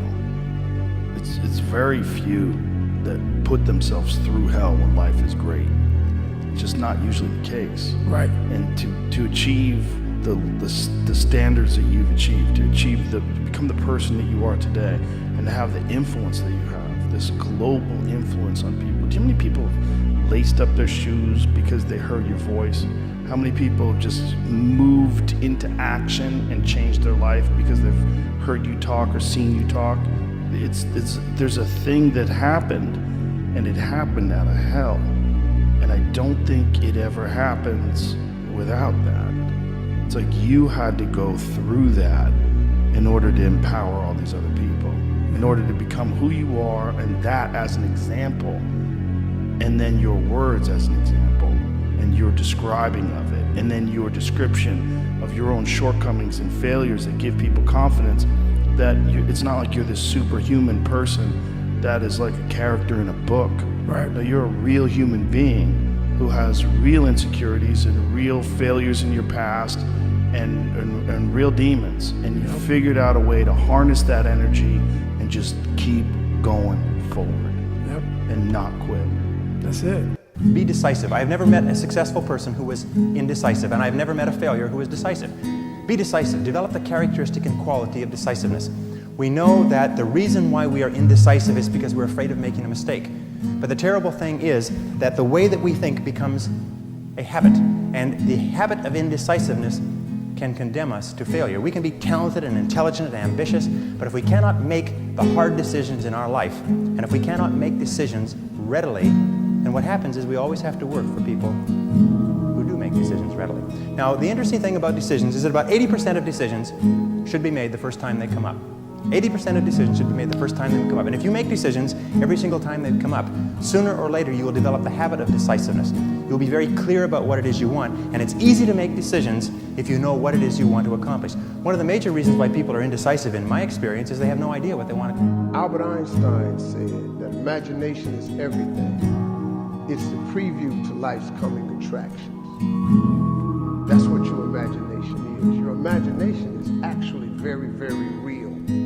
it is impossible for you to think an impossible thought. That is impossible. You can't think something that ain't possible. You ain't that smart. Take a negative and turn it into a positive. Don't be afraid to fail. People don't see that. People will never understand that. To be success, all they think about, well, he batted 202, and struck out a certain number of times. Yeah, okay.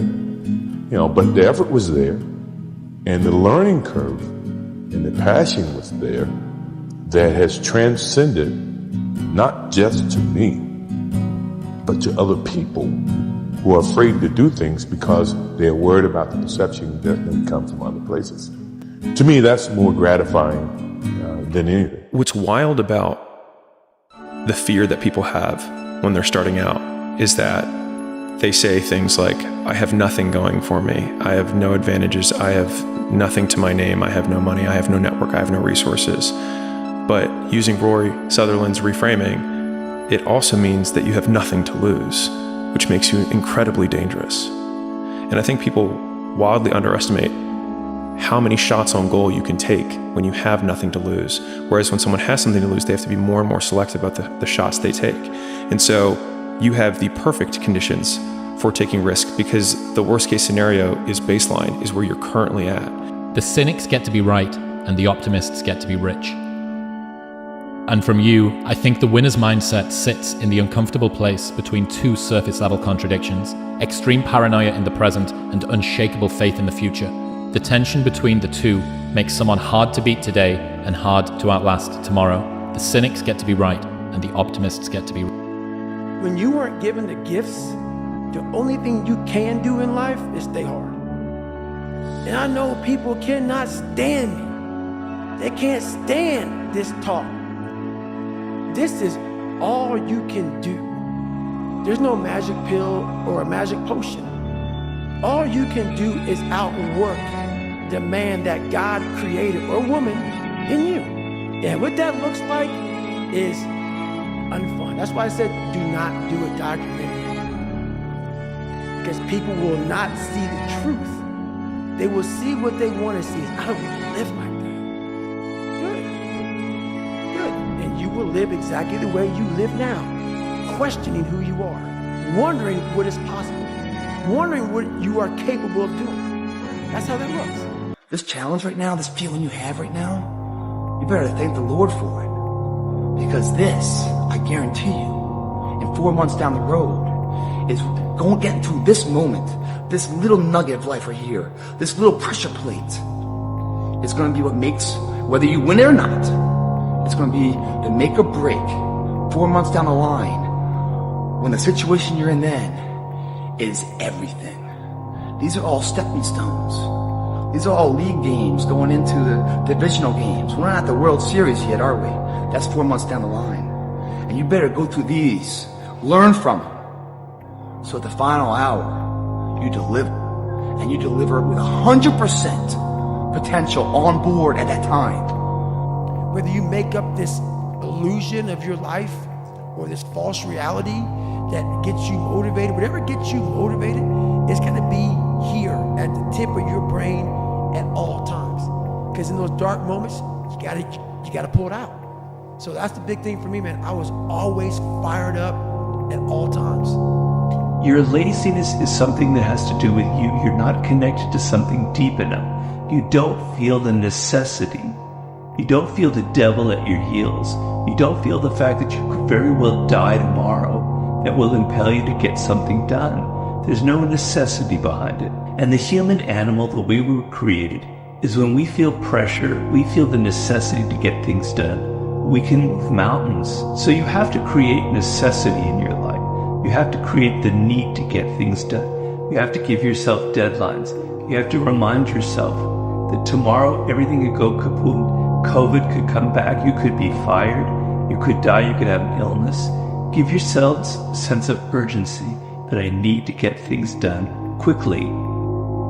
The one point that all the great teachers all down through history have all agreed on, they've been in complete unanimous agreement on it, we become what we think about. Most people don't make the decision because they don't know how to get it. You don't have to know how to get it. That's why Von Braun said when Kennedy asked him how to get to the moon, the will to do it. You're going to make the decision. You don't make the decision when you've got enough money or when you've got all the resources. You make the decision. When you make the decision, you flip your brain onto a higher frequency, and then you're on the frequency, you begin to attract everything on that frequency. That's where the law of attraction comes in.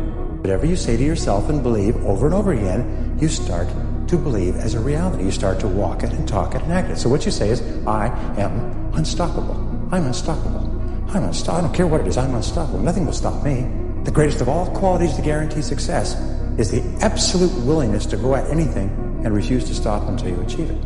And you know something? The statistics show that 95% of the goals that you set for yourself, you will achieve if you refuse to quit. How to make something manifest that you want. It starts with the smallest area inside of yourself. It starts with the smallest aspect. Let's just take it as the world of thoughts. But the world of thoughts is not graspable. The only one who knows about it is yourself. How would an abundant person think? Write it down, dude, and fire and wire those thoughts in your brain and install the hardware. Keep doing it with attention and intention. It becomes the new voice in your head. It becomes a software program. Then say, okay, how am I going to be in my life today? What would an abundant person, how would they behave? And before you reach for your cell phone and start scrolling through your social media, close your eyes and rehearse in your mind how that person would walk, how they would breathe, how they would smile, how they would greet people, how they would be on Zoom calls, how would they be in traffic, how would they be at dinner. And the act of closing your eyes and mentally rehearsing the act, if you're truly present, the brain does not know the difference between the real life experience and what you're imagining. In fact, just a little bit of time, you start to install the neurological hardware to look like you already did it. Now the brain is no longer a record of the past, it's primed for the future. Where you focus on your breath or you go within. And there's a usefulness in that. But what I loved about active meditation is, in the words of Jose Silva, you use it to solve problems. You do not push your problems away. You turn your problems into a project. You have skin disease, you're going to heal it. You need to achieve a business goal, you're going to make it happen. And you would apply different tools to solve these problems. Now, when I was in Silicon Valley, I applied the Silva method and it completely transformed my career. I was able to hold down 2 jobs. I got promotion after promotion after promotion. At the age of 26, I was vice president of a booming .com. And I was meditating using the Silva method and other practices I would combine with it. And one day, I suddenly had a calling. I realized that meditation was the most powerful thing I'd learned in life. It was the reason why I was successful in my career. Imagine how much our lives will change if we spend the same amount of time and energy that we waste worrying and doubting ourselves on taking action, creating, believing. Remember, it's all in your mind. You become what you think. You know, here's the thing, we so don't realize our own amazing power that we can just ask for something and it will be given to us. That if you want something, I could lock you up in a room and padlock that room and you ask for that and you know you have it, right? You know you have it now and it will come. Really? Yeah, it will come and nothing in this world can stop it. Yeah, I believe in manifestation. I believe in putting a rocket of desire out into the universe, and you get it when you believe it. You get it when you believe you have it, and that's the key. Is like people still, they sit around going, when's it going to come? When's it going to come? When's it going to come? When's it going to come? And that's the wrong way. You're facing the wrong way. You're facing away from it. You have to go. It's here. It's here. It's here. I have an insane belief in my own ability to manifest things. Insane belief. That I think it's ultimately complete sanity, but I believe we're creators, and I believe we create with every thought and every word. I used to drive into a car park and try and visualize a car spot right next to the door and try and get that car spot and really try and visualize. I've been playing with that law of attraction and visualization a long time. So since I'm 60, since I first discovered it, if you can see it here, even the other day, I left my home, and like, I was flustered leaving the home. I had to rush before I had to catch a flight here. I tried to rush into town, and I was in a hurry, panicking. I got pulled over by the old Bill in a sweat, and then I hit the city centre, and then I hit a traffic jam. I'm saying it's like when you feel that rush, or when you feel, you know, it just keeps going and going and going. So I just sit and count to 10, patient, and then everything opened up for me, and I rolled through. So I don't know, it's been a part of my life a long time. I've been playing with it. I can't pinpoint an actual moment, but I tell you what, it fucking works. See, we should learn to live the way we really want to live. We've got to understand this concept of self-image, of cybernetics, of paradigms. You know, Oscar Wilde said something really beautiful one time. He said, selfishness is not living as one wishes to live. Selfishness is asking others to live as one wishes to live. You've got to develop the courage. You've got to develop the awareness, the wisdom to live the way you really want to live. Life is very short, and it's over very fast. And you can have, do, or be anything you want. You're God's highest form of creation. See, your imagination is the evidence of things not seen. You know why they call it the evidence of things not seen? Your imagination, you're the only one can see it. You're the only one can see it. See, so all this stuff you've been imagining was not some hocus pocus. When you imagine stuff, it's actually God showing you a preview of a coming attraction he has for you. Acting like the person you would most like to look like and be like. The secret is to get and hold fast in your mind the mental image of the person you would most like to be.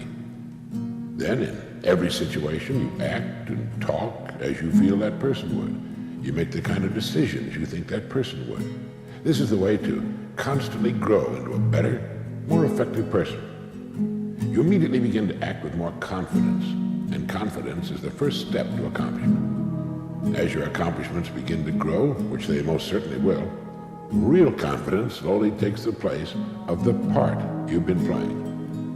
Now, your life will not be transformed overnight. There'll be no sudden miracles, perhaps, but steadily, day by day, you'll grow into the image you hold in your mind. You have to first ask yourself, am I able to do this? Am I actually able to turn my fantasy into a fact? Now, generally, when a person doesn't know how to do something, they say they can't do it. The truth is they can. You and I are capable of doing anything. We are God's greatest creation. We're spiritual beings. And as spiritual beings, we're able to do anything at all. All things are possible.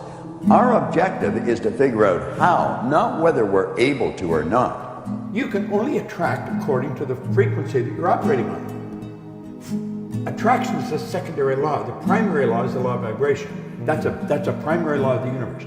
Everything in this room is moving. Nothing rests. This table's moving. It just appears to be still. The law of vibration decrees everything moves, nothing rests. Well, when you think, you put you onto a frequency. You can only attract what's on that frequency. You think about a person a lot, just concentrate on that person will phone you. Or you'll bump into them on the street. Because you're thinking about it, yeah. The law of attraction takes over. You can attract to you what you're in harmony with. But when you set goals, you got to see yourself already there. That's called a mindset. A lot of people talk about mindset, they don't understand what it is.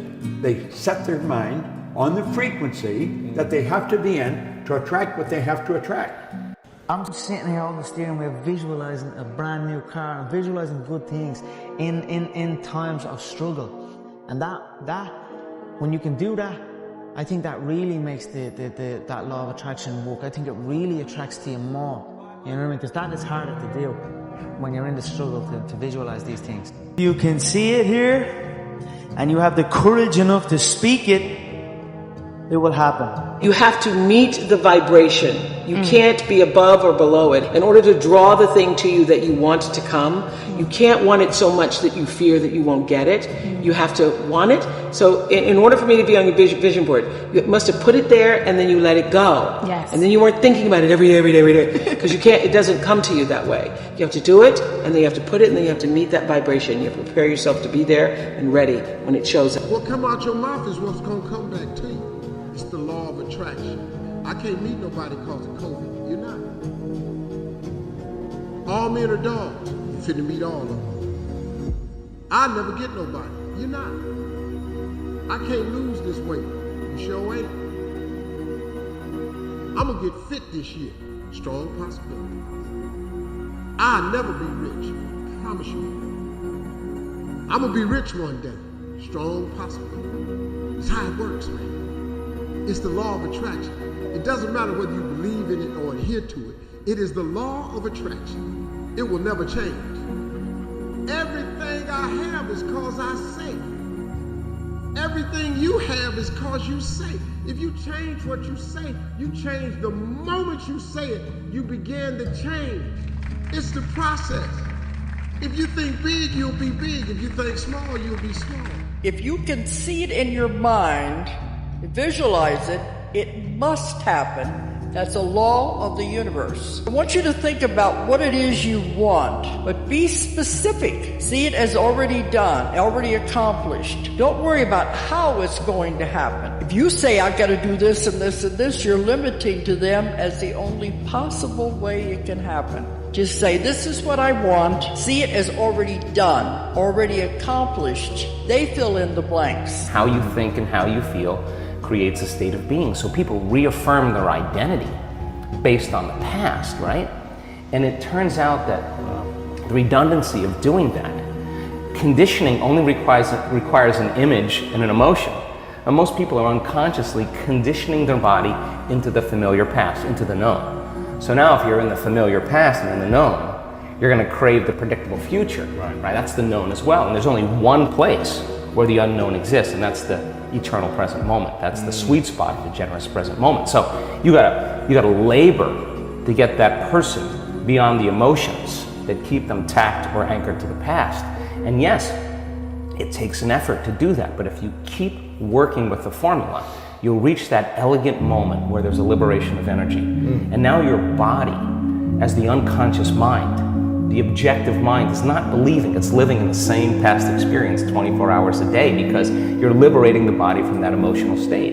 One of the fastest ways to create something in your physical reality is to reverse the normal process by which we create things. Usually we create things first by thinking about it. I think I'll go to that party. And then we say something about it, as in, Matilda, I'm coming to your party tonight. And then we do something about it, as in showing up at the party. That's generally how we produce things in our reality. In fact, everything in this room was once a thought. There is nothing that was not once a thought in someone's mind somewhere. But if you want to really play tricks with the universe and create magic with the stuff of life itself, reverse the thought, word, deed paradigm. Turn it upside down and start with the deed. That is to say, act as if. If you want to experience abundance, be abundant and do as abundance does. If you have only $5 left to your name, go to a store and get them made into singles. And take 5 singles and walk down the street and give a single to each of 5 people who have even less than you do. And by the way, you will find those people very easily.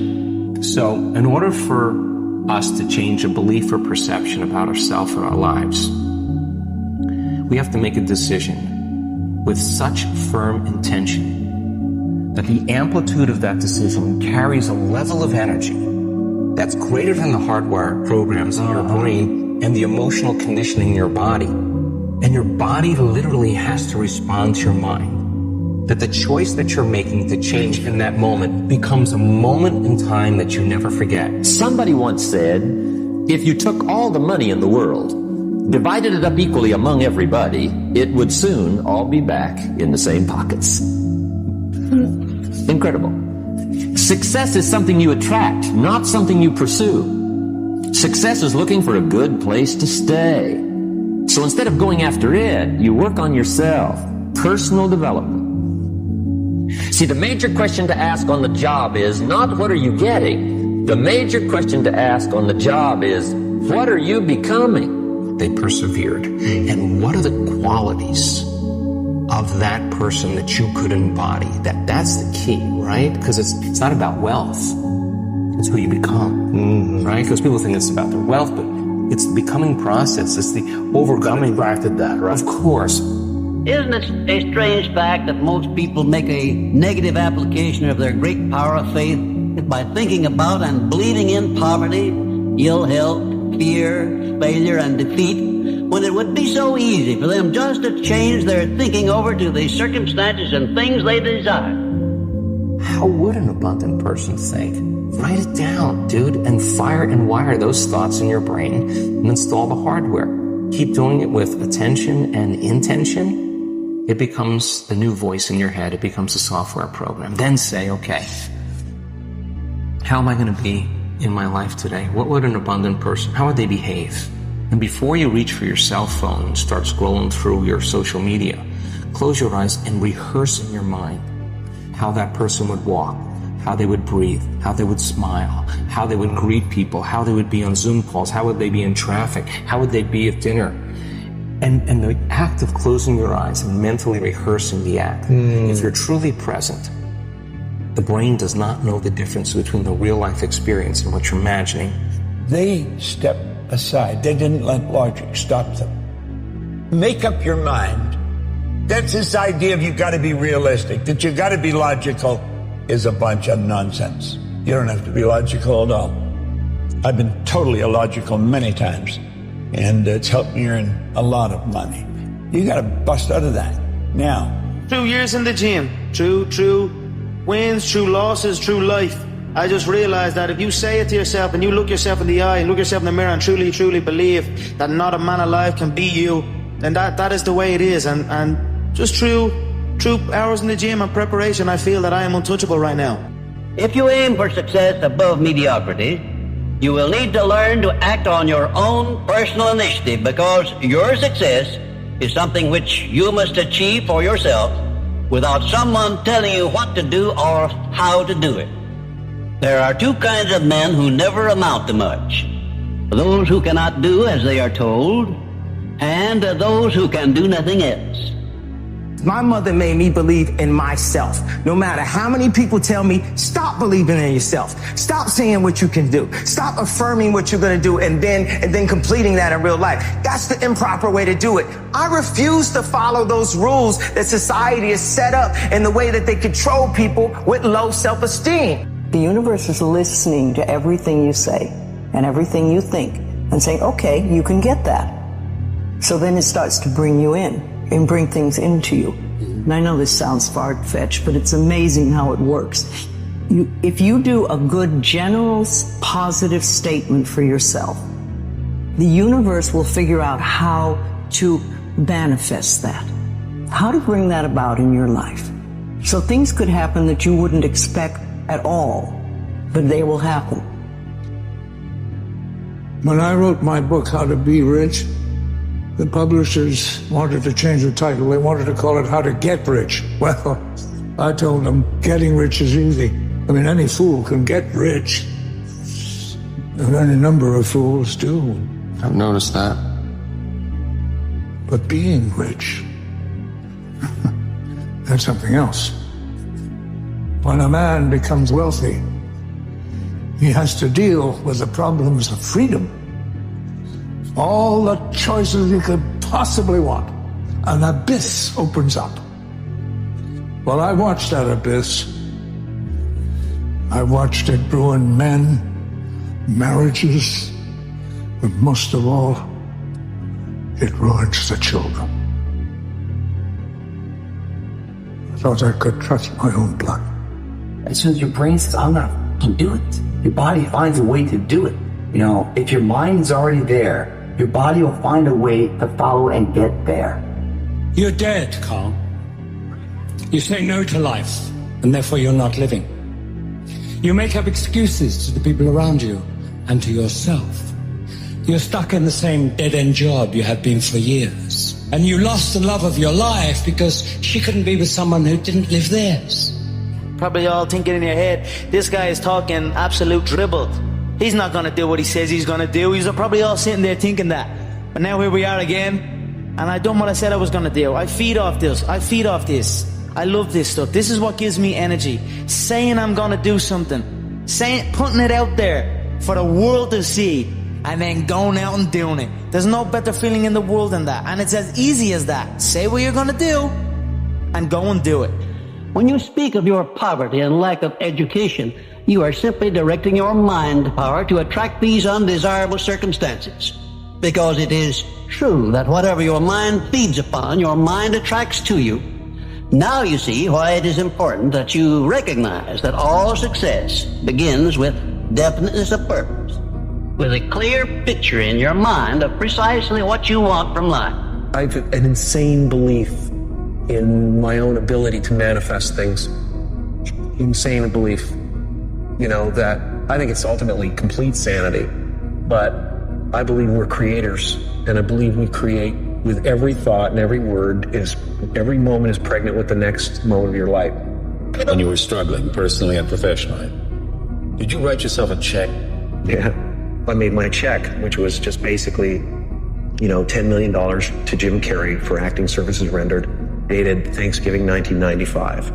I gave myself 5 years to be one of the most successful working actors. When you pray, believe that you already have what you're asking for. Believe that you have. Just believe that you have. Is it so hard to believe?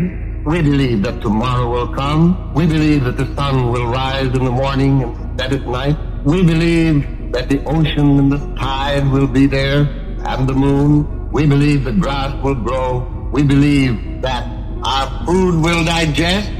And who is there who knows how any of these things happen? Just believe, and it will be done unto you. It seems too good to be true, doesn't it? And you and I will never know until we try it. Your body is so objective that it's believing it's living in that reality where you are abundant. And as long as you feel that emotion, you're not separate from it any longer. You're no longer in lack. You're no longer looking for it to occur. Say, why hasn't it happened yet? If you're feeling abundant, why would you look? The longer you're conscious of that energy, the more you draw that future to you. Which means if you want to change your personal reality, you're going to have to change your personality. Right. Nothing changes in your life until you change.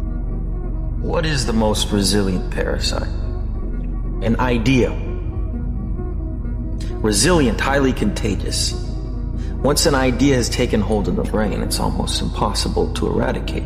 An idea that is fully formed, fully understood, that sticks. Right in there, son. Anything can be achieved, and it can be achieved like that. Do you know what I mean? If you put the head down, if you walk, and you believe in yourself, and you speak with confidence, and whatever you want to do, you speak it out with no fear, and no matter what people say, it happens. So that's something that I can take with me. Makes him become the person he becomes is that he becomes what he thinks about most of the time. And that's the strangest secret. This is why thinking is so vital. This is why a goal is so important. Because we will become that. This is why people who set goals achieve them. The trouble with men is not achieving their goals. They do that.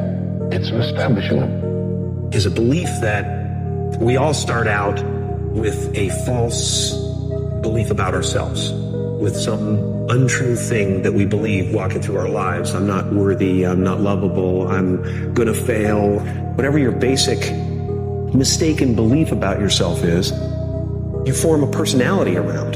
The brain sees in pictures and images, it's more creative.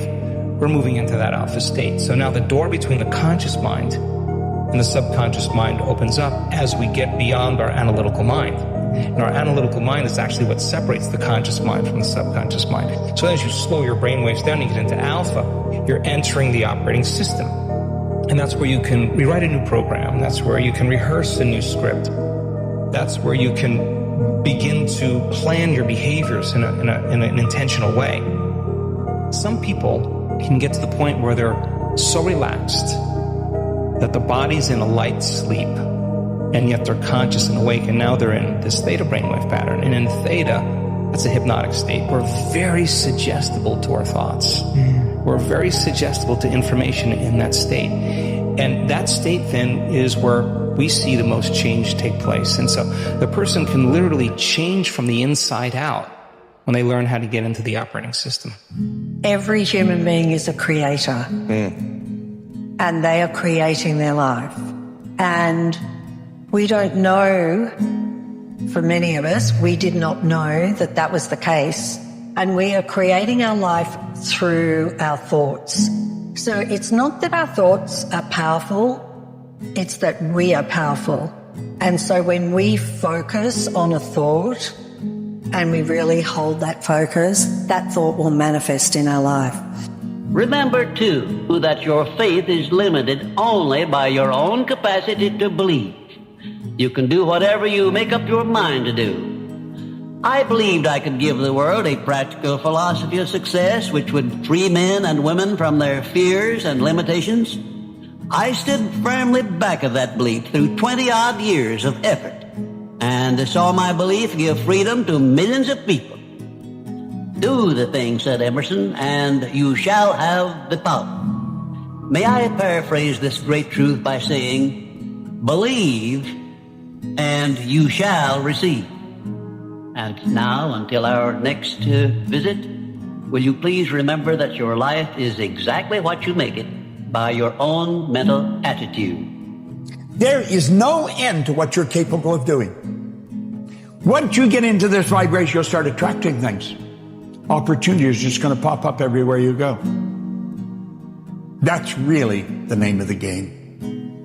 The biggest life lesson that I've learned is the power of the mind, and just how important it is to look at yourself at a high regard and to believe in yourself.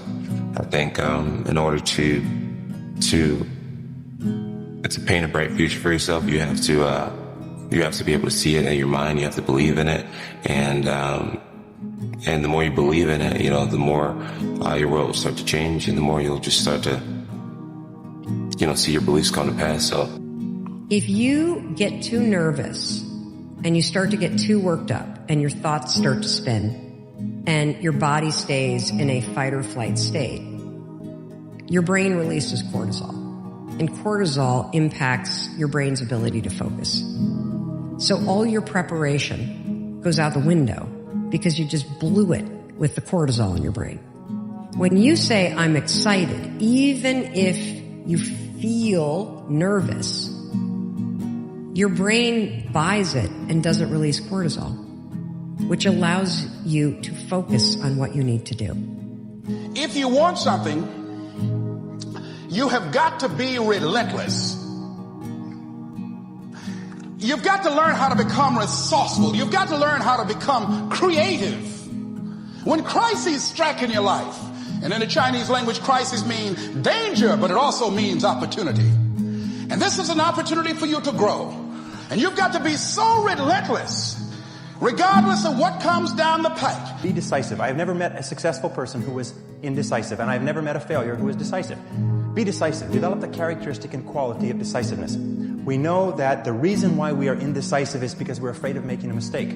But the terrible thing is that the way that we think becomes a habit. And the habit of indecisiveness can condemn us to failure. We can be talented and intelligent and ambitious, but if we cannot make the hard decisions in our life, and if we cannot make decisions readily, then what happens is we always have to work for people who do make decisions readily. The struggle is real. It never gets any easier. You got to get harder. I was out yesterday getting after it. Had one of the best runs I've had in a long time. PR'd that bitch. So, no one cares what you did yesterday. It only matters what you're doing today. Those who take me literally, so, I'm a cheerleader for those who want to be better. Not for those who want to stay the same. Stay hard. I can't fight him.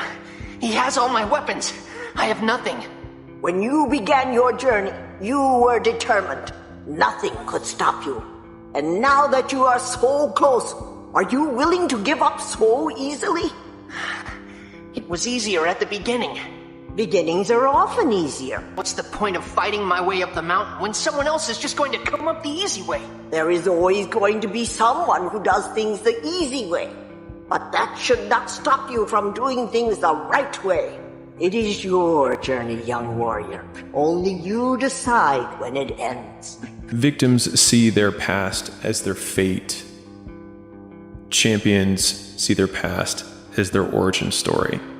And so a lot of people are living through their origin story right now, or they're living through the very reason that they'll never be successful, but it could be the exact same situation. And the only difference between either character is the actions they choose to take, which means that if you're, using Joe Rogan's frame, waking up in your main player character today in this moment, as weird of a construct as this is, the past doesn't exist. Just gone, it's not anywhere. And so the only thing that we absolutely have control over is the actions that we take right now. Maybe I should just quit and go back to making noodles. Quit, don't quit. Noodles, don't noodles. You are too concerned with what was and what will be. There's a saying, yesterday is history.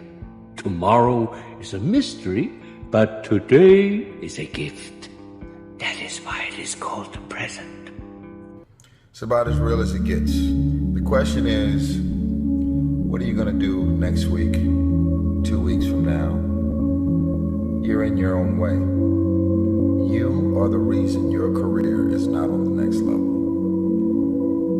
Nobody else but you. Oh, that's uncomfortable. I'll say it again. You know better, but you're not doing better. And to know better and not be willing to do better, your career isn't gonna get any better. You know, we have a million and one excuses that we could go to. Fact of the matter is, we're not gonna make it. They played better than we did in this series. We had an opportunity to win it.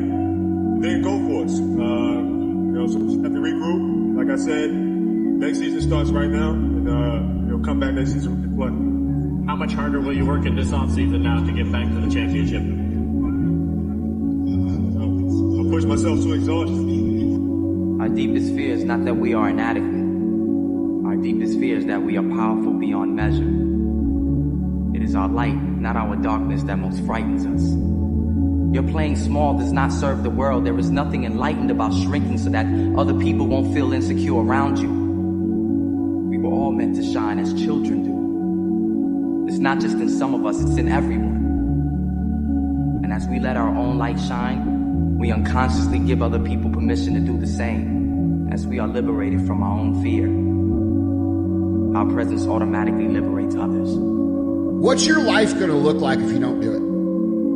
What's your life gonna look like if you don't go out and build what the you wanna build? That you have this little vision in your heart and in your mind of what your life should be like. And what are you gonna feel like if you don't go do that? What are you gonna feel like in a year, 5 years, 10 years, 20 years? When you die, what are you going to be saying? Because I can promise you, bro, that dream ain't going away.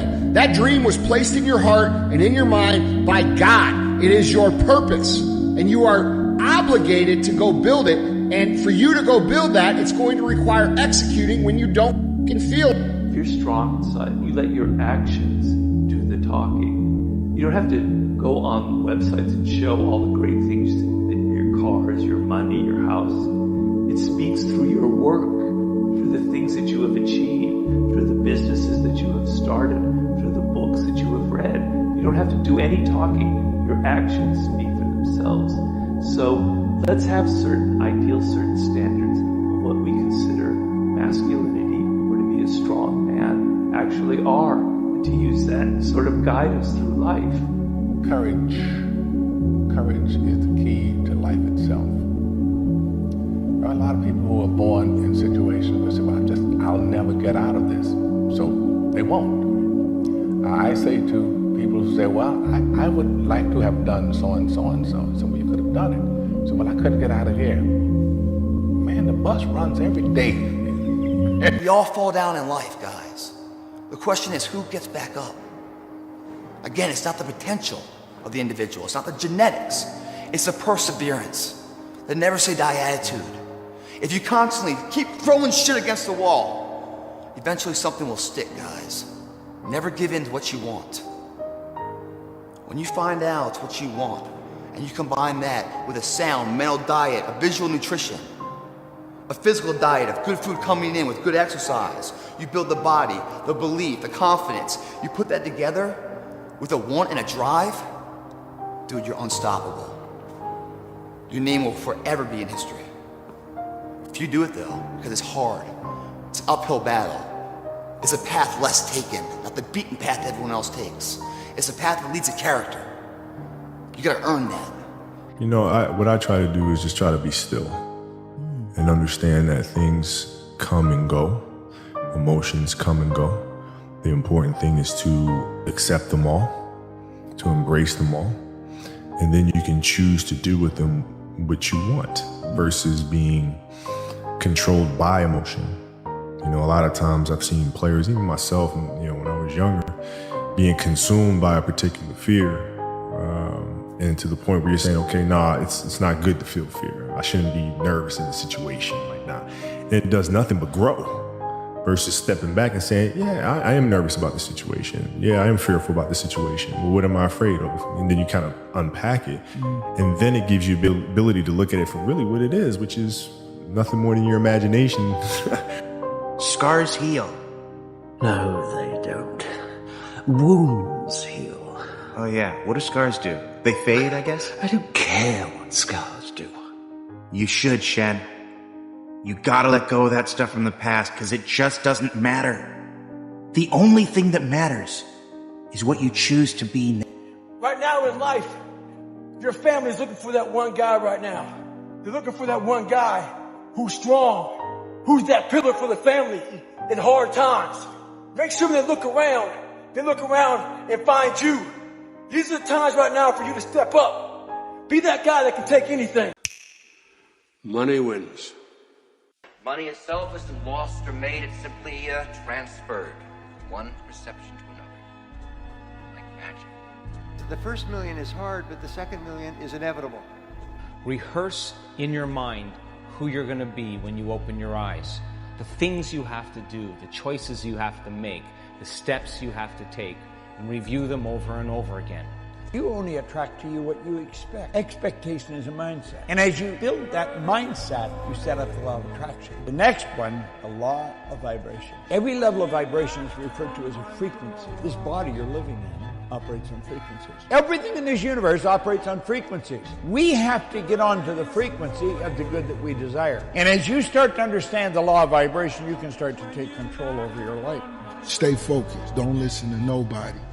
Don't listen to nobody, homie. What's on your mind, just do it. Because what's destined for you, you're going to get it. The illusion has become real. And the more real it becomes, the more desperate they want it. All of our limitations exist within our own minds. And the most important quality or characteristic that you can develop for happiness and success is to be unstoppable. It's by the basic psychological, behavioral development principle of simply saying it to yourself.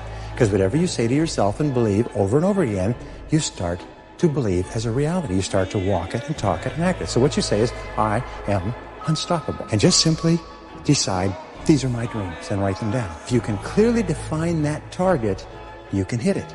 You eventually always hit the targets that you set for yourself. Allow your mind to float freely and ask yourself this question. What one great thing would you dare to dream if you knew you could not fail? And write it down. The very fact that you allow yourselves to dream big dreams causes you to feel better about yourself, see yourself better, think of yourself better, and it starts the process of making yourself unstoppable. Law of attraction is like a giant photocopying machine. Every thought you think will come back as the pictures of your life. You guys are so powerful. You're manifesting all the time. You are either manifesting your desire or you are manifesting the absence of your desire. You just need to tilt it the other way. And the way that you tilt it is always with the degree of thoughts that you have or visualization that you do. And so you've just got to be telling yourself over. Well, most people are held back in whatever they're doing by old paradigms. Now, yeah, paradigms influence your thinking. They influence my thinking. My paradigm influences my thinking, yours influence you. Now, if you want to change your way of doing things, you're going to have to override the paradigm, and that's not an easy thing to do, and it can be scary. It can cause a lot of discomfort. Paradigms control what you do. So if you're going to change what you do, you have to make up your mind you're going to override the paradigm. The clearer you are, the faster you manifest. What I want you to do is to playfully declare, what would you like to have, do, or be? One way of doing this is to pretend if it fell out into your lap. What most people do wrong when they state an intention is that they're desperate for the intention. If you're desperate for something, unconsciously you're stating, I don't believe this is going to happen. What you want to have when you state your intention is a clarity of purpose that has a sense of fun to it. By saying the phrase, would it be cool, you take off a lot of the desperation and the urgency that people put on. Be focused on what you want very clearly, but without an attachment to it. The trick is you write all these things down, like wouldn't it be cool if, and you fill in the blank, then a notebook or whatever, and you more or less forget about it. You planted the request with the universe. When you go back and check your book and your listing later, you'll find out more often than not, it's like, oh, that did happen, but I forgot all about it. The universe, in many ways, realigns itself and repositions everybody as if we're chess pieces to make our dreams come true. The thing is, when you figure out that primal inclination, that grain that's inside of you, then you have the energy to be disciplined, to go through boring tasks, to learn. You learn at a faster rate because you're emotionally engaged. When you're emotionally engaged in a subject, the brain learns 2x, 3x, 4x as fast as when you're not. The law works like this. If you don't stop being grateful, the law will vibrationally match and give you more and more to be grateful for. You wake up, you become grateful. You go through traffic, grateful you got a car. You're in line, you're grateful you're in the supermarket line, you can buy some food. Whatever it is. If you're on a downward spiral, you're on that frequency of discomfort, disease, not enoughness, you say, how can it get better than this? And then your mind will start to be flooded with how it can get better. And then when you're rising and you're having a really great day, you ask the same question. How can it get better than this? Because we're dealing with something that's infinite. So wherever you are, you're barely scratching the surface of the next moment that wants to emerge through you, the next gift, the next power, the next revelation. So you stay in that frequency. We cannot attract anything in our life that we feel separate from. The moment you feel the lack and the separation, you're holding yourself hostage to the past, trusting in a future that you can't see or experience. You have to lay down the very thing you use your whole life to get what you want, to trust that something greater could happen. And that's not something that's very easy. So when we get to a point where we're so happy with ourselves, we're no longer looking because we feel like we already have it. That's when we belong to the future, right? That's when the synchronicities and the coincidences and the miracles and the opportunities begin to show up in our life that prove to us that we are the creators of our life. The ability to manifest is fundamentally based in neuroscience. If you have an intention, you write it down, then you read it silently, then you read it aloud, then you visualize that, and you do that over and over and over again. What that will do is then embed that into your subconscious.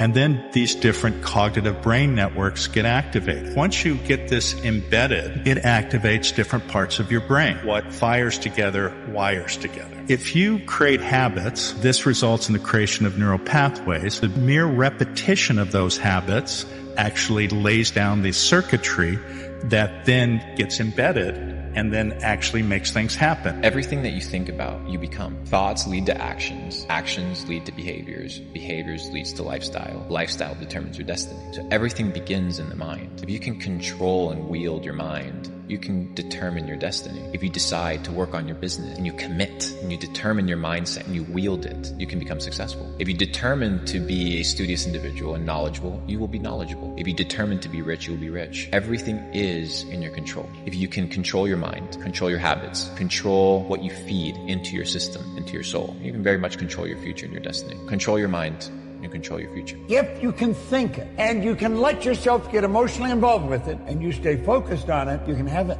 You can understand the mind is everything in your life. Your imagination will take you anywhere and it'll give you anything you want. Here's the trick. Decide what kind of a life you actually want. Then say no to everything that isn't that. It's all about the mind. Your relationship with your own mind is perhaps the most important one and the biggest driver of how you're going to show up in the world. The more you can become a master of your thoughts, the more that you're going to be able to grow into this self-actualized version of yourself. We all know that if we want to get strong, we go to the gym or we have a movement practice. We understand the relationship between exertion and progression in the physical sense, but we really don't appreciate that that same equation applies in how we relate to our own minds. And so meditation is just one tool of engaging in that process. I think there's many ways in which we can engage with that. But the problem with the mind is it's invisible and it requires a diligence and a determination and a consistency,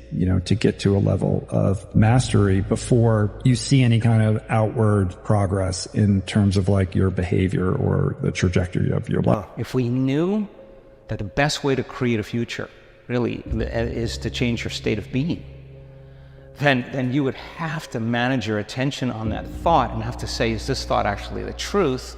And how long am I going to keep thinking this thought and firing and wiring that circuit in the brain? So there's biology, because now it's an automatic program. It's a belief. Wow. A belief is just a thought you keep thinking over and over again until it becomes subconscious or unconscious. So to change then is become so conscious of that unconscious thought, that unconscious belief, that it wouldn't slip by your awareness, unnoticed and checked. And now the body's in rehab because it's overdosed. It's been on a bad trip. And the body, which has been conditioned to be the mind, is 95% of who we are, right, by the time we're in the middle of our life. So how do you develop this unshakable quality of persistence, which will guarantee your success in life? Nothing can stop you if you don't quit. If you don't quit, then the only alternative is you must succeed, and eventually you must succeed greatly. Well, the great rule, you become what you think about, but you become what you say to yourself. So what you do is you say to yourself these magic words. You say, I never give up. If when you were a kid you dreamt of being an actor, then if you actually try to start doing that, even if it's hard, that was your dream. That was what you feel you were put on this earth to do. You will endure barriers and obstacles and refusals and difficulty and keep going. Whereas for other things, you might not. We know that idea of giving up just before you dig up the gold, right? If you've got magnetic desire, you won't give up. That's where the motivation piece comes in. And all of these are the science behind what contributes to manifesting what you want. Then what is it that you want in life? Once you've asked yourself what it is you want in life, then you can look around your world and you can determine what is right for you and what is wrong for you. What does that mean? It means that everything that moves you toward what you want is right, and everything that moves you away from what you want is wrong, but everything counts. Ask yourself, can I be defined by a vision of the future instead of the memories of the past? What do I want in my life? And take the time to answer the question. As you begin to contemplate and think about the answer to the question, you're changing your brain. When you make your brain fire in new sequences and new patterns and new combinations, that's the beginning steps of changing your mind. Next, decide on the emotions you'll feel when you begin to create that future. And teach your body emotionally what that future is going to feel like. And don't get up until you begin to feel those emotions. I can do what I've been dreaming of doing, giving back to people who have given so much to me. I just wanted to give it back and help out and just do that. And my mother and father are still young. Now they have their feet up, they can relax, they are in a new place, so it's good. That's something I always dreamed of. I always visualized what giving would feel like, giving to people who have given to me, what that would feel like. I always dreamed of just showing up one day and be like, here. And that would always give me like good feelings. I feel to be at the pinnacle of any game. In whatever you do, you've got to be a little bit gone to it. You're not all there. You've got to be almost insane to your craft. Not a lot of people can understand that. That's why I don't know about nothing else. I do not pay attention to nothing else. I think it's important that you put a conscious conscious effort into appreciating your surroundings, you know what I mean? That's what I do with this place. I absolutely love this city. You know, you need to appreciate your surroundings and be grateful for it, and that's when good things happen. You know what I mean? If they have that bitterness and that negativity, then things start going bad, you know what I mean? So I think the fact that I have them thoughts and the fact that I appreciate everything and I'm grateful for the things around me and the way things are going, that's why it's going so good for me. You have the ability, with your imagination, to put yourself right at the scene. And that's exactly what these sports psychologists are coaching Olympic athletes to do. As you're standing there and the wind is blowing and your hat is on and they're calling your name, now you're clipping in. Now you're feeling the excitement in your stomach. Now you're feeling yourself push off. And you feel the momentum kick in and the gravity pull down and the speed increasing and you feel the liftoff and you literally mentally rehearse visually and in your body feeling it. And what you're doing is you are preparing your body to be able to do it. The path of personal development is befriending uncertainty. And so I obviously sit from the entrepreneurial perspective, but almost all decisions that you make in the beginning, you have incomplete data and you have to make decisions anyways.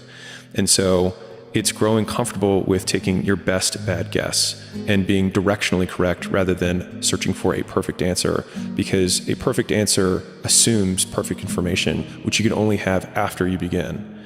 And so in some ways, making a decision is the perfect answer so that you can get the information feedback to then improve the quality of the decision later. And I think that one loop is what a lot of people miss out on, is they obsess for years sometimes on the perfect pick, the perfect business, the perfect job, the perfect mate, when most of the times beginning each step illuminates the next step, which means the information, the feedback that you get from walking gives you more about where to walk than trying to sit at the beginning in the darkness and pick a direction. Well, people will not see the truth. They will see what they want to see. I don't want to live like that. Good. And you will live exactly the way you live now, questioning who you are, wondering what is possible, wondering what you are capable of doing. That's how that looks. Or you can be me, which, am I happy? I don't know. Never really thought about it. Don't really care about it. Because all I really cared about was when I looked in the mirror, I saw a piece of shit. Happiness wasn't on the mirror at 16 or when I was 300 pounds. It wasn't like, oh, I'm looking for happiness. No, I'm looking to look at myself in the mirror and say, all right, again today, you're a bad boy, because that shit sucks.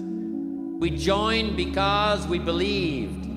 We stayed because we were committed. We left because we were disillusioned. But we came back because we were lost. Without a dream, we are nothing. We rejoice in who we are, and we know that life is here for us and will supply us with everything that we need. We move from success to success, from joy to joy, and from abundance to abundance. We are one with the power that created us, and we express for ourselves the greatness that we are. We are divine, magnificent expressions of life, and we are open and receptive to all good. Your true beliefs are only and always expressed in your actions. It is not what you say or what you intend that tells what you believe, but only what you do. Your actions are always the true measure. And the interesting thing that we've learned in behavioral psychology is this, that if you do not feel self-confident, courageous, consistent, like concentrating, clear, and so on, if you don't feel like it, and most of us start off not feeling like it, if you will act the part, if you will pretend as though you have the quality already, the feelings will generate the actions, and the actions will generate the feelings.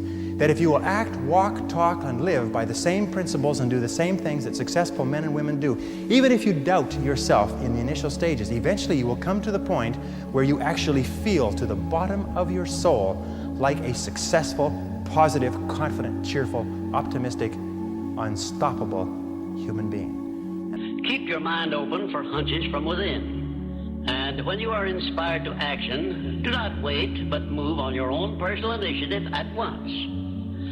Remember, there can be no application of applied faith without action. When overtaken by defeat, as you may be many times, remember that man's faith is tested many times before he is crowned with final victory.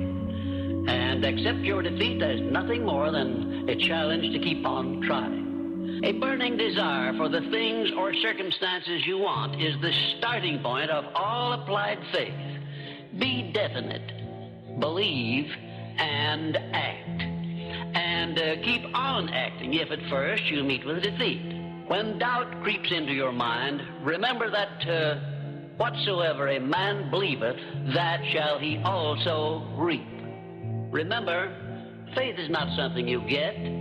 Faith is something you already have. But you may be using it in reverse gear by believing in the circumstances and things you do not want. And the body's so objective that it does not know the difference between the real life experience that's creating that emotion and the emotion that person is fabricating by thought alone. To the body, it's exactly the same. So the body's believing it's being chased by a predator. The body's believing it's in an offensive situation where it has to attack. The body's believing it's constantly needing to be ready. It's constantly out of homeostasis. It's constantly out of balance. It's in emergency. It's in fight or flight. It's a different system in the autonomic nervous system where you're stepping on the gas, where you're mobilizing enormous amounts of energy for some threat, some danger, real or imagined. But that thought and that feeling, the image, the emotion, the stimulus response is conditioning the body to automatically be the mind of that emotion. So then, now the body becomes conditioned and addicted. Now this gets to be a problem because people get addicted to their own thoughts. It becomes their personality, right? It is their identity. And they become addicted to the life they don't even like.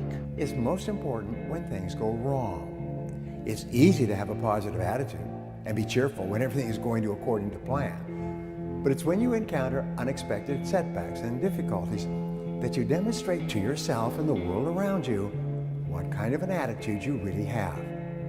Make sure that it's a positive attitude. Thanks for watching my video. Make sure to subscribe and tell a friend about it. For exclusive content on sales training and leadership in business and personal success, visit me at briantracy.com. And while you're there, sign up for my newsletter. Until next time, create the success that you desire. If you see it in your mind, you can hold it in your hand. This is so true. You've got to grab this. You've got to create dream boards. You got to put the new car up on your mirror. Put the weight you want to be on the refrigerator. If you can see it in your mind, you can hold it in your hand. That's the law of attraction. That's what you bring to you. Well, you used to fit right here. I'd hold you up and say to your mother, this kid's gonna be the best kid in the world. This kid's gonna be somebody better than anybody ever knew. And you grew up good and wonderful. It was great just watching you every day. It was like a privilege. Then the time come for you to be your own man and take on the world, and you did. But somewhere along the line, you changed. You stopped being you. You let people stick a finger in your face and tell you you're no good. And when things got hard, you started looking for something to blame, like a big shadow. If you really have faith, you don't need belief. Because faith is an entirely different attitude from belief. Faith is a state of openness or trust. To have faith is, for example, like when you swim, you trust yourself to the water. You don't grab hold of the water when you swim. And if you go stiff and tight in the water and try to catch hold of it, you'll sink. You have to relax. So the attitude of faith is the very opposite of clinging, of holding on. So that you could say that a person who is a fanatic in religion, who simply has to believe in certain propositions about the nature of God and the nature of the universe, is a person who has no faith at all, because he's holding on tight. Life is risk. It take courage to pursue your dream. I just did it. It cost me everything, but eventually, God is very good, man, when he sees you take a leap of faith. He supplies you everything you need. Now, it's gonna cost you something, but most people Most people are not willing to pay what it costs to go after your dream, because you're gonna have to hurt a little bit. And most people don't like being uncomfortable. If you don't want to be uncomfortable, please do not pursue success, because success is a very uncomfortable feeling. And I just learned to be comfortable being uncomfortable. If you can get that in your head. Believe in yourself. There's nothing wrong with having confidence. There's nothing wrong with being delusional. You have to be so delusional about your own success. You have to be so delusional about where you want to go in life until you've literally just create it out of thin air, and you just have to keep your head down and keep grinding and keep pushing until it happens. But if there's one piece of advice I can give to anyone that's watching this video, out of however many people are watching this video, it's stay fucking delusional. If you're able to conceive it and believe it, well then, you can achieve it. Complete delusion. You gotta believe the delusion. Sometimes you have to create a delusion, right? A delusion that is so far out there that people will think you're crazy. Because it's only delusional until it works. It's possible to be great. It's possible to make more money. It's possible to be more healthy. If you change what you expect, you change what you believe, you change your dominant thoughts, you change your inner workings, you begin to attract into your life people, circumstances, events, opportunities, everything consistent with your new thought. Sit down, decide what you want, write it on a card, carry the card in your pocket, and read it as often as possible every day. I found if you write a lie on a card and you read it often enough, you're going to start to believe it. Believe, and your belief will actually create the fact. It doesn't matter what's happened in the past. You may not have a colorful background, and maybe you have. You may not have a lot of formal education, and maybe you have. But it really doesn't matter. If you've got a goal and you're willing to stick to it and study the laws, you're going to find out that you can win. It feels familiar. I saw it so clearly. I swear to God, I saw it so clearly, so consistently, until it's here in reality. So if you spend your time chasing butterflies, they'll fly away. But if you spend your time making a beautiful garden, the butterflies will come to you. And if they don't, you'll still have a beautiful garden. Very basically put, the law of attraction says that like attracts like, but we're really talking at a level of thought. Our job as humans is to hold on to the thoughts of what we want, make it absolute clear in our minds what we want, and from that we start to invoke one of the greatest laws in the universe, and that's the law of attraction. The reason people are unsuccessful is they think thoughts of unsuccess or failure. The other line, which is very, very important, says that all causation is mental. We live in a mental universe. All causation is mental. If you wish to change your universe, you have to change your mentality. And this brings us to the most important line of all, which is simply this. If you change your thinking,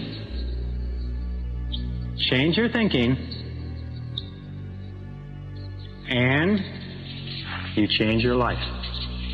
If you can see it in your mind, you can hold it in your hand.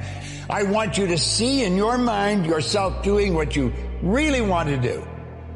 This is how to manifest anything using the power of affirmations. You take the description of the new you that you wrote up. That new description should include no negatives. It should be in the present tense. It should not say, I am going to become. It should say, I am. I am so happy that I am, and describe everything that you want to be. As you write out this description of you, you're literally building brain cells. Those new brain cells hold an image of the new you. Now, this is how the change is made. You use this and you let yourself totally relax. Don't try and relax. Let yourself relax. You let yourself get emotionally involved in this image. And you know that every time you do, in a very relaxed state, wham, you just trigger those brain cells. And you know every time you do that, you're giving more and more energy to those brain cells. And in a relatively short period of time, those ideas will be fixed in your mind, and that's the way you'll live.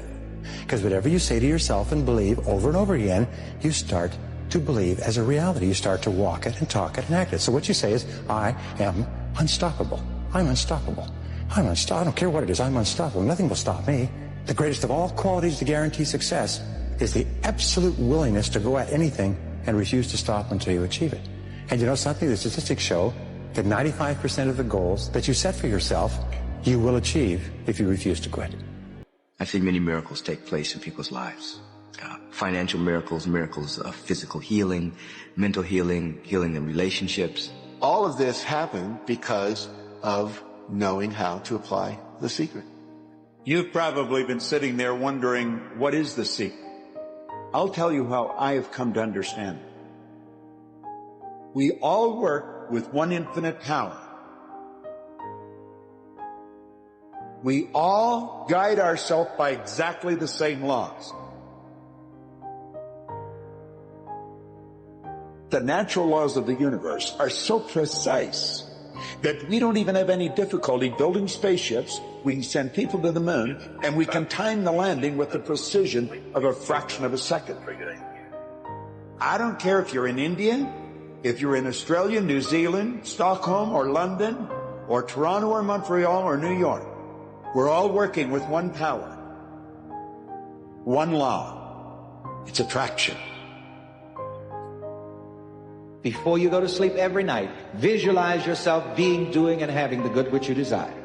Because while you are asleep, your conscious mind is in abeyance for a longer period of time than at any other period in your daily life. And when you impress the subconscious just before going to sleep, the subconscious works with that idea that you've given it, even while you're asleep. The subconscious mind will be correlating you with all of the good which you have visualized. You say you may not realize it, but your mind is working for you or against you, even while you are asleep. And the mastermind within you says that if I be lifted up, I will draw all men unto me. And whatever idea you lift up before your subconscious mind, before you go to sleep, that idea is impressed upon the subconscious and it draws that to you. You'll wake up in the morning and the right ideas will just be clicking in your head. The conscious mind can learn from reading a book. So the subconscious mind can read a self-help book and you go, wow, that sounds really great. And then you find you read the book, but your life is still the same.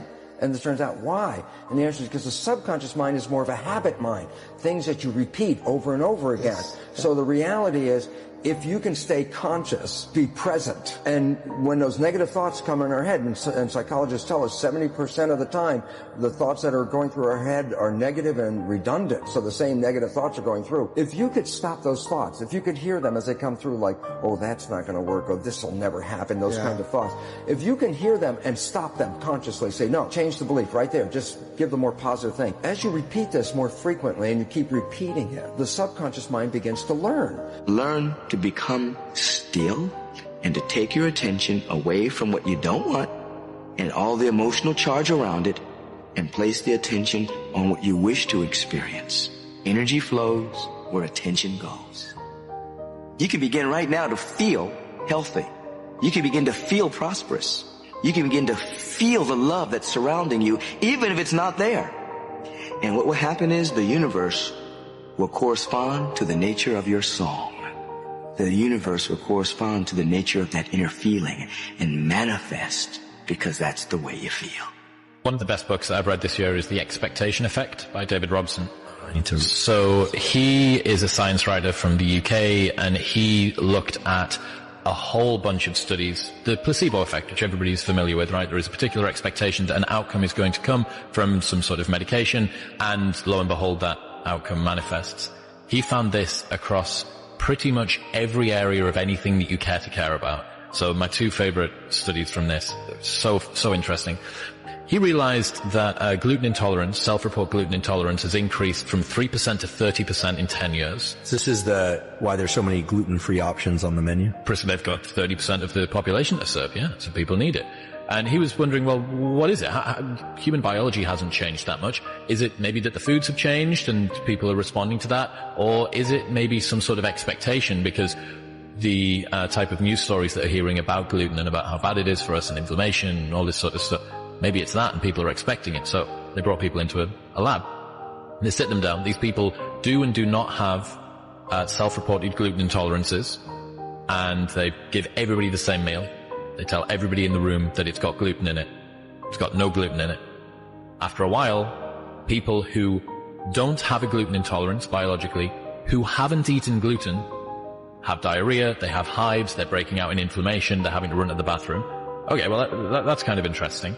He did another story that he spoke about, VO2 max tests that they were looking at, apparently there's a particular genetic mutation that allows people to blow off CO2 and upregulate oxygen in a better way.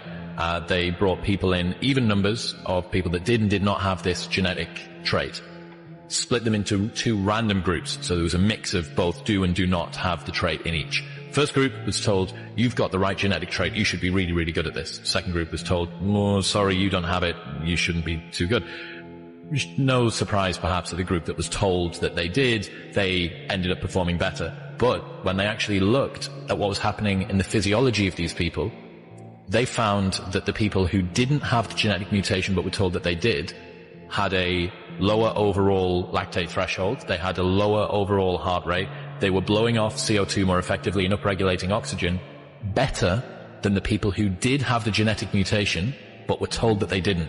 So he coined this term that said your expectations are even more powerful than your genes. Your subconscious mind is marvelous, but what it does is it only thrives on goals that you pronounce in the now, in the present tense. You now have a dynamism. It's called a dynamism in your brain, where your brain knows that you're only earning this amount of money, but now you're saying, but I earn this amount of money. Your brain knows that you're not a millionaire, but now you're saying, I am a millionaire. And so your brain goes to work to close this gap between where you are and where you want to be. And your brain starts to work 24 hours a day. And it works and it gives you ideas. Each person here has a what is called the superconscious mind. And this mind has been talked about for 5,000 years, and some call it the oversoul, and some people call it the God mind, some people call it God, spirit, whatever it happens to be. But there's this incredible power in the universe that you can tap into. You could just reach into it by simply writing down a goal clearly on a piece of paper, and then this mind goes to work 24 hours a day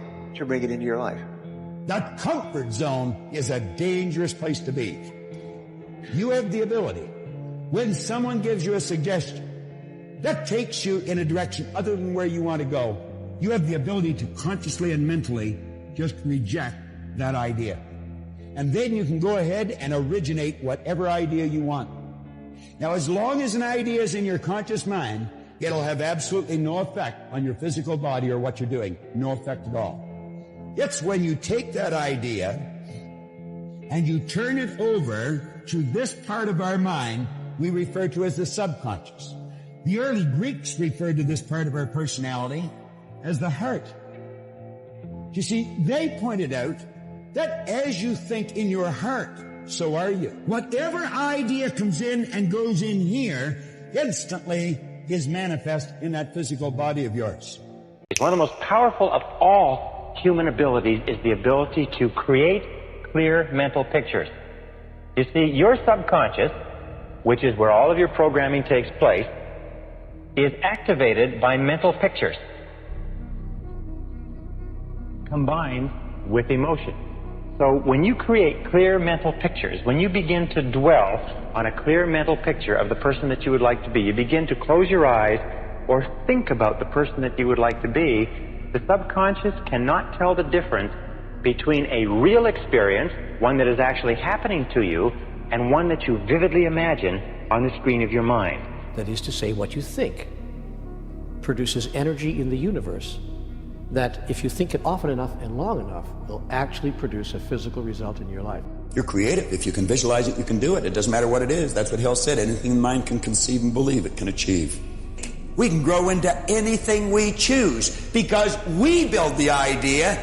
It becomes the nucleus. It controls our vibration, and that dictates what we attract to us. You know what our problem is? We're growing into an oak tree one day, a carrot the next. Get locked into your idea and stay in that vibration regardless of what's happening. When you do that, it will attract to you all things requisite to the fulfillment of that picture, and it'll attract it by the harmonious vibration, the law of attraction. You already have within all that's required to attract, literally, whatever you want into your life. If you can see it in your head, you can hold it in your hand, because that is the frequency. Match the frequency of the good you desire. If you hold the dream in your mind and you don't let the outside world control you, that space will fill in. The way will be shown. I believe that was written in the Bible. When you have an idea, when something comes into your imagination, that's not just your imagination. God places everything he has for you in your imagination. Albert Einstein said, imagination is everything. It's the preview to life's coming attractions. So when you have something in your imagination, it ain't hocus pocus. It's actually a preview of a coming attraction. If you want to really play tricks with the universe and create magic with the stuff of life itself, reverse the thought, word, deed paradigm. Turn it upside down and start with the deed. That is to say, act as if. If you want to experience abundance, be abundant and do as abundance does. The natural laws of this universe are so precise that we don't have any difficulty building spaceships, sending people to the moon, and we can time the landing with the precision of a fraction of a second. Now think. Some people refer to the laws as God's modus operandi. Well, you know, you and I can learn these laws, and then we can learn how to live in harmony with them. And when we do, everything starts to happen in a very good way. Make your future dream a present fact by assuming the feeling of the wish fulfilled.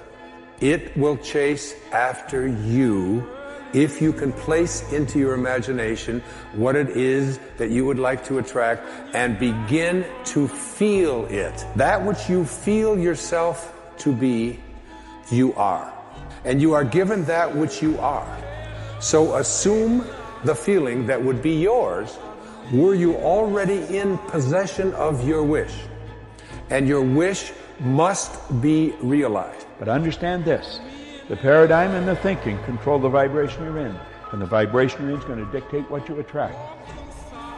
People that are in a poverty consciousness will continue to attract lack and limitation. It has nothing to do with this, what's going on here. This is your educated mind, and you could gather all kinds of information. Have you ever wondered why some people have such an educated mind? They have degrees coming right off the end of their business card, but it doesn't show up in their results. Wow. Paradigm. The law of attraction. You've got to change this. You've got to change the vibration you're in, and your whole world changes.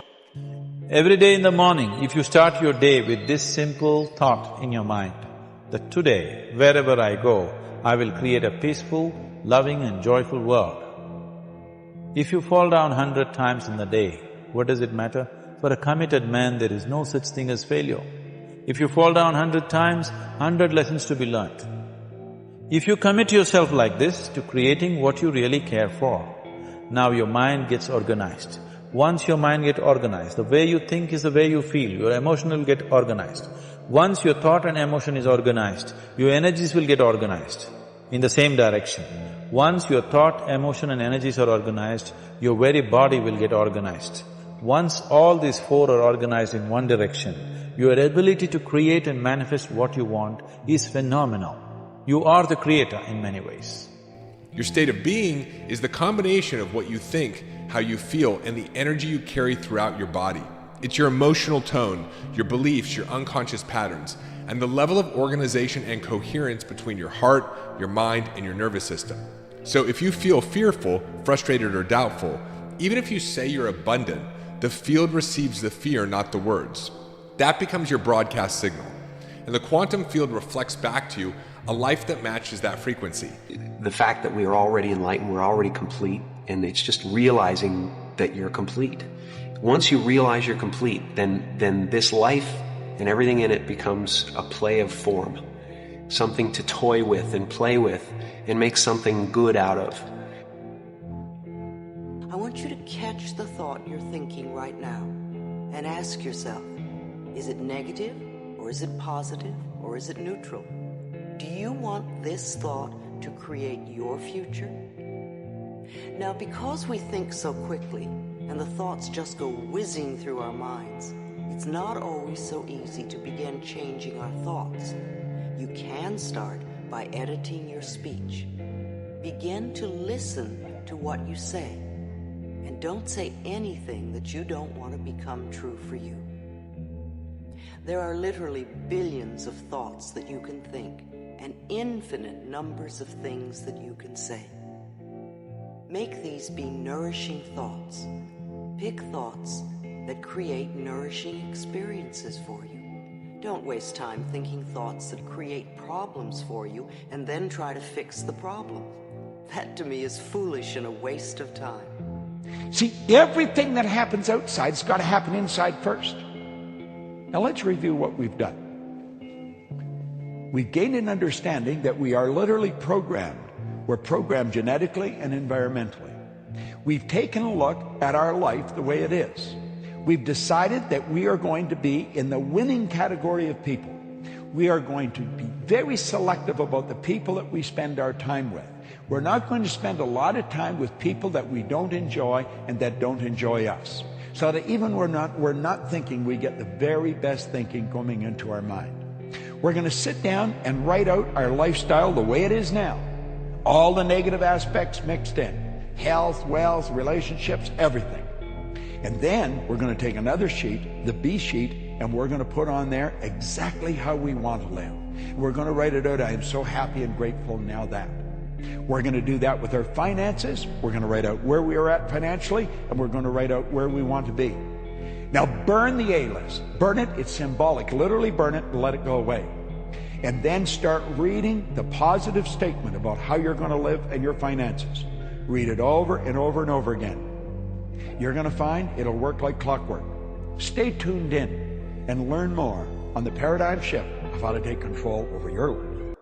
You get absolutely better returns at the top ends of achievement because oftentimes assets pool to the winners. The problem is, to achieve the highest levels, you have to give up proportional amounts of the things you hoped the achievements would get you. There comes a time when the hard work you have to do is learning that you can't work any harder any longer, and that you have to change what got you here to what will get you to where you want to go. You can work to get anything you want, but you have to sacrifice the other things you want to keep it, and that's sometimes harder than the work. I think the reason that the hard persists is because the nature of the currency that you pay or that you exchange for the thing that you want changes. Because in the very beginning, you basically have to conquer your friends and family who tell you that this might be a bad idea. Okay, fine, you get over that. And then you have to conquer yourself in the most basic level of I have to do something. Okay, so you start taking action, you start learning how to learn stuff, which is learning through failure and learning through it. So you start doing that and you realize you're not going to die if you fail. Okay, then after that, then it's okay, but then now you have this dramatic skill deficiency, right? So you have to very quickly level up in a ton of different things in whatever domain you're in, right? And then that has many failure loops that have we habituated to failure? No, it's too generalized. So the failures that occur are specific, and so it's just I didn't know I could fail in this way. You know, one of the things that I like to teach people when there's a problem, and we all have problems. Not all of us can deal with the world and war, but we can deal with our own problems. When a problem comes up, one of the best things to say is, all is well, everything is working out for my highest good. And out of this situation, this so-called problem, only good will come, and I am safe. And you know, this is something that's very powerful. All is well, everything is working out for my highest good. Out of this experience, only good will come, and I am safe. And what that does, it quiets your mind down, or my mind down, long enough for the universe to find a solution for the so-called problem. You have got to start expecting great things to happen for you in order for it to happen. It is the law of attraction. It is real. It is nothing fake about it. The Bible says a man is as he thinketh.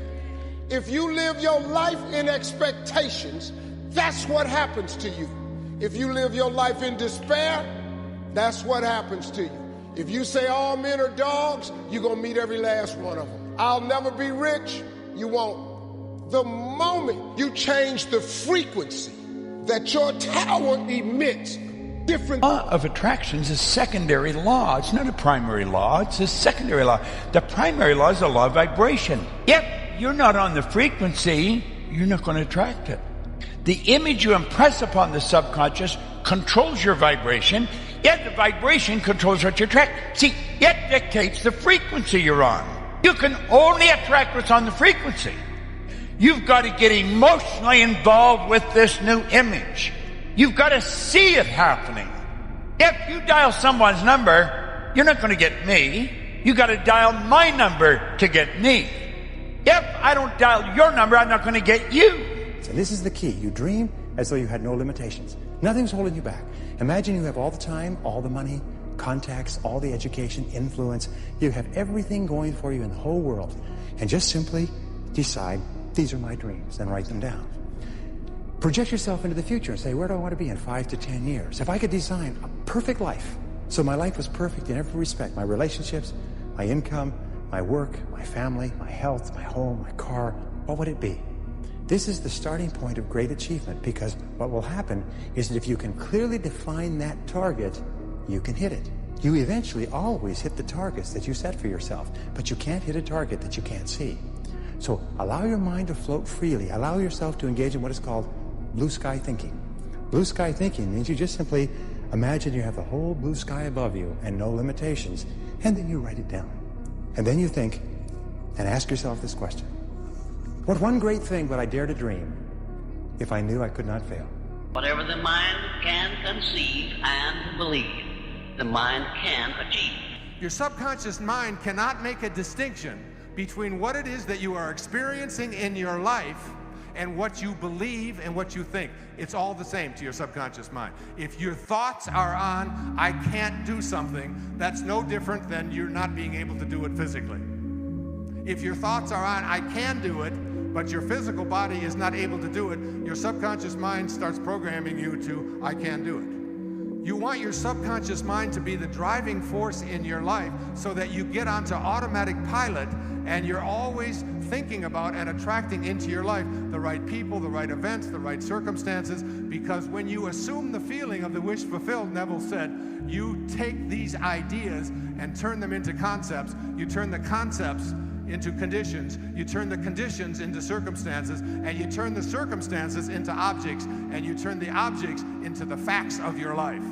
Brain all of a sudden is receiving an enormous amount of energy. So we've discovered relaxed in the heart and awake in the brain. And that process of transformation is your willingness to sit past that thought, past that emotion, keep training the animal, and sooner or later you can recondition it to a new mind. You cannot manifest things that are totally out of your control. So sometimes I get asked, can you manifest winning the lottery? I'm like, no, you can't, because it's nothing to do with you. Yeah. Manifesting is about becoming so empowered and so full of self-belief that you make things happen. And in that, it means that you can't manifest things that have absolutely nothing to do with you. This isn't a game of luck.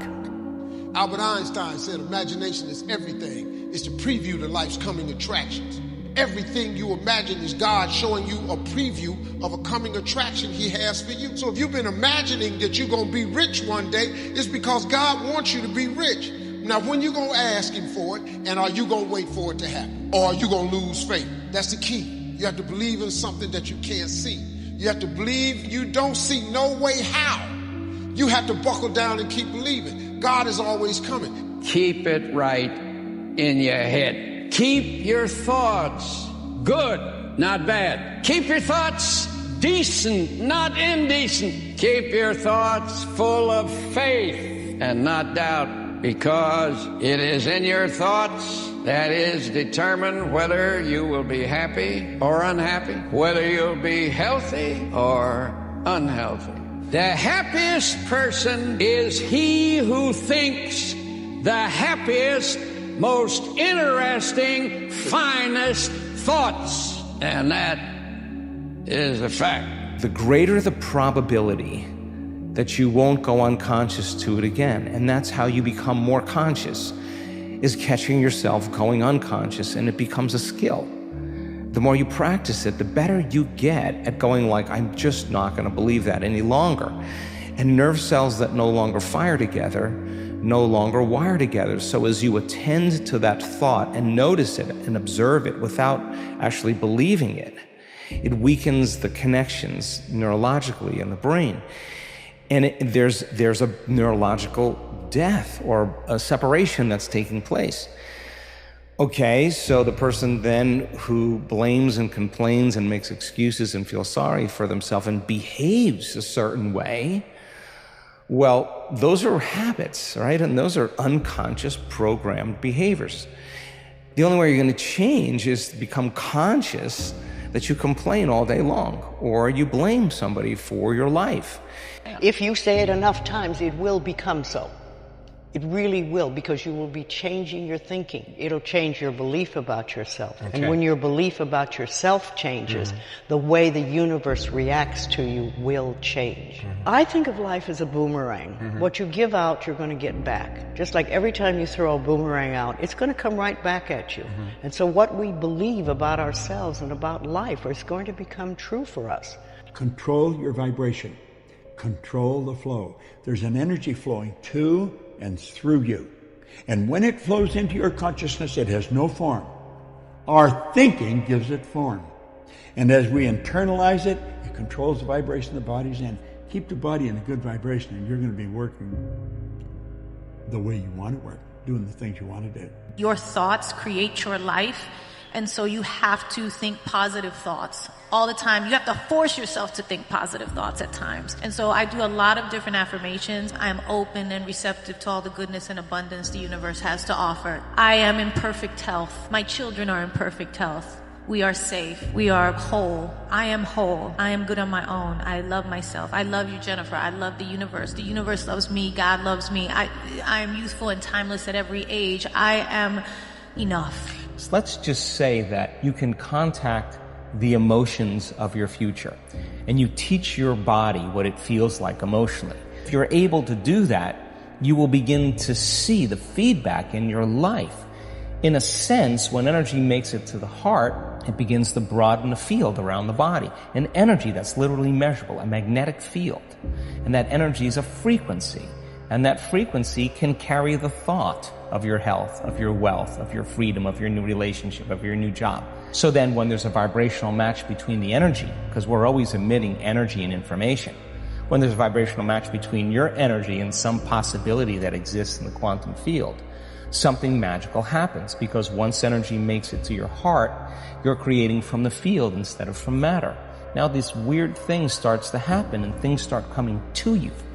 Your subconscious mind is only activated by commands that are stated in the present, positive, personal tense. So again, instead of writing a goal such as, I am going to lose weight in the months ahead, you would write, I weigh X number of pounds by a certain date. Instead of saying, I will earn more money over the next year, you would say, I earn X number of dollars by such and such a date. The more specific you can be in terms of what you want and when you want to achieve it, expressed in the positive, present tense, and beginning with the word I, the more powerful the effect will be on your subconscious mind.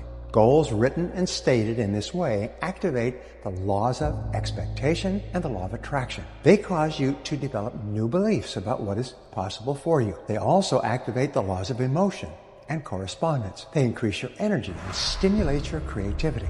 As a result, you start to move more rapidly toward the achievement of your goals, and they begin to move more rapidly toward you. Be grateful for who you are. Be grateful that you know something about yourself. I am a spiritual being. I live in a physical body. I correspond with the material universe. I attract to me whatever's in harmony with me. And you see, if you concentrate on the good, and you concentrate on nothing but good coming to you, that's what's going to come. Focus on the good that you desire. Start to see it coming into your life. And a couple of times a day, sit down, let yourself relax, and give thanks for all the good that's coming into your life. And see all the good that you want coming into your life. But have a deep feeling of gratitude. You want to be consciously aware of the energy in the environment you're in. It's very important. And you want to stay in a very good vibration. When you're in a good vibration, good ideas flow into your mind. You'll see a better way of doing whatever you're doing. You'll improve whatever you're doing. And that's really what you want. You want to get magnificent results. Make good things happen. Whenever you think of anything that causes you any concern, just say to yourself, I can do it. I can do that. I can do anything. I can do anything I put my mind to. Those are the magic words that eventually undercut and erode and wash away any fear that may be holding you back. And you repeat those over and over as affirmations, and you program them deep into your subconscious mind, and at a certain point you override all the negativity from your environment. And I promise you, the second that you guys start taking action is the second that the game of life begins. The second that you guys realize that your goals are achievable, man, that's when this starts. That's when you guys can start to understand I can do whatever I want with my life and I'm the decision maker. You have complete control over the way you feel, over the way you respond to any situation, and over the things you think about at any minute of the day. Whenever you feel negative for any reason, wait a minute, I am responsible. I am responsible. The truth is, nobody can make you feel negative other than you by the way you choose to think about the situation. Exercise your ability to respond positively. Take responsibility for your role in negative situations and allow yourself to let go of negative feelings that might be trapped inside of you because of things that happened in the past that you cannot change. Take the next 3 months and donate that time to your future self. Commit to something that you're going to thank yourself for doing a year from today. And the whole scope of this we call now personal development. You can have more than you've got because you can become more than you are. If you can multiply your value by 3, by 5, you can easily multiply your income by 3, by 5, by 10. But the key to doing it is to work hard on yourself. Can everybody be successful? I don't think so. I think a lot of it, people's mindset, like I like to say, you can only grow to what you're exposed to. So like, for example, we're in Beverly Hills right now. You have to grow up and go touch the Rolls Royce and see that that's even possible. A lot of people that never leave their hometown. True, like when I interviewed you, you were talking about proximity. I was 27 years old when I found out you can own an airplane. Like literally, I remember it so clearly. I met a guy who owned a jet and I was like, hang on a sec, what do you mean? You own your own airplane? Is there like a private sky? Like I had no idea. A mind once expanded can never go back to its original size. Believing that you can is way more profitable than believing that you can't. I did an interview for Forbes. They said to me, if you had to do it again, what advice would you give your 20-year-old self? And I said, I would have dreamt bigger. Way bigger. Way bigger. I had made the decision that I would either die or I would succeed. Repeated message that I had to myself over and over again was, I cannot lose if I do not quit. That was under my control. Of all the things I know, if you don't stand for something, you'll fall for anything. If you don't know where you're going, you'll end up someplace else. You won't recognize it when you get there because you really didn't plan to be there in the first place. The people who are the most specific in life seem to get a goal because the mind is the most marvelous biocomputer ever created. Feel the emotion of your future before it happens. You know, you can't wait for your wealth to feel success or abundance. You can't wait for your new relationship to feel love. Well, that's kind of the old model of reality of cause and effect, waiting for something out there to change, to take away this emptiness, this lack that I feel in here. Most people then, they have that vision of the future, but they give up on that vision because in order for them to arrive at that vision, they have to do something. They have to think differently. They have to act differently. They have to feel differently. And the hardest part about change is not making the same choice as you did the day before. I think everybody, at least once in their life, has done something great. And when they did something great, they just made up their mind. When we have a problem, most of us go, oh, panic, panic, God, what are we going to do, blah, blah, blah, blah, blah. But I have something that I try to get people to say. When the minute there's a problem, you stop and you go, all is well, everything's working out for my highest good. And out of this experience, only good will come, and I am safe. If it's a small thing, say it 2 or 3 times. If it's a bigger issue, babble it incessantly. We need to fix our thinking and our attitude about how we respond to them. And then you get less and less. Okay, repeat after me. I am going to receive everything that I desire because my intentions and my heart is pure. And every person and opportunity that is for me will flow to me because I am a magnet. Anything can be learned. I can start playing golf like Tiger Woods. The only thing that separates me to Tiger Woods is desire and repetition. So when you bugger off to the pub or you sit and watch your favorite TV program, I study charts. I go over the trading day. Just like Tiger Woods, he created a new wave of sincerity about golf. When everyone else hit the clubhouse, he went and worked out. You have to want it yourself.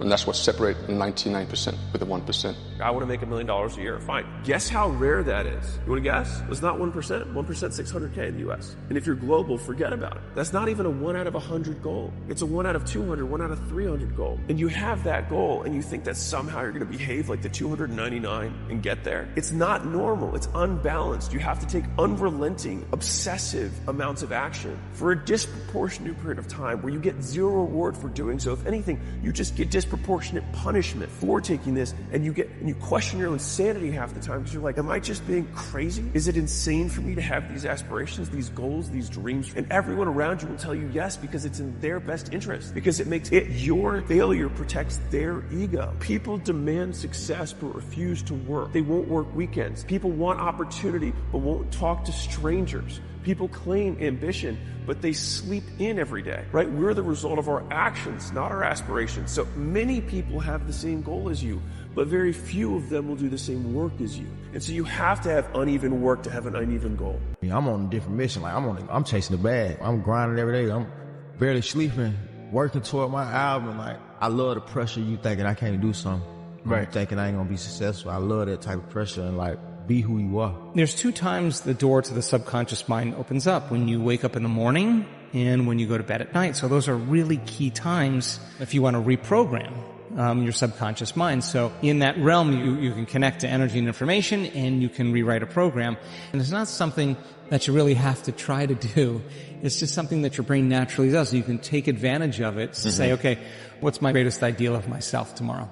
How am I going to show up? What did I learn from today that I want to stop doing? Let me remind myself of what I'm not going to do tomorrow. Let me remind myself of what I'm not going to think. Let me remind myself of how I'm not going to feel. Let me review these. Let me remember so I don't forget. How am I going to be? How am I going to think? And start off, if your personality creates your personal reality, it makes sense then if you're going to create a new personal reality, you got to change your personality. That's the first step, right? And I think most people try to create a new personal reality as the same personality. It doesn't work. We got to become somebody else. If you consume enough of that content, if you read enough books about people who have embarked on certain kinds of journeys and made certain choices, that at some point you might introject some of their personality and their responses and subconsciously start making decisions, hopefully positive decisions, on your own behalf, maybe having more appropriate boundaries, maybe taking better self-care or care of other people. And that without even realizing it, you're starting to make better choices on your own behalf. And then at some point, you move from the introject to a recognition that, wait, it was me that made that change. When you're in your 20s, you don't care what people think. And when you're in your 30s, you're very sensitive to what people think. And then you get into your 40s. And in your 40s, you realize the great truth is that no one was ever thinking about you at all. And that's the fact. Nobody ever thinks about us at all. And there we are. We're so terrified of doing what we really want to do because of what they might say or think. So we stay in that comfort zone. If your life was a movie and people were watching up to this point, what would the audience be screaming at the screen, telling you to do with your life? I already know the answer of what I should be doing. I'm just scared of making the commitment and having the conversation. Like if you could have what you wanted, what would it look like? Think about it. Vision it. Envision it. Imagine it. Mm-hmm. Let it reveal itself to you, right? How would you like to structure your friendships? What would you like to do to put your family in order? You know, how would you aim with regard to your career? How would you educate yourself? How would you take care of yourself mentally and physically? You don't have to be right one time. You don't have to figure it all out in advance. You can be wrong. You can pick the wrong career. You can pick the wrong job. You can pick the wrong spouse. You can pick the wrong whatever. But you get it right one time, you're set. But if you don't go out there and try all those different things, you'll never get that one time. And so it's not a question of, okay, how much different stuff do I do, or how many different things should you try? Try them all. Try them all until you find the one you like. And then it's like, it gets really easy. Get a clear mental picture and see your goal as already realized. See it as a reality and play that picture over and over again on the screen of your mind. Play that picture on the screen of your mind until you can see it with perfect clarity. Design it, draw it out, do whatever is necessary in order to create that mental picture, and then think about that mental picture. Think about your goal as a reality over and over again. Repeat it until you impress it deeper and deeper and deeper into your subconscious. If you want something, first get it in your mind. Until you get it in your mind, you're not going to get it in your hand. The brain changes according to what we focus on. Gratitude primes your brain to see more opportunity. So what this means is you attract what you radiate. Wherever your energy is right now, you're attracting based on that energetic frequency and radiation. Every thought we have that's a preference or a want or even something we don't want, we're trying to push out of our life, what happens is we are asking for that, whether it's consciously or unconsciously. So what I like to do is be very conscious about my intentions. What is it that I want to manifest in my health, in my fun and recreation area of my life, in terms of my career and my job, financially, in terms of possessions and spiritual and emotional growth? What kind of difference do I want to make in the world? What contribution do I want to make, etc. So when we look at all those areas and we get intentional and sit down and map out what my ideal life might look like, that becomes a very powerful way of asking. So you need to do all of the work in here. And then immediately when you see a thought that is not what you want financially, reverse that thought. And what I used to do is repeat the reverse thought 3 times to cancel out the erroneous thought. So let me explain. So you have the thought, you see something you'd really like and you have the thought, I can't afford that. And so I would be, I can afford that, I can afford that, I absolutely can afford that. And so I would do it 3 times just because I want to be really sure to wipe out the thought of what I don't want. I can't pay my bills. I can pay my bills. I can pay my bills. I can pay every single one of my bills. So you have to think what you want your situation to be and use all of the thoughts in that way, because your work is that, and then let the universe work out how. The only way you create change is changing what you link pain and what you link pleasure to in your nervous system, not just in your head, in your gut.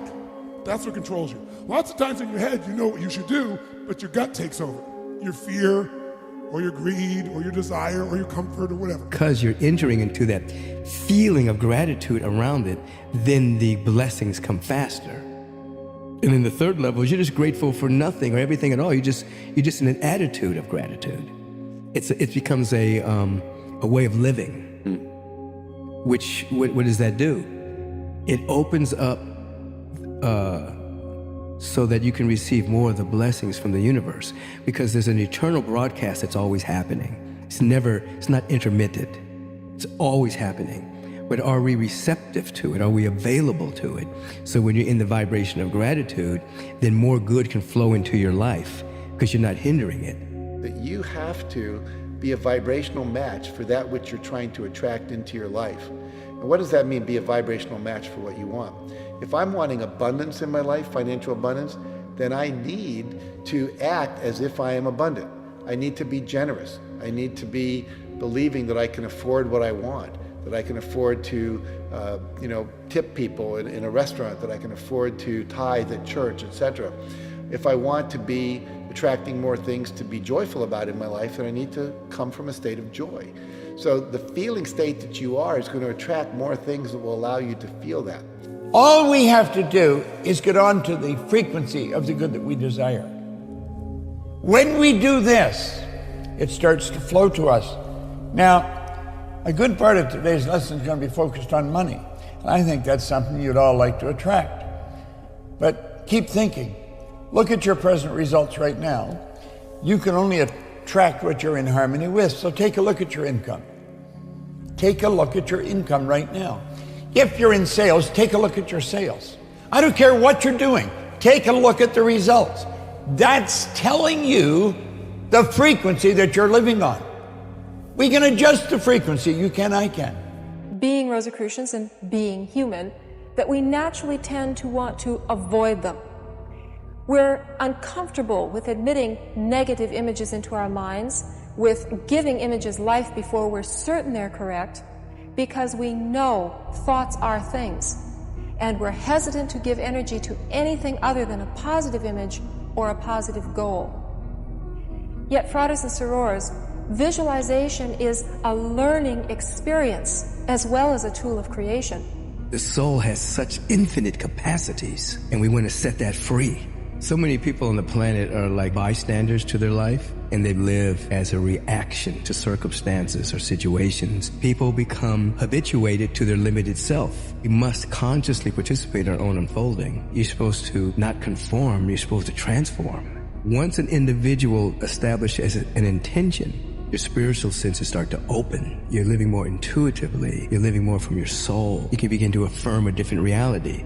It's inner work, but everybody has access to this. You have to actually go in and do two things. People that are in the victim state live in the question of what's wrong, who's to blame. When you ask a different kind of question, you'll become receptive and you start to get guidance. It goes back to participating in your own unfolding. There's no one like you. You sitting in your room, liberating yourself is affecting so many people. And so you have to ask, what is the gift I'm here to give? And sit with it until it talks to you.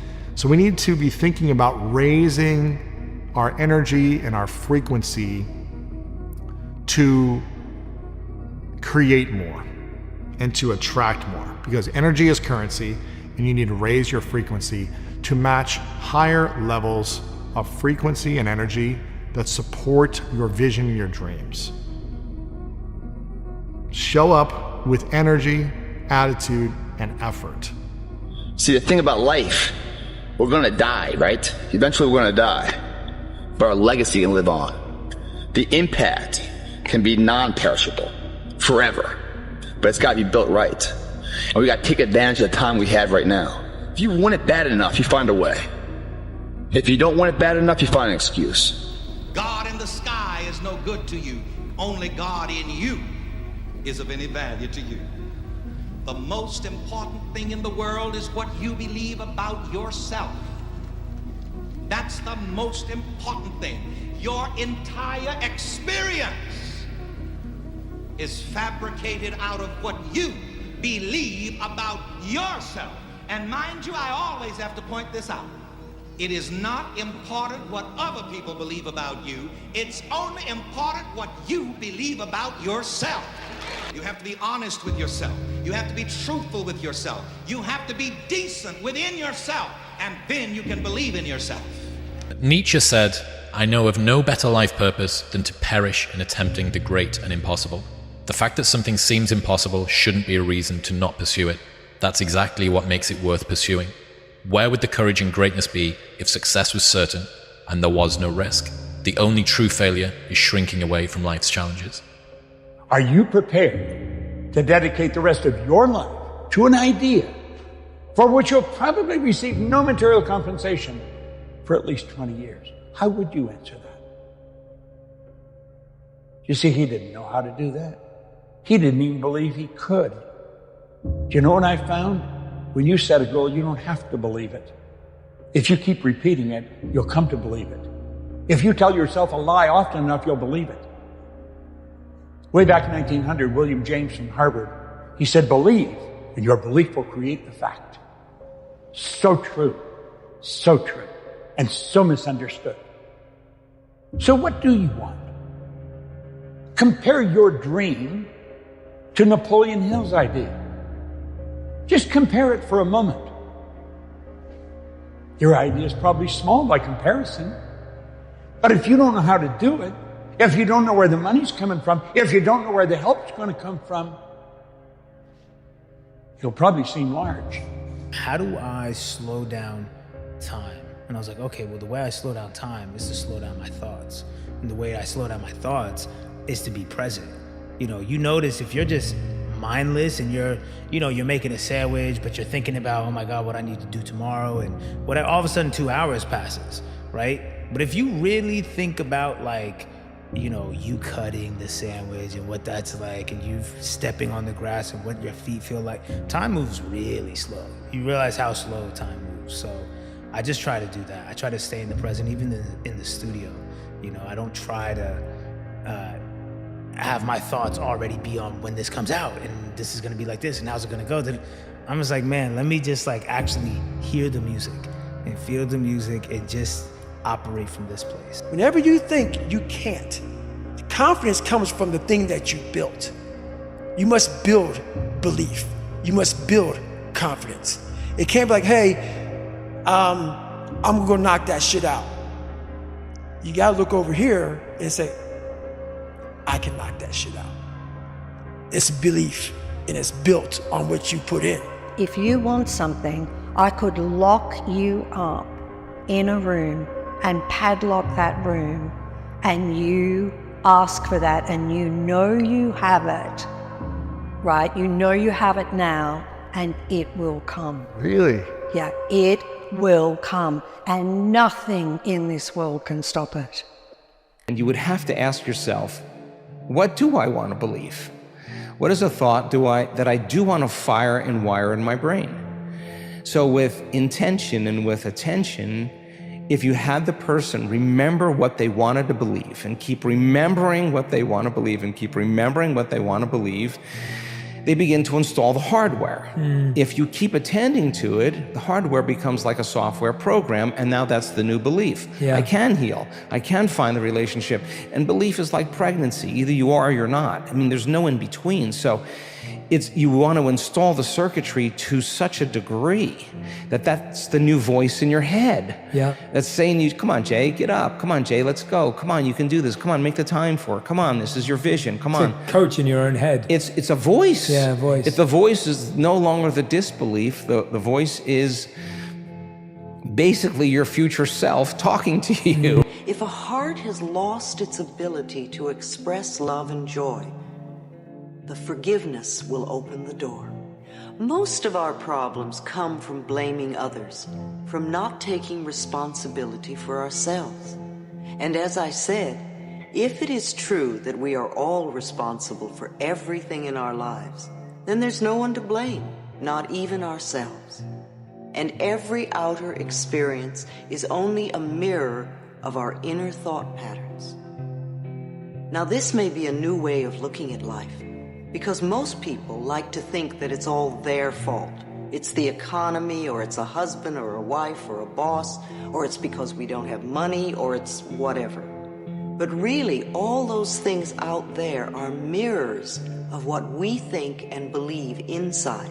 Yes, it is a lifelong journey, but with every single kind of layer you peel off, you open up this huge potential for growth and abundance and opportunity, and you're constantly up-leveling. So even when you take a step back, you're still never going back as far as you went. And that for me is really reassuring. And I hope for anyone listening who's also thinking, what do you mean this is an ongoing journey? It's ongoing, but in the best possible way. Every person has a turning point, and the turning point comes when you set upon a major goal. When you decide upon a major goal, and since you're going to be working for money in business all your life, you might as well set a goal to earn a lot of money. You see, in life you can earn a lot or you can earn a little. And if you have a choice, I recommend to you that you choose a lot, okay? Because if you don't choose a lot, by default, you automatically get a little. And 80% of the population out there is wandering around and complaining about successful people, wah, life's not fair, and so on. No, because once you are clear about your goal, you start to see all kinds of opportunities, things that you can do that you hadn't thought of doing, that move you faster toward the goal and move the goal toward you. You are wired for self-love. You are wired for self-acceptance. You are wired for self-worth. You are wired for self-respect. You're wired for resilience. I mean, when you think about a baby, none of us remember this, but you will literally fall down 77 times an hour and you'll just keep standing back up. So this resilience, this sense of empowerment, this sense of really being proud of yourself, of loving yourself, it is part of your design, your DNA, your birthright, but life happens. And it can happen two ways. You know, if you grow up in a chaotic household, you start to absorb the message that something's wrong. And so you go into modes of behavior to protect yourself. And these patterns of behavior that you create to protect yourself get locked in your brain. If the best way to predict the future is to create it, which means to have a vision, and even though the vision is in the air or the sky, then build a foundation under your dreams. And when you see men and women who rise from poverty and obscurity to fame and renown, you invariably see someone who had a vision of what they could be and have and do that was far beyond what they were. Every one of us has had an experience. At one time, when we were small, we had a vision of being grown up and having our own cars. And as we grew older, we had a vision of having our own homes and our own families. And as we grew older, we had a vision of traveling and going to Europe. We fulfill all our visions. The wonderful thing is this, is that we always tend to achieve our goals. The problem is that our goals are set so low that even when we do achieve them, they don't turn us on. They don't fill us with enthusiasm. So dream big dreams, if you like, and focus on results, not activities. This is the key. Be clear about the results that you're trying to accomplish. This is one of the keys of peak performance, by the way. All peak performers are result-oriented. All losers or underachievers tend to be activity-oriented. And in activity orientation, what they do is they work very, very hard. Sometimes they work frantically. Sometimes they work longer hours than you do, but they lose sight of the results. It's human nature. Some people will sit and take positivity from that. They will look at that and take inspiration and inspire. It will inspire them to go and push for that. Others will shell up and critique it and be negative towards it. But one thing is for sure, those people will stay where they are. The people who take inspiration from it will rise up and also one day experience that life. So this is human nature. Some go one way, some go the other way. But I am enjoying my money, my hard-earned money that I have dedicated my life to. You're out running on the track, working out, and you start talking to yourself saying, man, my knee is really sore right now. Maybe I'm doing too much. Sounds like me. Maybe I need to back off, you know. Man, my lungs are burning. Maybe I can just slow down here. I'll do like an extra 2 sets tomorrow. You know, it'll be okay. Yeah. Right? That sort of stuff. Yes. Like that stuff's dangerous. Yes. And that's when you just gotta say, you know what? I'm not negotiating with myself. Yeah. The deal was already made. The deal was made. When I set out at the beginning of the summer and said, this is the training plan I'm doing, I signed that contract with myself, I'm doing it. You know, throughout that process, you'll start talking to yourself like, man, I think I need to, maybe if we, nope. Almost all like truly exceptional and mentally strong people have been through hell. It's very few that put themselves through hell when life is great. It's just not usually the case. Right. And to achieve the standards that you've achieved, to become the person that you are today, and to have the influence that you have, this global influence on people. Do you know how many people have laced up their shoes because they heard your voice? How many people have just moved into action and changed their life because they've heard you talk or seen you talk? There's a thing that happened, and it happened out of hell. And I don't think it ever happens without that. It's like you had to go through that in order to empower all these other people, in order to become who you are, and that as an example, and then your words as an example, and your describing of it, and then your description of your own shortcomings and failures that give people confidence that it's not like you're this superhuman person that is like a character in a book. Right. No, you're a real human being who has real insecurities and real failures in your past and real demons. And you figured out a way to harness that energy and just keep going forward. Yep. And not quit. That's it. If you are living this mindset that the best of you is behind you, that you are now just working for the man and paying your taxes, doing your 9 to 5 and barely getting by, and you've succumbed to mediocrity, and you hope that your kids live a better life than you, well, hope is not a plan, my friend. Hope is simply not a plan. What is a plan is to go, all right, I get it. As a human, I'm adaptable. If I can see it, then it must be a reality. And I can make it a reality. So for me, the vision became a reality. So it was only then a matter of following through with the work to get there. And this is why in the book, one of the things I talk about is work your ass off. Because every single time when I had a vision about anything, I had to work my ass off. But it was pleasure. See, that is the great thing. When you go to work and you know exactly why you're working, then it becomes fun, a challenge. It's entertaining sometimes. This is the trap that most of us are in. Most of us know what we could do to change things for the better. And we spend our time and our energy talking ourselves out of doing those things. And the other thing that I convince people of, because this is so true, it's the littlest stuff.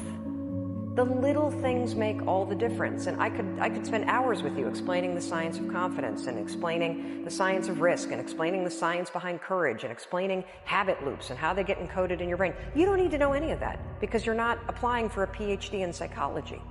I have done the work, and what I know is that true change comes down to 5-second windows.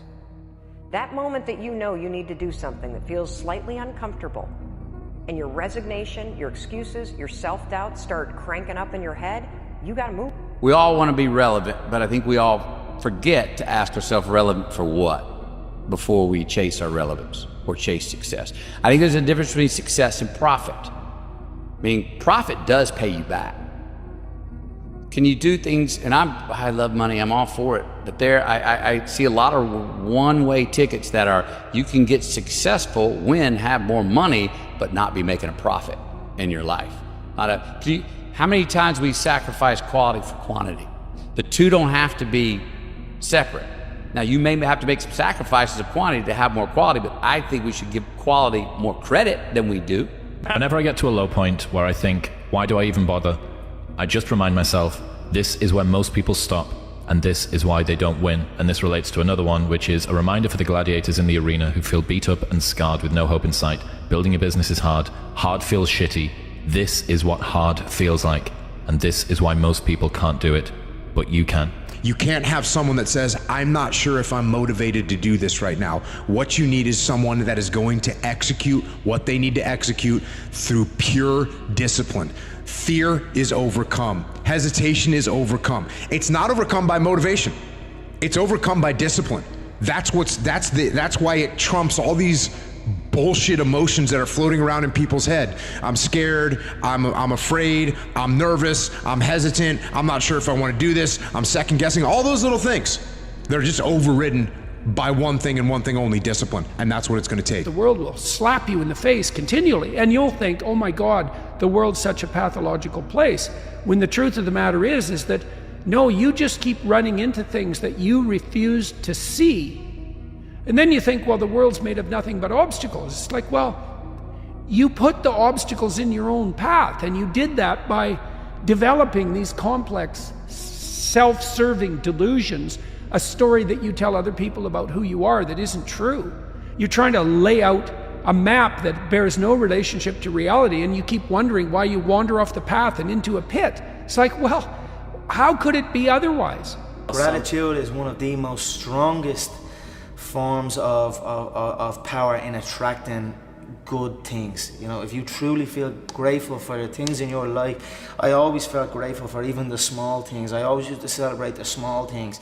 Now I might be celebrating the bigger things, but I always celebrate every little good thing that would happen to me in my life. Even before I had any kind of money or any of that, I would celebrate and I would feel grateful for it, and it just gave me more. And this is exactly the same thing that's happening right now. I still remain grateful, and more comes.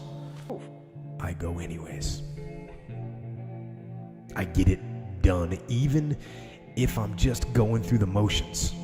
I go through the motions. I don't really want to work out. I work out. I really don't want to hammer on a project.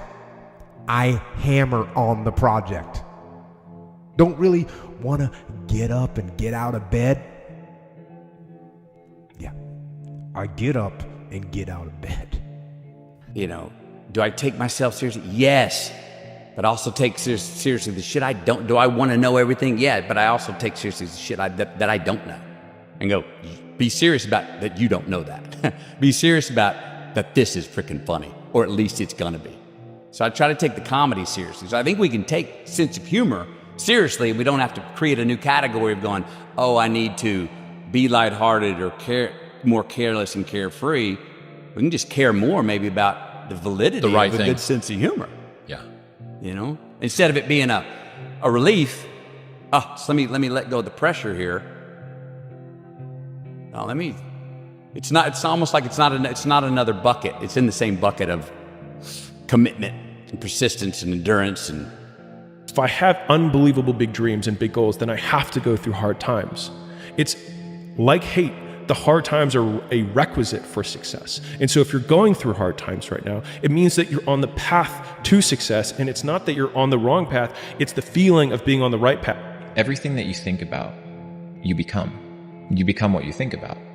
Thoughts lead to actions. Actions lead to behaviors. Behaviors leads to lifestyle. Lifestyle determines your destiny. So everything begins in the mind. If you can control and wield your mind, you can very much determine your destiny. Broke people and successful people are both self-made, but only the rich and successful will admit it. They're the only ones that will admit it. The person that's broke, that's struggling, it's hard for them to admit that they are there because of the way that they think. Control your mind and control your future. All the stars are here, look. Oh, no way. The what's it called? The Walk of Fame? Hollywood Walk of Fame. Hollywood Walk of Fame, nice. I couldn't give a at the Hollywood Walk of Fame, yeah, but that... I'm not looking to get my name on no Hollywood Walk of Fame, you know what I mean? I hear that, I'm looking to get that belt. Well, to be honest, I'm not even looking at getting that belt, because in my mind, I already have the belt. The belt is already mine. I carry myself like I have the belt. You've got to assume that it's already happened. You've got a picture of it in your mind. Mentally, it's already happened. It's happened because I've got the idea in my conscious mind. If I didn't have the idea in my conscious mind, I couldn't talk to you about it. The very fact I can talk to you about it means that I've already got it. Then I've got to get emotionally involved in it. I'm already emotionally involved in the goal that I've got. I've got it intellectually, I've got it emotionally. You are a mental creature. The only thing that makes you truly unique is your mind. Everything else you have in common. Your mind is what makes you unique. Your body simply carries your mind around. If you visualize before, you will be more prepared for that moment. I knew what was going to happen. I knew I was going to get here. They didn't. There's a lot of stressful years. You know what I mean? A lot of tough times. But I proved them wrong. I proved myself right. Are you not visualizing the fight? Yeah, always. You are. I always visualize my fight. You know, okay, this happened, I'm gonna do this, everything. The rich get richer, the poor get poorer. Why? It's because the rich think about wealth and affluence all the time. And what do the poor think about? The poor think about lack, loss, and limitation, risk, danger, fear, failure all the time. So if you want to unlock your potential, you have to keep your mind on what you want. Dwell continually on the results you desire. Man, listen, pay attention, guys. It's 1,700 millionaires created every single day. Any one of us can be one on Monday, Tuesday, Wednesday, Thursday, Friday, Saturday. Fun fact, I became one of those millionaires on a Tuesday, a random Tuesday. Wasn't special, wasn't a holiday, it was a random Tuesday. So if I know I can do it, you can do it as well, because nothing about me fit the millionaire description, right? I was just a lazy guy working a job that was only paying me $8 an hour. Until I said, I have to do something and I have to change my life. So I don't want nobody to think that this is just something that's made for only a few people in the world. Yes, it's the top 1%, but remember, 99% of people either don't know or not trying to actually become an active millionaire. So remember, 1,700 and you can be one any day of the week. Nobody is coming to save you. Nobody came to save me. Well, I always knew that I would be successful. It was never a question of whether or not I would be successful. It was just a matter of time. And you're born with the feeling that you're special. I know that sounds, and this isn't bold or anything. Yeah, I mean, you really have a feeling that you are here for something, and some people don't have that feeling. And when you have that feeling, you know. And it's a matter of just pacing yourself and learning as much as you can learn until the time comes when you're out there. And your dreams have to be bigger than all your fears. See, that's why you have to have big dreams, because your dreams have to be bigger than all your fears and all your consequences. What makes people go back is you dream too small. See, your problem in life ain't if you aim too high and you miss it. Your problem in life is if you aim too low and you hit it. You messed up now. So when you aim to the moon and you miss, you still amongst the stars. So it kind of keeps you motivated a lot longer, man, to help you push through, because everybody's going to have a push through moment. When I had nothing, I already knew I was driving like Ferraris and Porsches and stuff because I always wanted those cars. I mean, I used to work at a video store, and I used to carry an Auto Trader with me. to read on my breaks. And I used to look at Porsches that were for sale. And people always used to ask me, what are you doing with that Auto Trader magazine? I'm like, well, I'm just picking out the Porsche that I'm going to buy. Which probably got you a lot of crap. I did. People made fun of me. And that actually happened. And the great thing was when I pulled up in this car, it was a Porsche 911, what I always dreamed of having. And when I finally got it and I pulled up at the store, you know, I had all these people, some people that were still working at this $7 an hour job were there years after I left. And I'll never forget this, even the boss and stuff, and the reaction of the people was like, wow, that is awesome. Yeah. Is that your dad's car? And all I said to them was, not exactly. And I just smiled and just left. Frank Sinatra said one time, the best revenge is massive success. I would rather work 80 hours a week to make $50K and work for myself than have a $75,000, $100,000 job working for somebody else. You see, a lot of people believe that you got to be really smart to earn a lot of money. You don't have to be really smart to earn a lot of money at all. People think you earn money going to work. That's absurd. It's paper. This is not money. This represents money. This is an instrument that represents money. Money is an idea. It's an idea. It's a medium of exchange that we trade for other people's products or services. And if we want more money, we can earn it. It is not that hard. The earning of money is, it's governed by an absolute law. Think this whole universe operates by law. Winter never follows winter. If I drop this, it's going to go down. It cannot go up. That's an absolute law. Your perception of this and how to get this, how to earn this, and earn it in abundance has to change if you really want to earn more money. Perception. It has been proven now scientifically that an affirmative thought is hundreds of times more powerful than a negative thought. Maybe it can, if you are willing to guide it, to nurture it, to believe in it. But how? How? I need your help, Master. No, you just need to believe. Life is going to work out perfectly for you. All the right things are going to happen to you in your life. All the right people are going to enter your life, and all the wrong people are going to leave in your life. You're going to have a beautiful home in your life. You're going to have a great career throughout your life. You're going to waken up every day of your life next to the love of your life. You're going to have leisurely Sundays and terrific holidays. You're going to travel and see the world. You're going to meet incredible people in your life who can help, and who you will help in ways that you could never have believed possible. You're going to be recognized as a hugely successful person and appreciated for this ability you have to help others. Please don't worry. Your life is going to work out perfectly. Now, I suggest that you read this to yourself every morning and last thing at night over the next 6 months, and the change that will happen to you will be unbelievable.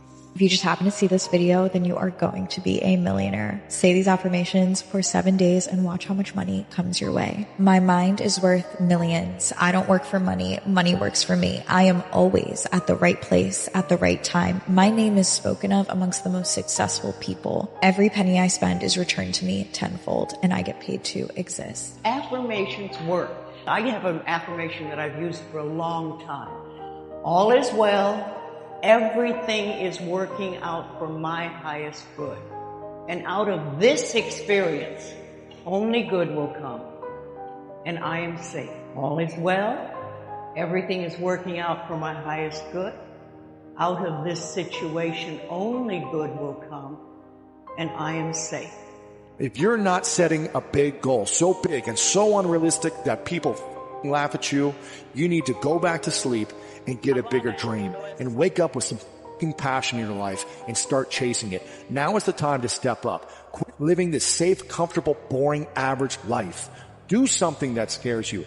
Do something that's going to make you alive. If I can do that for 3 more days, I'll be very happy. And a victory would be awfully nice too.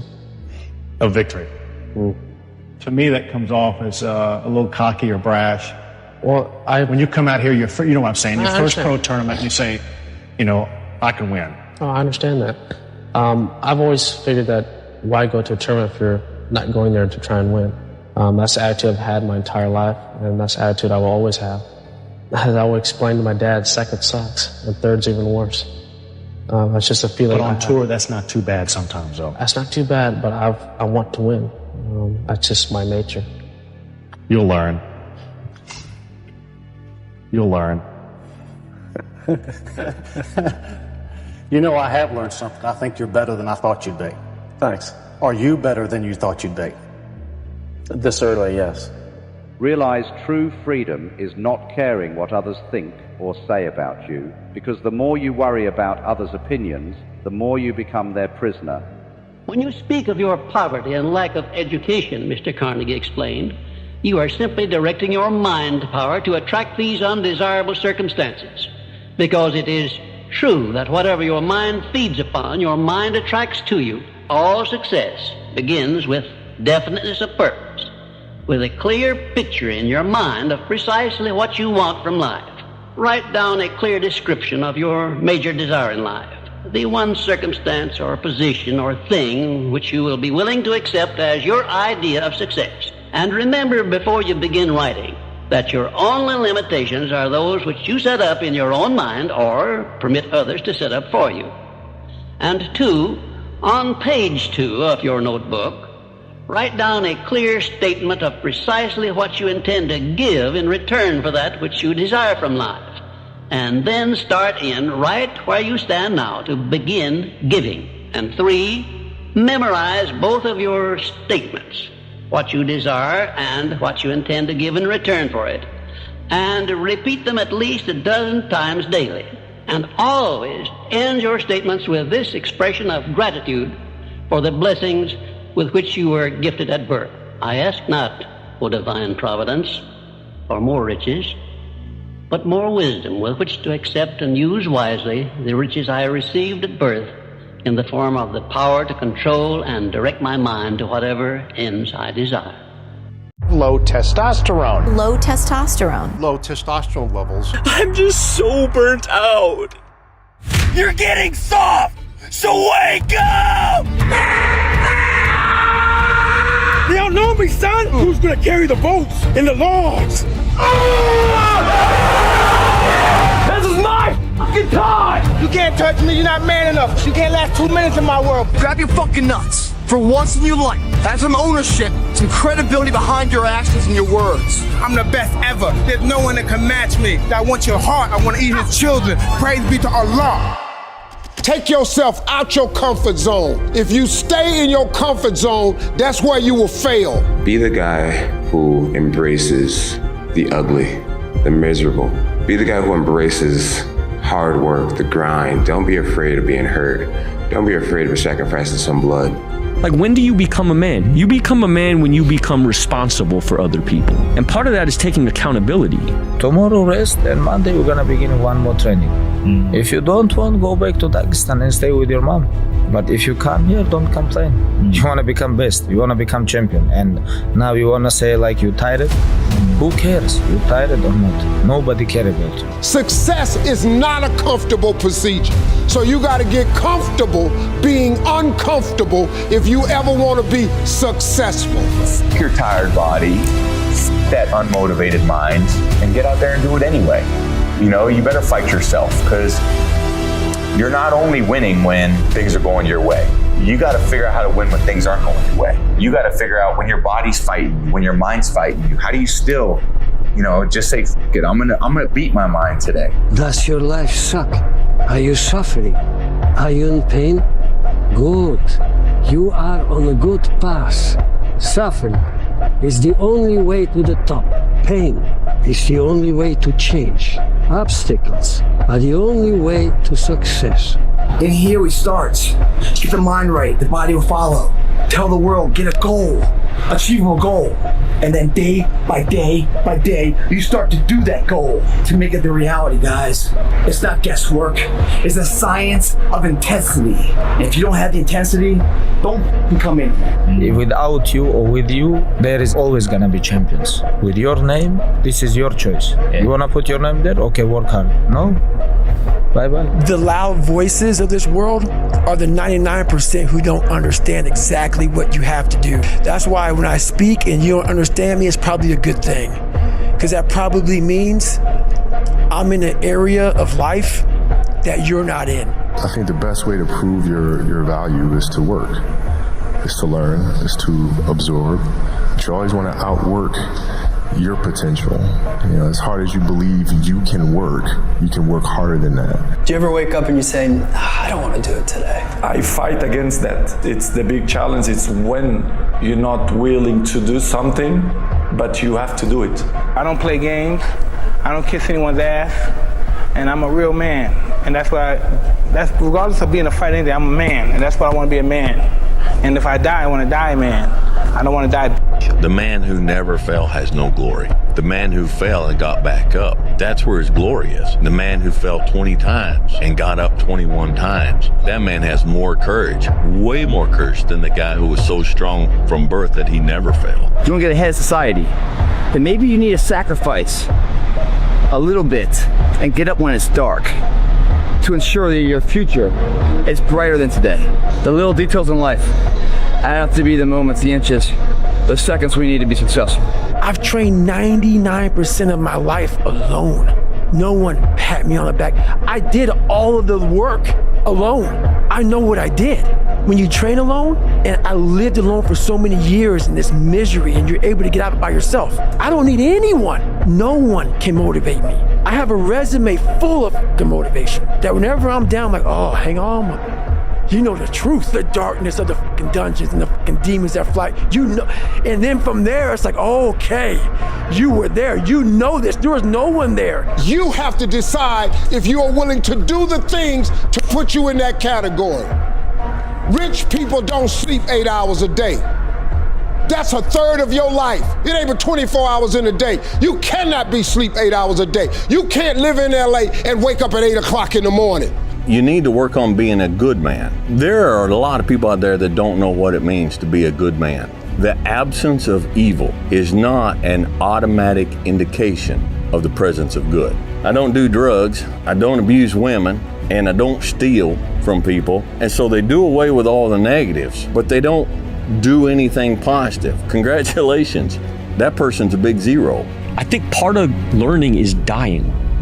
I think part of learning is you gotta die a little bit. Because what is learning? Learning is me giving up on my old shit, my old ideas. Those ideas have to die for me to be open to some new shit. And so me learning how to be a better man, I had to die a little bit. Be a man among men.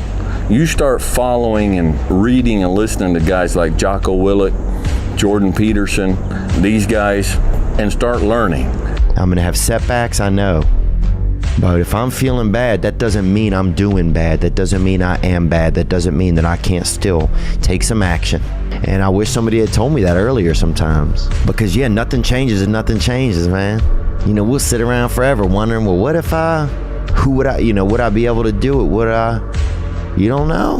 Until you say, yeah, I'm gonna take action. Nothing changes if nothing changes, man. Mean what you say, do what you say. Follow through for something for one time in your life. One time, follow through on what you said. You will feel a high that you've never felt before.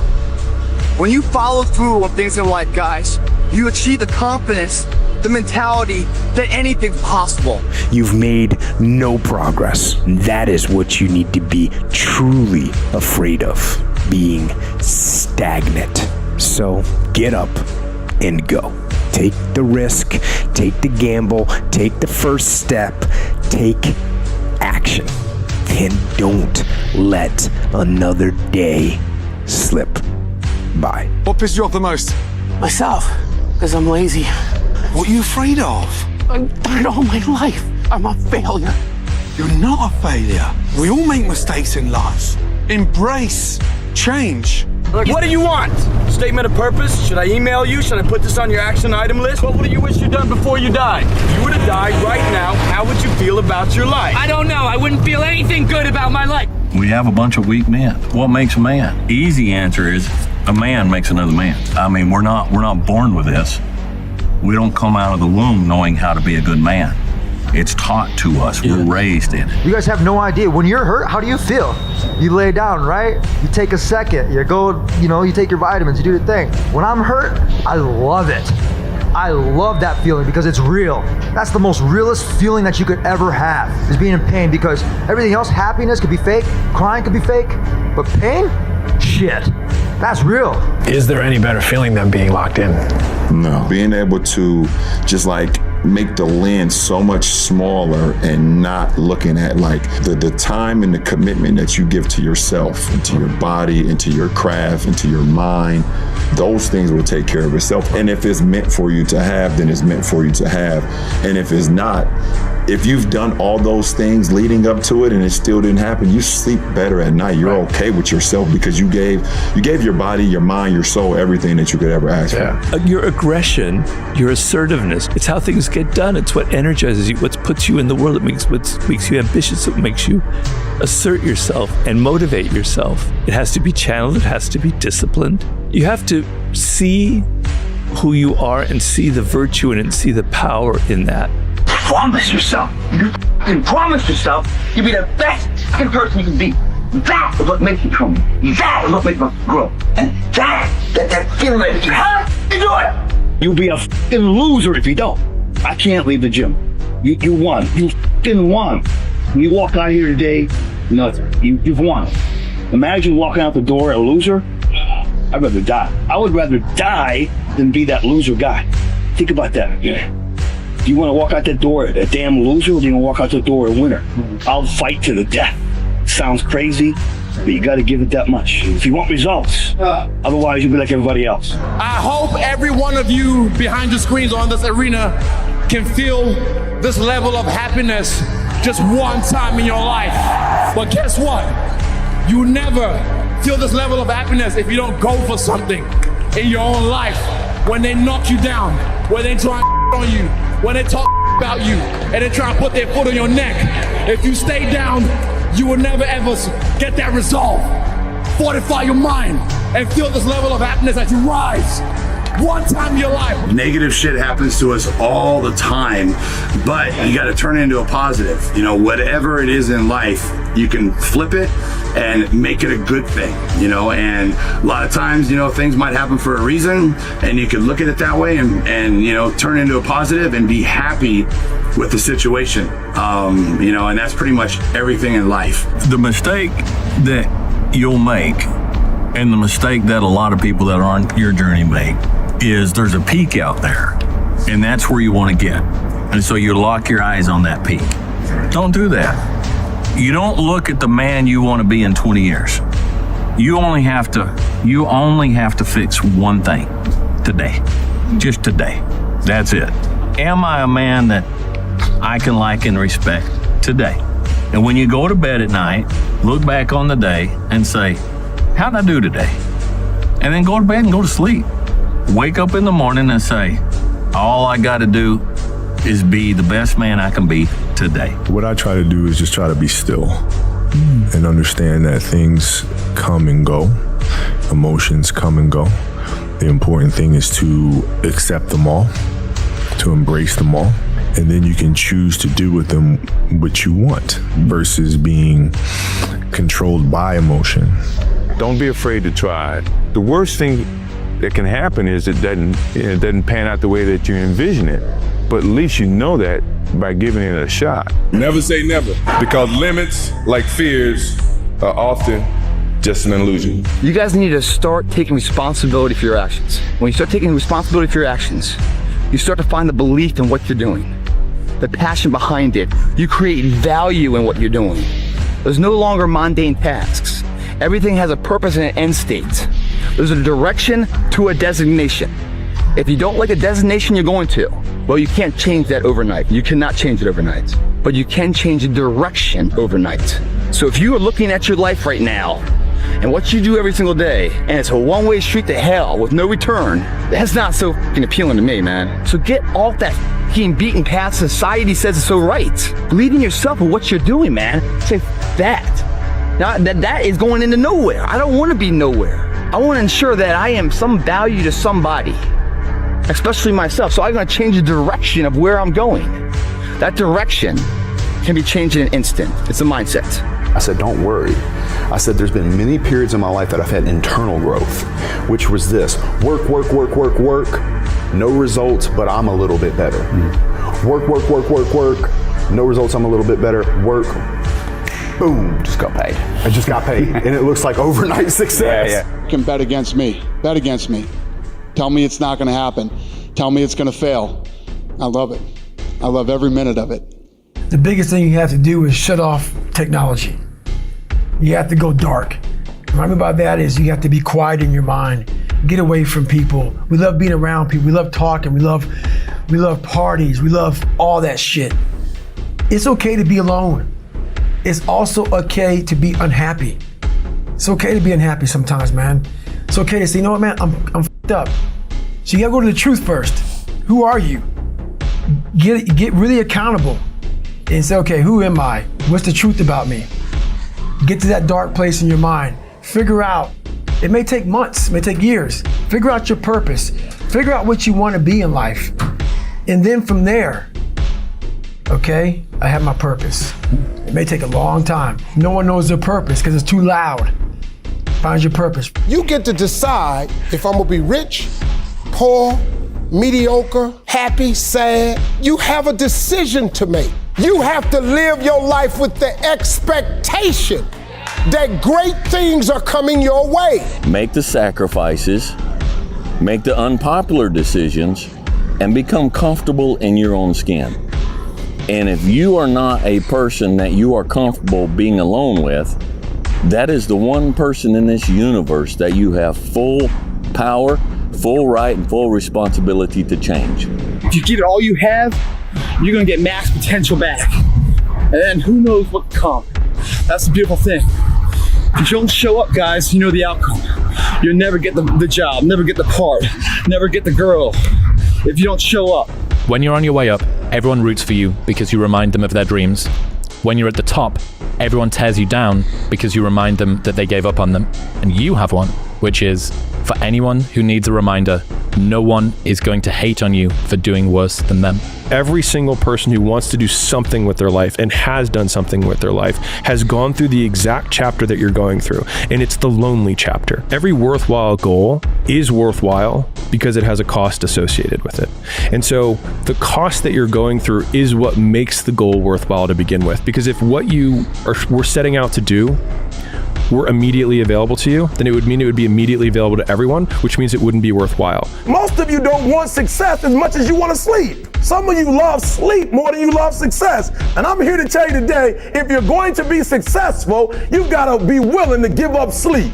95% of our decisions are made by how you feel in the moment. And that is the problem. As you start to see yourself becoming the person that takes action, guess what happens? You build the skill of confidence and courage. Whatever your problem is, if you can dedicate yourself for a year to something, you can be a changed person. What are you willing to give up? What are you willing to sacrifice? What are you willing to forgo? How bad do you want this? If it's as bad as you want to live or breathe or sleep, whatever the hell it may be, I can work with you. But a lot of people, most people don't want it that badly. Because you're afraid that if you put your heart and soul into it and you fail, then how are you going to feel about yourself? And so being fearless means putting yourself out there and going for it. No matter what, go for it. Not for anybody else, but for yourself. What I've learned is to always keep going. Always. You know what I'm saying? Man up. If you're not willing to do what it takes, at least be willing to fucking admit it. Drives me fucking crazy when people take credit away from people that are truly working their asses off. So, do whatever it takes. Reach your goals. Make your dreams come true in whatever it is in life. And you can always do more. You know, whatever it is we want to achieve, we can achieve it as long as we believe it and we push day after day after day. It doesn't take a fucking scientist to fucking logically understand what I'm saying. The more you put in, the more you get out. So stop fucking making excuses. Feminism today was caused by men who dropped the ball. That's right. All the way back when feminism started, women had enough. They had enough of men who weren't being men. And they're like, I think we can do a better job. And so even the start of feminism, in a large part, in my mind, was caused by chump men. My idea of masculinity growing up was a man who was in control of himself, who wasn't mean, wasn't pushing people around, who was decent, who treated women well. So treating women well is a masculine virtue, is a good thing. You don't have to prove that you're a man by demeaning women, by pushing them around. You don't need to put other people down to make yourself feel better. So we have to redefine these qualities, but there are no icons like out there. You either have the Andrew Tates out there, or you have these wimpy men who are just so afraid of being masculine. When you grow up, you tend to get told that the world is the way it is. Your life is just to live your life inside the world, try not to bash into the walls too much, try to have a nice family life, have fun, save a little money. That's a very limited life. Life can be much broader once you discover one simple fact, and that is everything around you that you call life was made up by people that were no smarter than you. And you can change it. You can influence it. You can build your own things that other people can use. Embrace it, change it, improve it, make your mark upon it. I push myself. The only way to gain confidence in yourself is to build something. It's not to wait for it to happen. Hey Vic, your life just happened in front of you. Just show up today and make it happen with Tom. No, you had to do a lot of shit today to get to this day that no one really knows except you. So that's why you appreciate it, because you had to go through a lot of stuff to get to this day. Now only you know what it took to get here, and that's why you value it. It's a journey. You start where you are today and you say, I wish I was that man right there. But I'm not, and I don't mean that particular person, I mean that kind of man. I wish that is the kind of man that I was. Well, it might be a long journey to get to that man, but start. Work at it all the time, make sacrifices. Listen, if you don't have a destination, how do you know when you've arrived? And how do you know how to get there if you don't know where you're going? Sit down and figure out what kind of man do I want to be? And then begin the journey. I grew up in a culture that told me going to war made you a man. Going to prison, coming back makes you a man. Making $1 million makes you a man. And it doesn't. And you don't know it till you've done all these things and realize, damn, I'm still a little f***ing boy. If you don't take ownership of the problem's not going to get solved. So if you can have minutes before I come out, decide to do it. Yeah. I don't care how good you are in anything. You don't have discipline, you ain't nobody. Right. Nothing without discipline, because you give up under the slightest struggle without discipline. I mean, discipline is doing what you hate to do, but do it like you love it. The more and more you do this shit, the more and more it becomes almost impossible to accept second place outside of here. Impossible. Again, guys, I said it earlier. It's spelled impossible. Perception on how we see things, guys. We create it or we destroy it right here.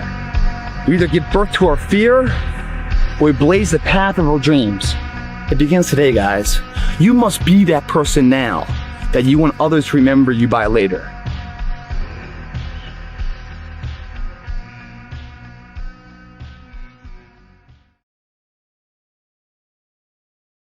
Welcome to the pain zone.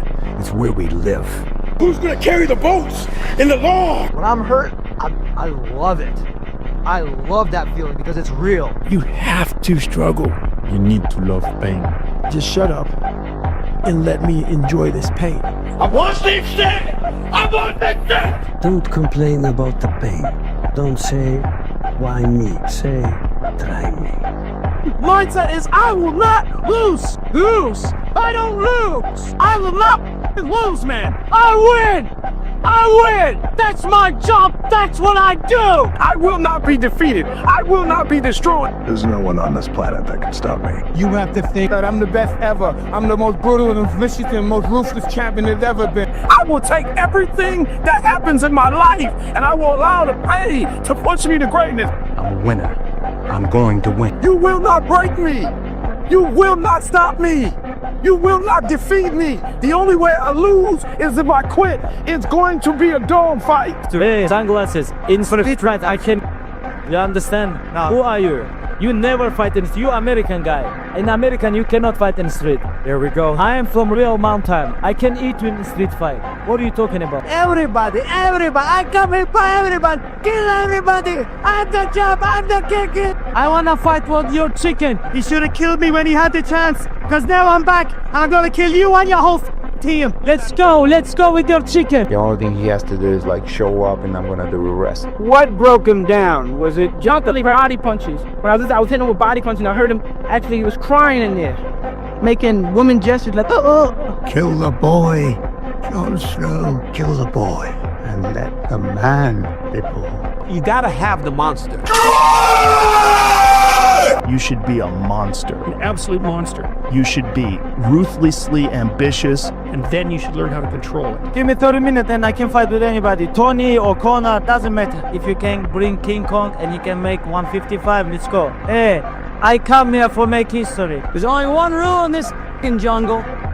When the lion's hungry, he eats. In order to be a world champion in any type of combat sport, you have to have that monster. A legit monster inside of you. I'm here.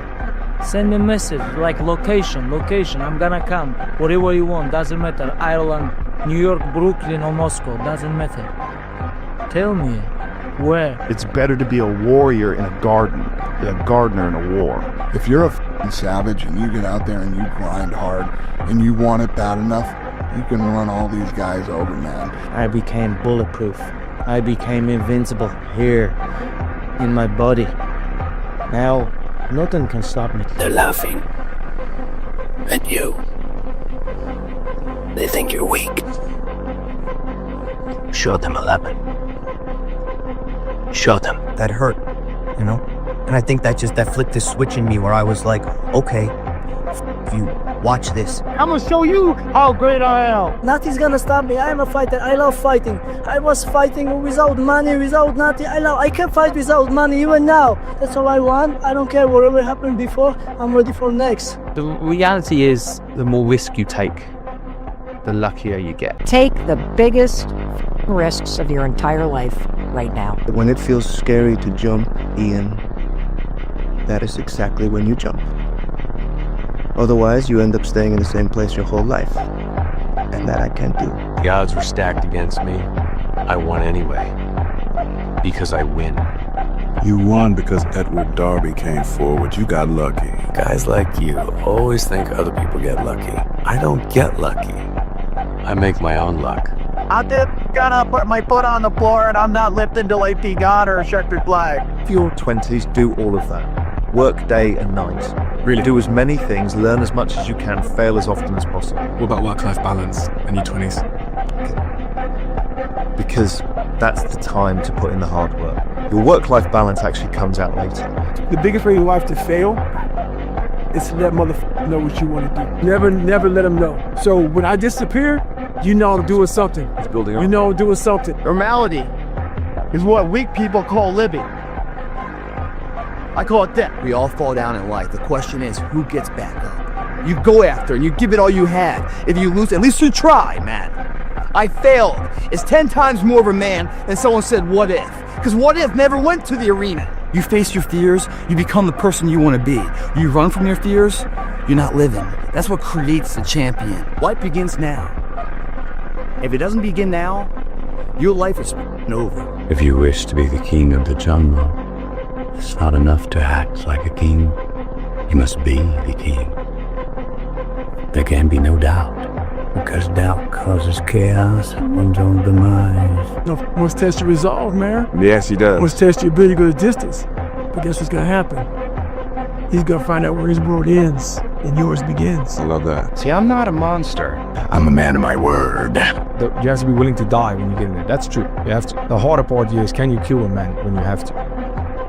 Yes, I can. I know that. When I go in there, if there's no ref, if the ref doesn't stop it, I'm not stopping. And that's why I'm the world champion. Listen, my mentality is always like that. If I'm walking in the street with my wife and someone says something to her, I'm not gonna ask him how much is your weight, how much is your reach or height or this or that. Like, I will stay there and I'm gonna take his head off.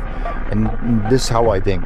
I train until something is uncomfortable and then naturally know who you are. The only easy day was yesterday.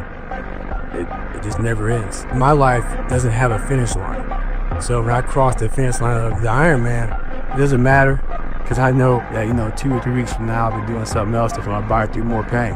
Lazy people do a little work and think they should be winning, but winners work as hard as possible and still worry if they're being lazy. Every day, you must ask yourself, did I do enough? Just keep working. You're not getting what you want, keep working. You are getting what you want, keep working. Every single day is clockwork, grind. And what you do is not gonna cut it. So don't be sitting here surprised when you live in an average life because you're doing average things. Your ability to suffer, endure, outwork must be greater. You must be willing to extend yourself to the limit with no guarantee of success. Consistency, consistency, consistency, man. That's the name of the game, bro. Don't get much simpler than that. If you keep going every single day and don't stop, your competition will fall off. They ain't ready for prime time. They ain't trying to really get right. They take days off, this day off, that day off. They lazy, I'm tired of it. No. Grind every day, one foot in front of the other, bro. It's day one, motherfucker. This is hour one. Bro, you gotta stop. There is no perfect time to start. You gotta start now with changing your life. Come on, you bitch. You're scared coward. You gotta stop with all this I can't catch a break bullshit. All the time you're complaining, you could be instead hustling. I know. How about days off? One day, but not today. You have to do your best work when you're least motivated. So those days you don't want to do it, guess what you gotta do? You gotta suck it the f up and do it. Don't take today off. Not today. Wait until tomorrow. Don't give in to the immediate gratification that is whispering in your ear. Just focus on yourself. Train all the time, not only training camp. Motivation is a feeling that comes and goes, and it doesn't matter whether it's there or not. Discipline is infinitely more important. So no matter how you feel, get up and do what you're supposed to do. We're supposed to be our best. We're supposed to get up early. We're supposed to work out. We're supposed to be uncomfortable. Stay in the fight. Stay in the war. Stay in the battle. Armor your mind. There's going to be a small group of hungry savages out there that are going to run every one of you over, and you can sit home and you can cry and complain about how you didn't get yours and it's because this person had this opportunity that you didn't have. If you want something, everything out there is free to you. Google the motherfucker. My diet was breakfast run, lunch run, fucking dinner run, snack run. Everything out there is for the taking.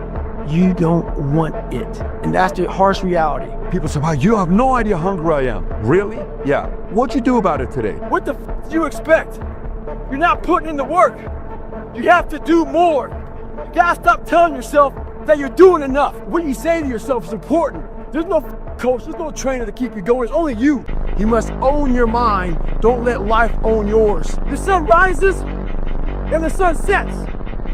And you're in the same damn spot. There's only one motherfucking option. Stay hard. The greatest version of you is not the I can do anything version of you. The greatest version of you is the disciplined version of you. The greatest version of you is the version that has parameters. No, I don't do that. I don't drink that. I don't go there with these people. I'm focused. Dedication, hard work. Dedication, hard work. It was isolation. It was visualization. It was motivation, and it was dedication. All on my arm. There was nothing else going on in my life. The world can go against me. I'm still come on top. Everything is possible in life when you believe. When you believe, everything is possible. Turn the pressure up. I don't quit. I don't fold under pressure. I'm the best, and I know I'm the best. Believe in yourself. There's nothing wrong with having confidence. There's nothing wrong with being delusional. There's nothing wrong with seeing things that people don't see. You know, have the consistency to make something that's real to you, real life. So believe in yourself, stay consistent, and it'll happen. I taught myself how to believe in myself and how to think that I was greater than just this kid that was a dropout, who never really had great grades, never really was the starter, never was the captain of a team. I was just always kind of this average person, and overnight I taught myself that I could be great and change myself forever, and I'm forever grateful. I'm never going back. Anything can be learned. I can start playing golf like Tiger Woods. The only thing that separates me to Tiger Woods is desire and repetition. Don't have a quitty mind.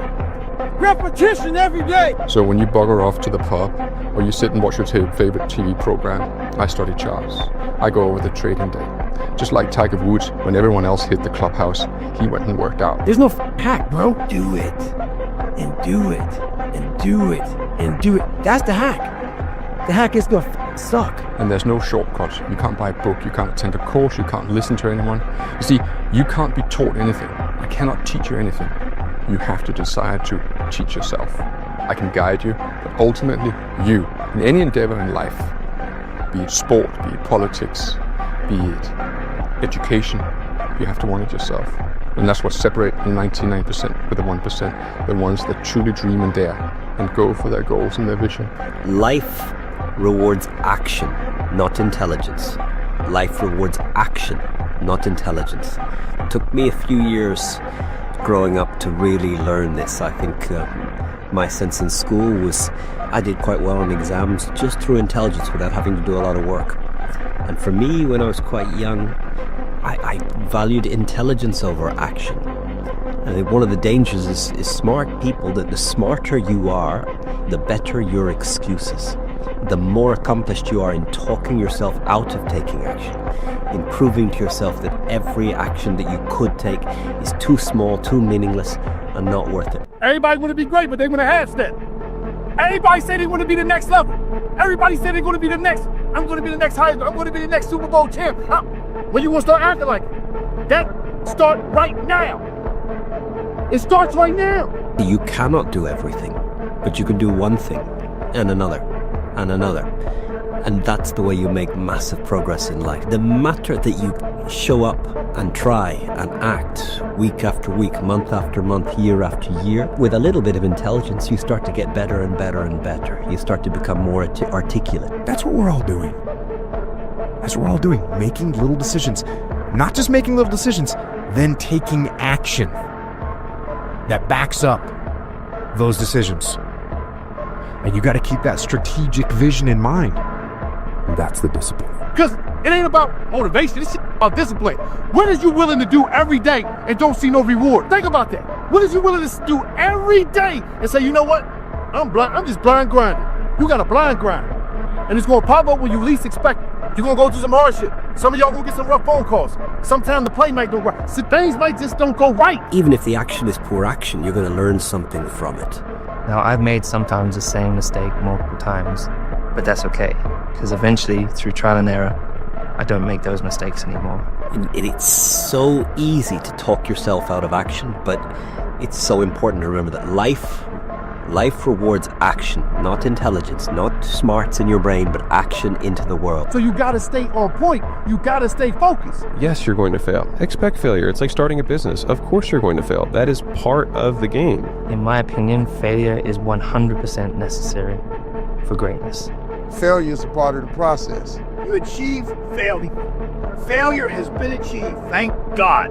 Now, the only place to go from failure is to win. You have to achieve failure. You have to take it that far. Nobody wants to go that far. It's too scary. But you know something? I got news for you. That's where winning is. It always has been. To achieve greatness, to have that success, you've got to fail as many times as possible. So don't shy away from it. Don't take it as a negative. I don't see failure. I see grit, determination, drive, sacrifice. Failure means you're trying. A whole bunch of people out here never fail because they never try. He said, how do you handle failure, Goggins? I said, I don't look at it as failure. I look at it as my first, second, third attempt. One thing in life that's for sure. The valiant motherfucker always wins. Every single successful person who's achieved great things, whether it's climbing Mount Everest, whether it's getting to the top of a company, whether it's being the best athlete possible, they've all failed more times than they'll be able to remember. But through those lessons that they've learned through those failures, that's how they become great. You got to fail to win. I'm gonna fail, I'm gonna fail, I'm gonna fail, I'm gonna fail, and I will succeed. The scars make the man. Every day I wake up, I say to myself, you have two options right now. Keep dreaming with your dreams or wake up and make it reality. I choose the second option always. I knew a man who once said death smiles at us all. all a man can do is smile back. When you pray for rain, you gotta deal with the mud too. You got a chance. Use it while you're still alive. You don't know what death is. You have no idea what death is. A moment of pain is worth a lifetime of glory. You remember that. Pain of what you're feeling is nothing compared to the joy that's coming. The reality is, that's life, isn't it? No matter what shit situation happens, something good's coming. Someone asked me one time, what's your biggest fear? My biggest fear was dying that 300-pound man. Never knowing I could be who I am today. A lot of us are wasteful.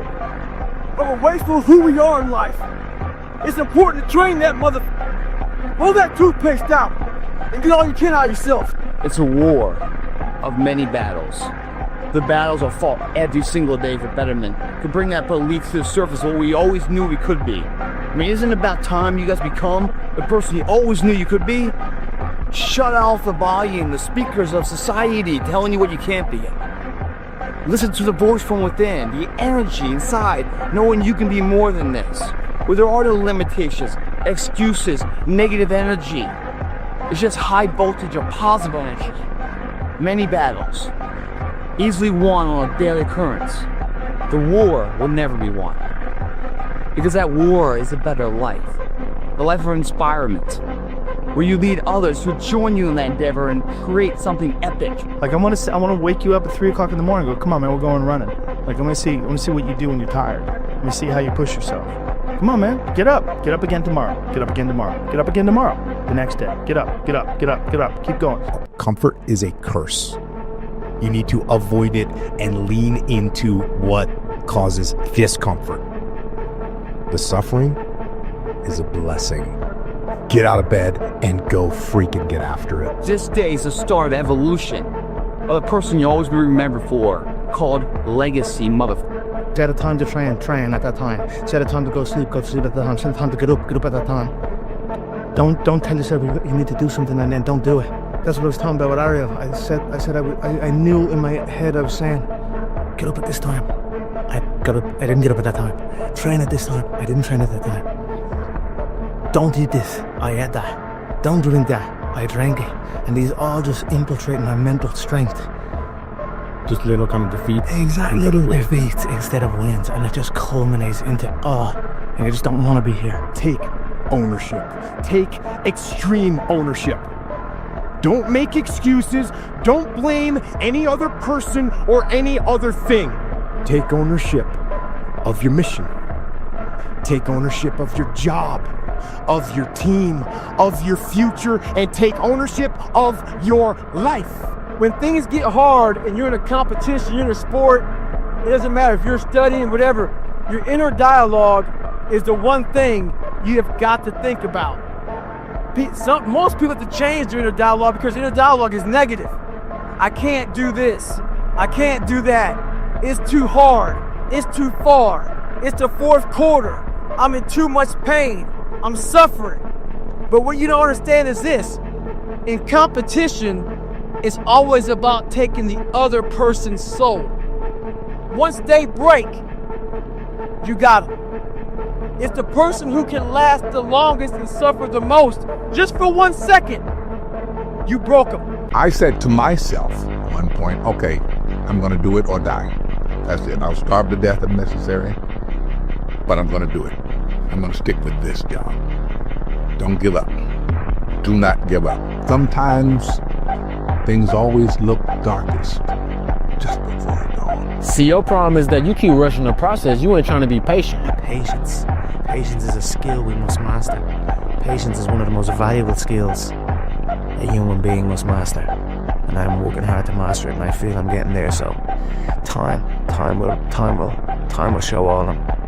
That's it. 1 day in the gym is basically imperceivable. 2 days in the gym, you don't recognize any change whatsoever. 100 days in the gym, and you're almost a new person. You want to make it permanent. Permanent, you start talking about a year, 18 months, 2 years, that's a sacrifice. And when you commit yourself to something for a year, you're not going to say, oh, I'm going to let that go. Because in your mind, you have it clear as day. That year took a lot out of me. That year built me. That year started to scrape away all that scar tissue. Started to clean me up. 30 days doesn't clean shit up. 30 days just kind of covers up, put a blanket over it. It's like putting a rug over it. A year, it cleans you up nicely, man. Whatever your problem is, if you can dedicate yourself for a year to something, you can be a changed person. This permanent, y'all. This is permanent. You can go wherever you want to go from here. Good things come to those who wait. This ain't a sprint, this is a marathon. And the more you keep worrying about the future, the more you're gonna get lost in the present. You gotta get up and just put one foot in front of the other, bro, and just have that blind faith. But what I will say is that we don't know when it's happening, but we know what's coming. We ain't putting this work in for no reason. So for that, I say keep grinding and I believe in you. Every f***ing day I wake up and I don't want to do some shit. I'm like, okay, man, do you want to be a bitch today? Do you want to feel like a little bitch? Do you want to walk around all day knowing that you could, but you didn't? So it's perform without purpose. You have to learn how to get up and do shit when you ain't got no 5K, no 10K, nothing. Nothing exists. Your life sucks. You're in the dungeon.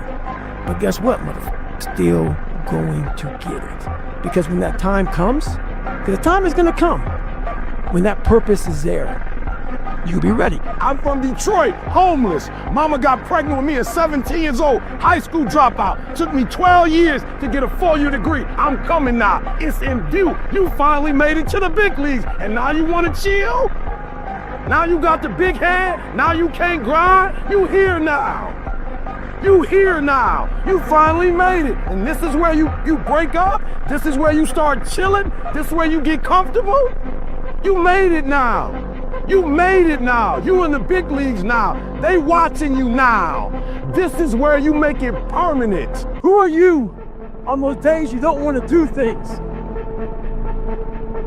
It's easy to conquer when it's good weather.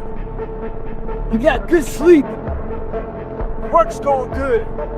The family's good. You feel great. Your body's not injured. Those are the easy days to conquer. But who are you on those days when all hell's broke loose? Your body's f***ed up. You're sore. You're depressed. You're miserable. You're not the favorite person at school. You might be getting bullied. You might be falling behind in life. Who are you on those days when shit's all f***ed up?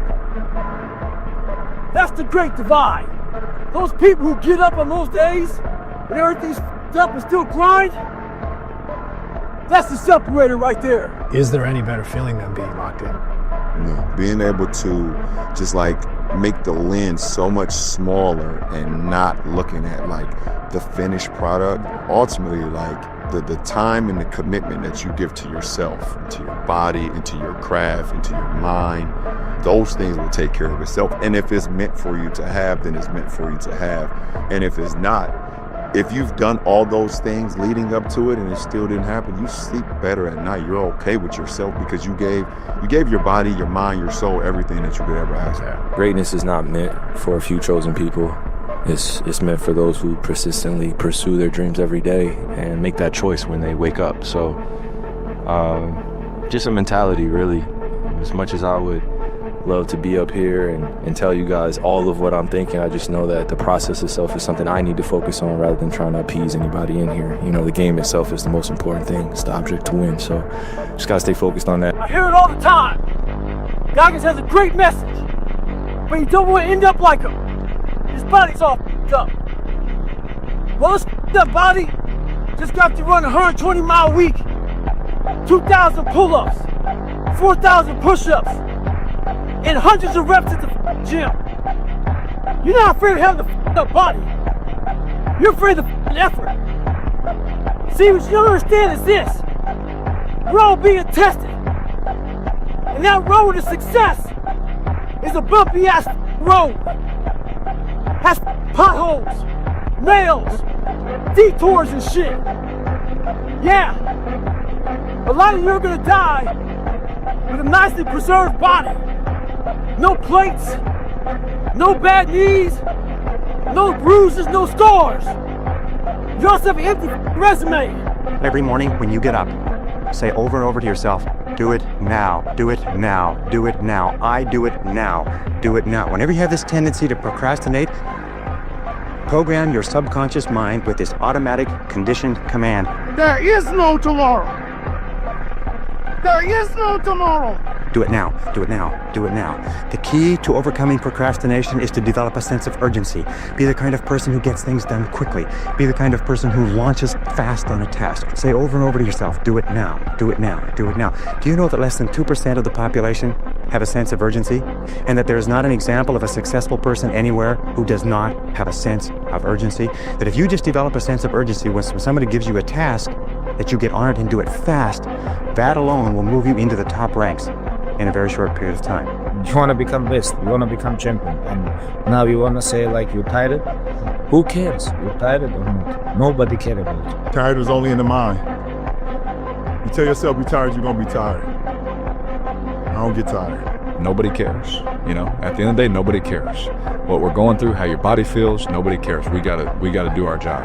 When I say it's a f***ing hard road out there, I'm not gonna say, hey everybody, life is really tough. Therefore, please be careful out there. No, life will f*** you up if you're not ready. Sorry, life didn't put nice silver spoons laid out for me. Therefore, my language is a little bit raw.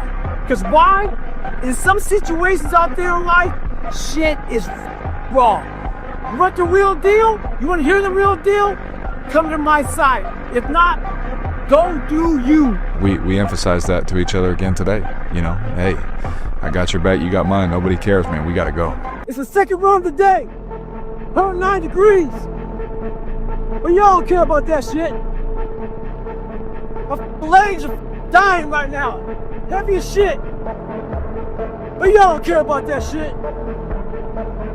My toenails, the bottom of my feet, pain was hot as y'all care about that shit. Well, check this out. Neither do I. That's why I'm out here every day doing this shit. Cause my feelings, I don't give a about them. Sometimes people try to motivate themselves. When times get bad, get hard and shit. Talk about life gives you lemons. Make lemonade. F*** all that shit. When life gives me motherfucking lemons, I eat the motherfucking lemon. It's in this state that we get to find out the true value of our dreams. We all know what's right and wrong when it's said it's did. We all know when we're relaxed exactly the person we want to become. The question is, do we believe we can become it? Without that belief, every journey will run into a debate. That debate is when pain starts to fill the body. You weigh the temporary pain versus a lifetime of pride. What are you gonna do? How bad do you want it? There's two options. To continue forward, pushing upward. And if you do, that dream is given birth, and forever you will live in the reality of it. If you stop, quit, throw it down, I promise you there's no distance you can travel far enough to find that dream again. For it is dead. And in its death, it's replaced by regret. Right now, it's your choice. If makes you believe real life is possible, not the petty rat race we had back in the metro.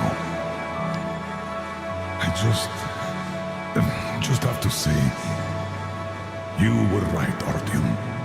Right for wanting to get us out, bring us here. And I, the old fool, I was simply afraid. Afraid of life, as I see now. You just die already!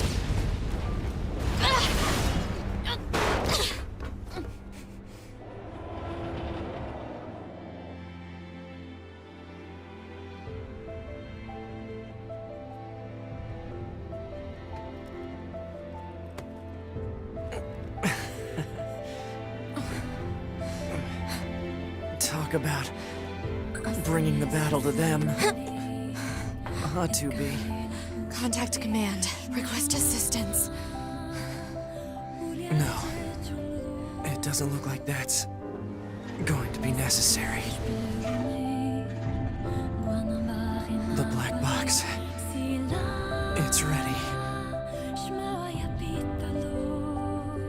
Right.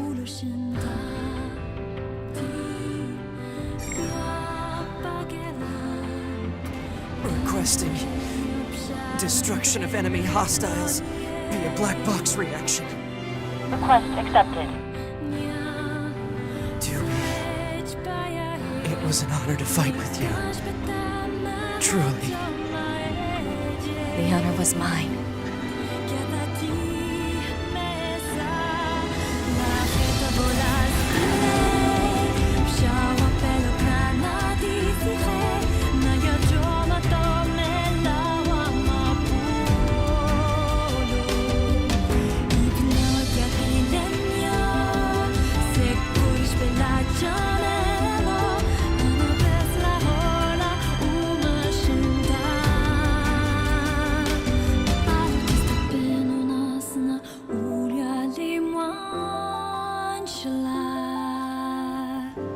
Why did you betray us? Command is the one that betrayed you.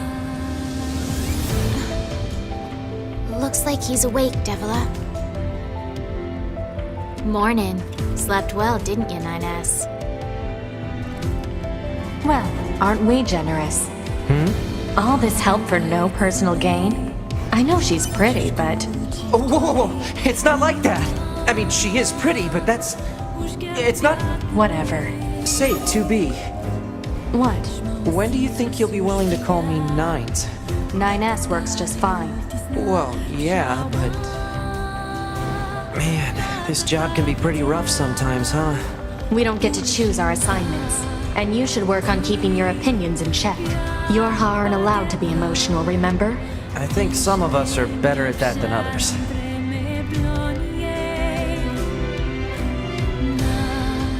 Are they dead? 2B, look!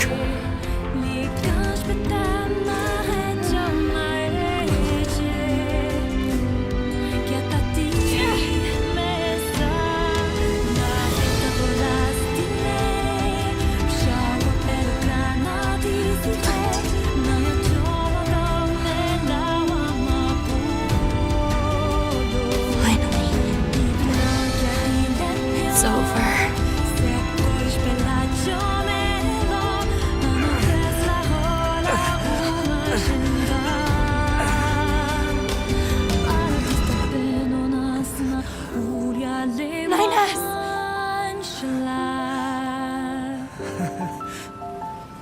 I really screwed up.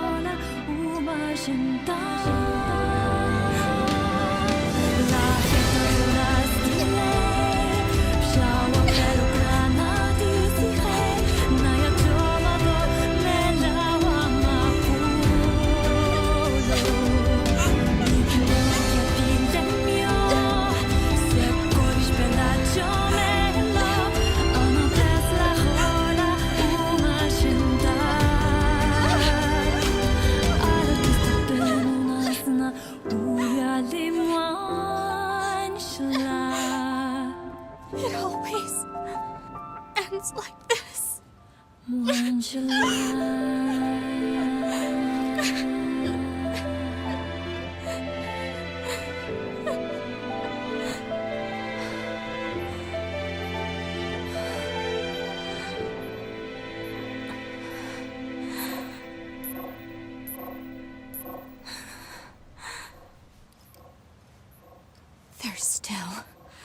means I'm alive?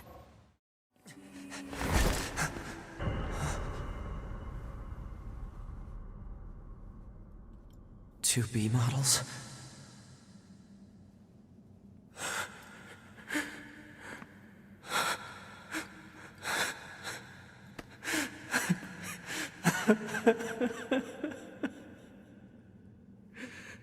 I'm glad I got to see you here.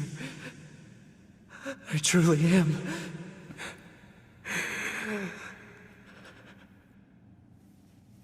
I'll tear you apart. Every last one of you!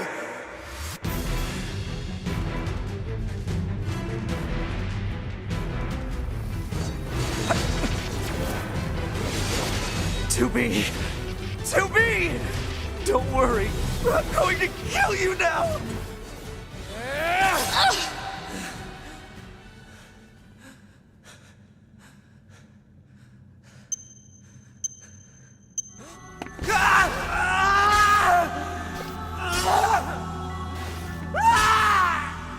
They're mine! My memories, you hear me?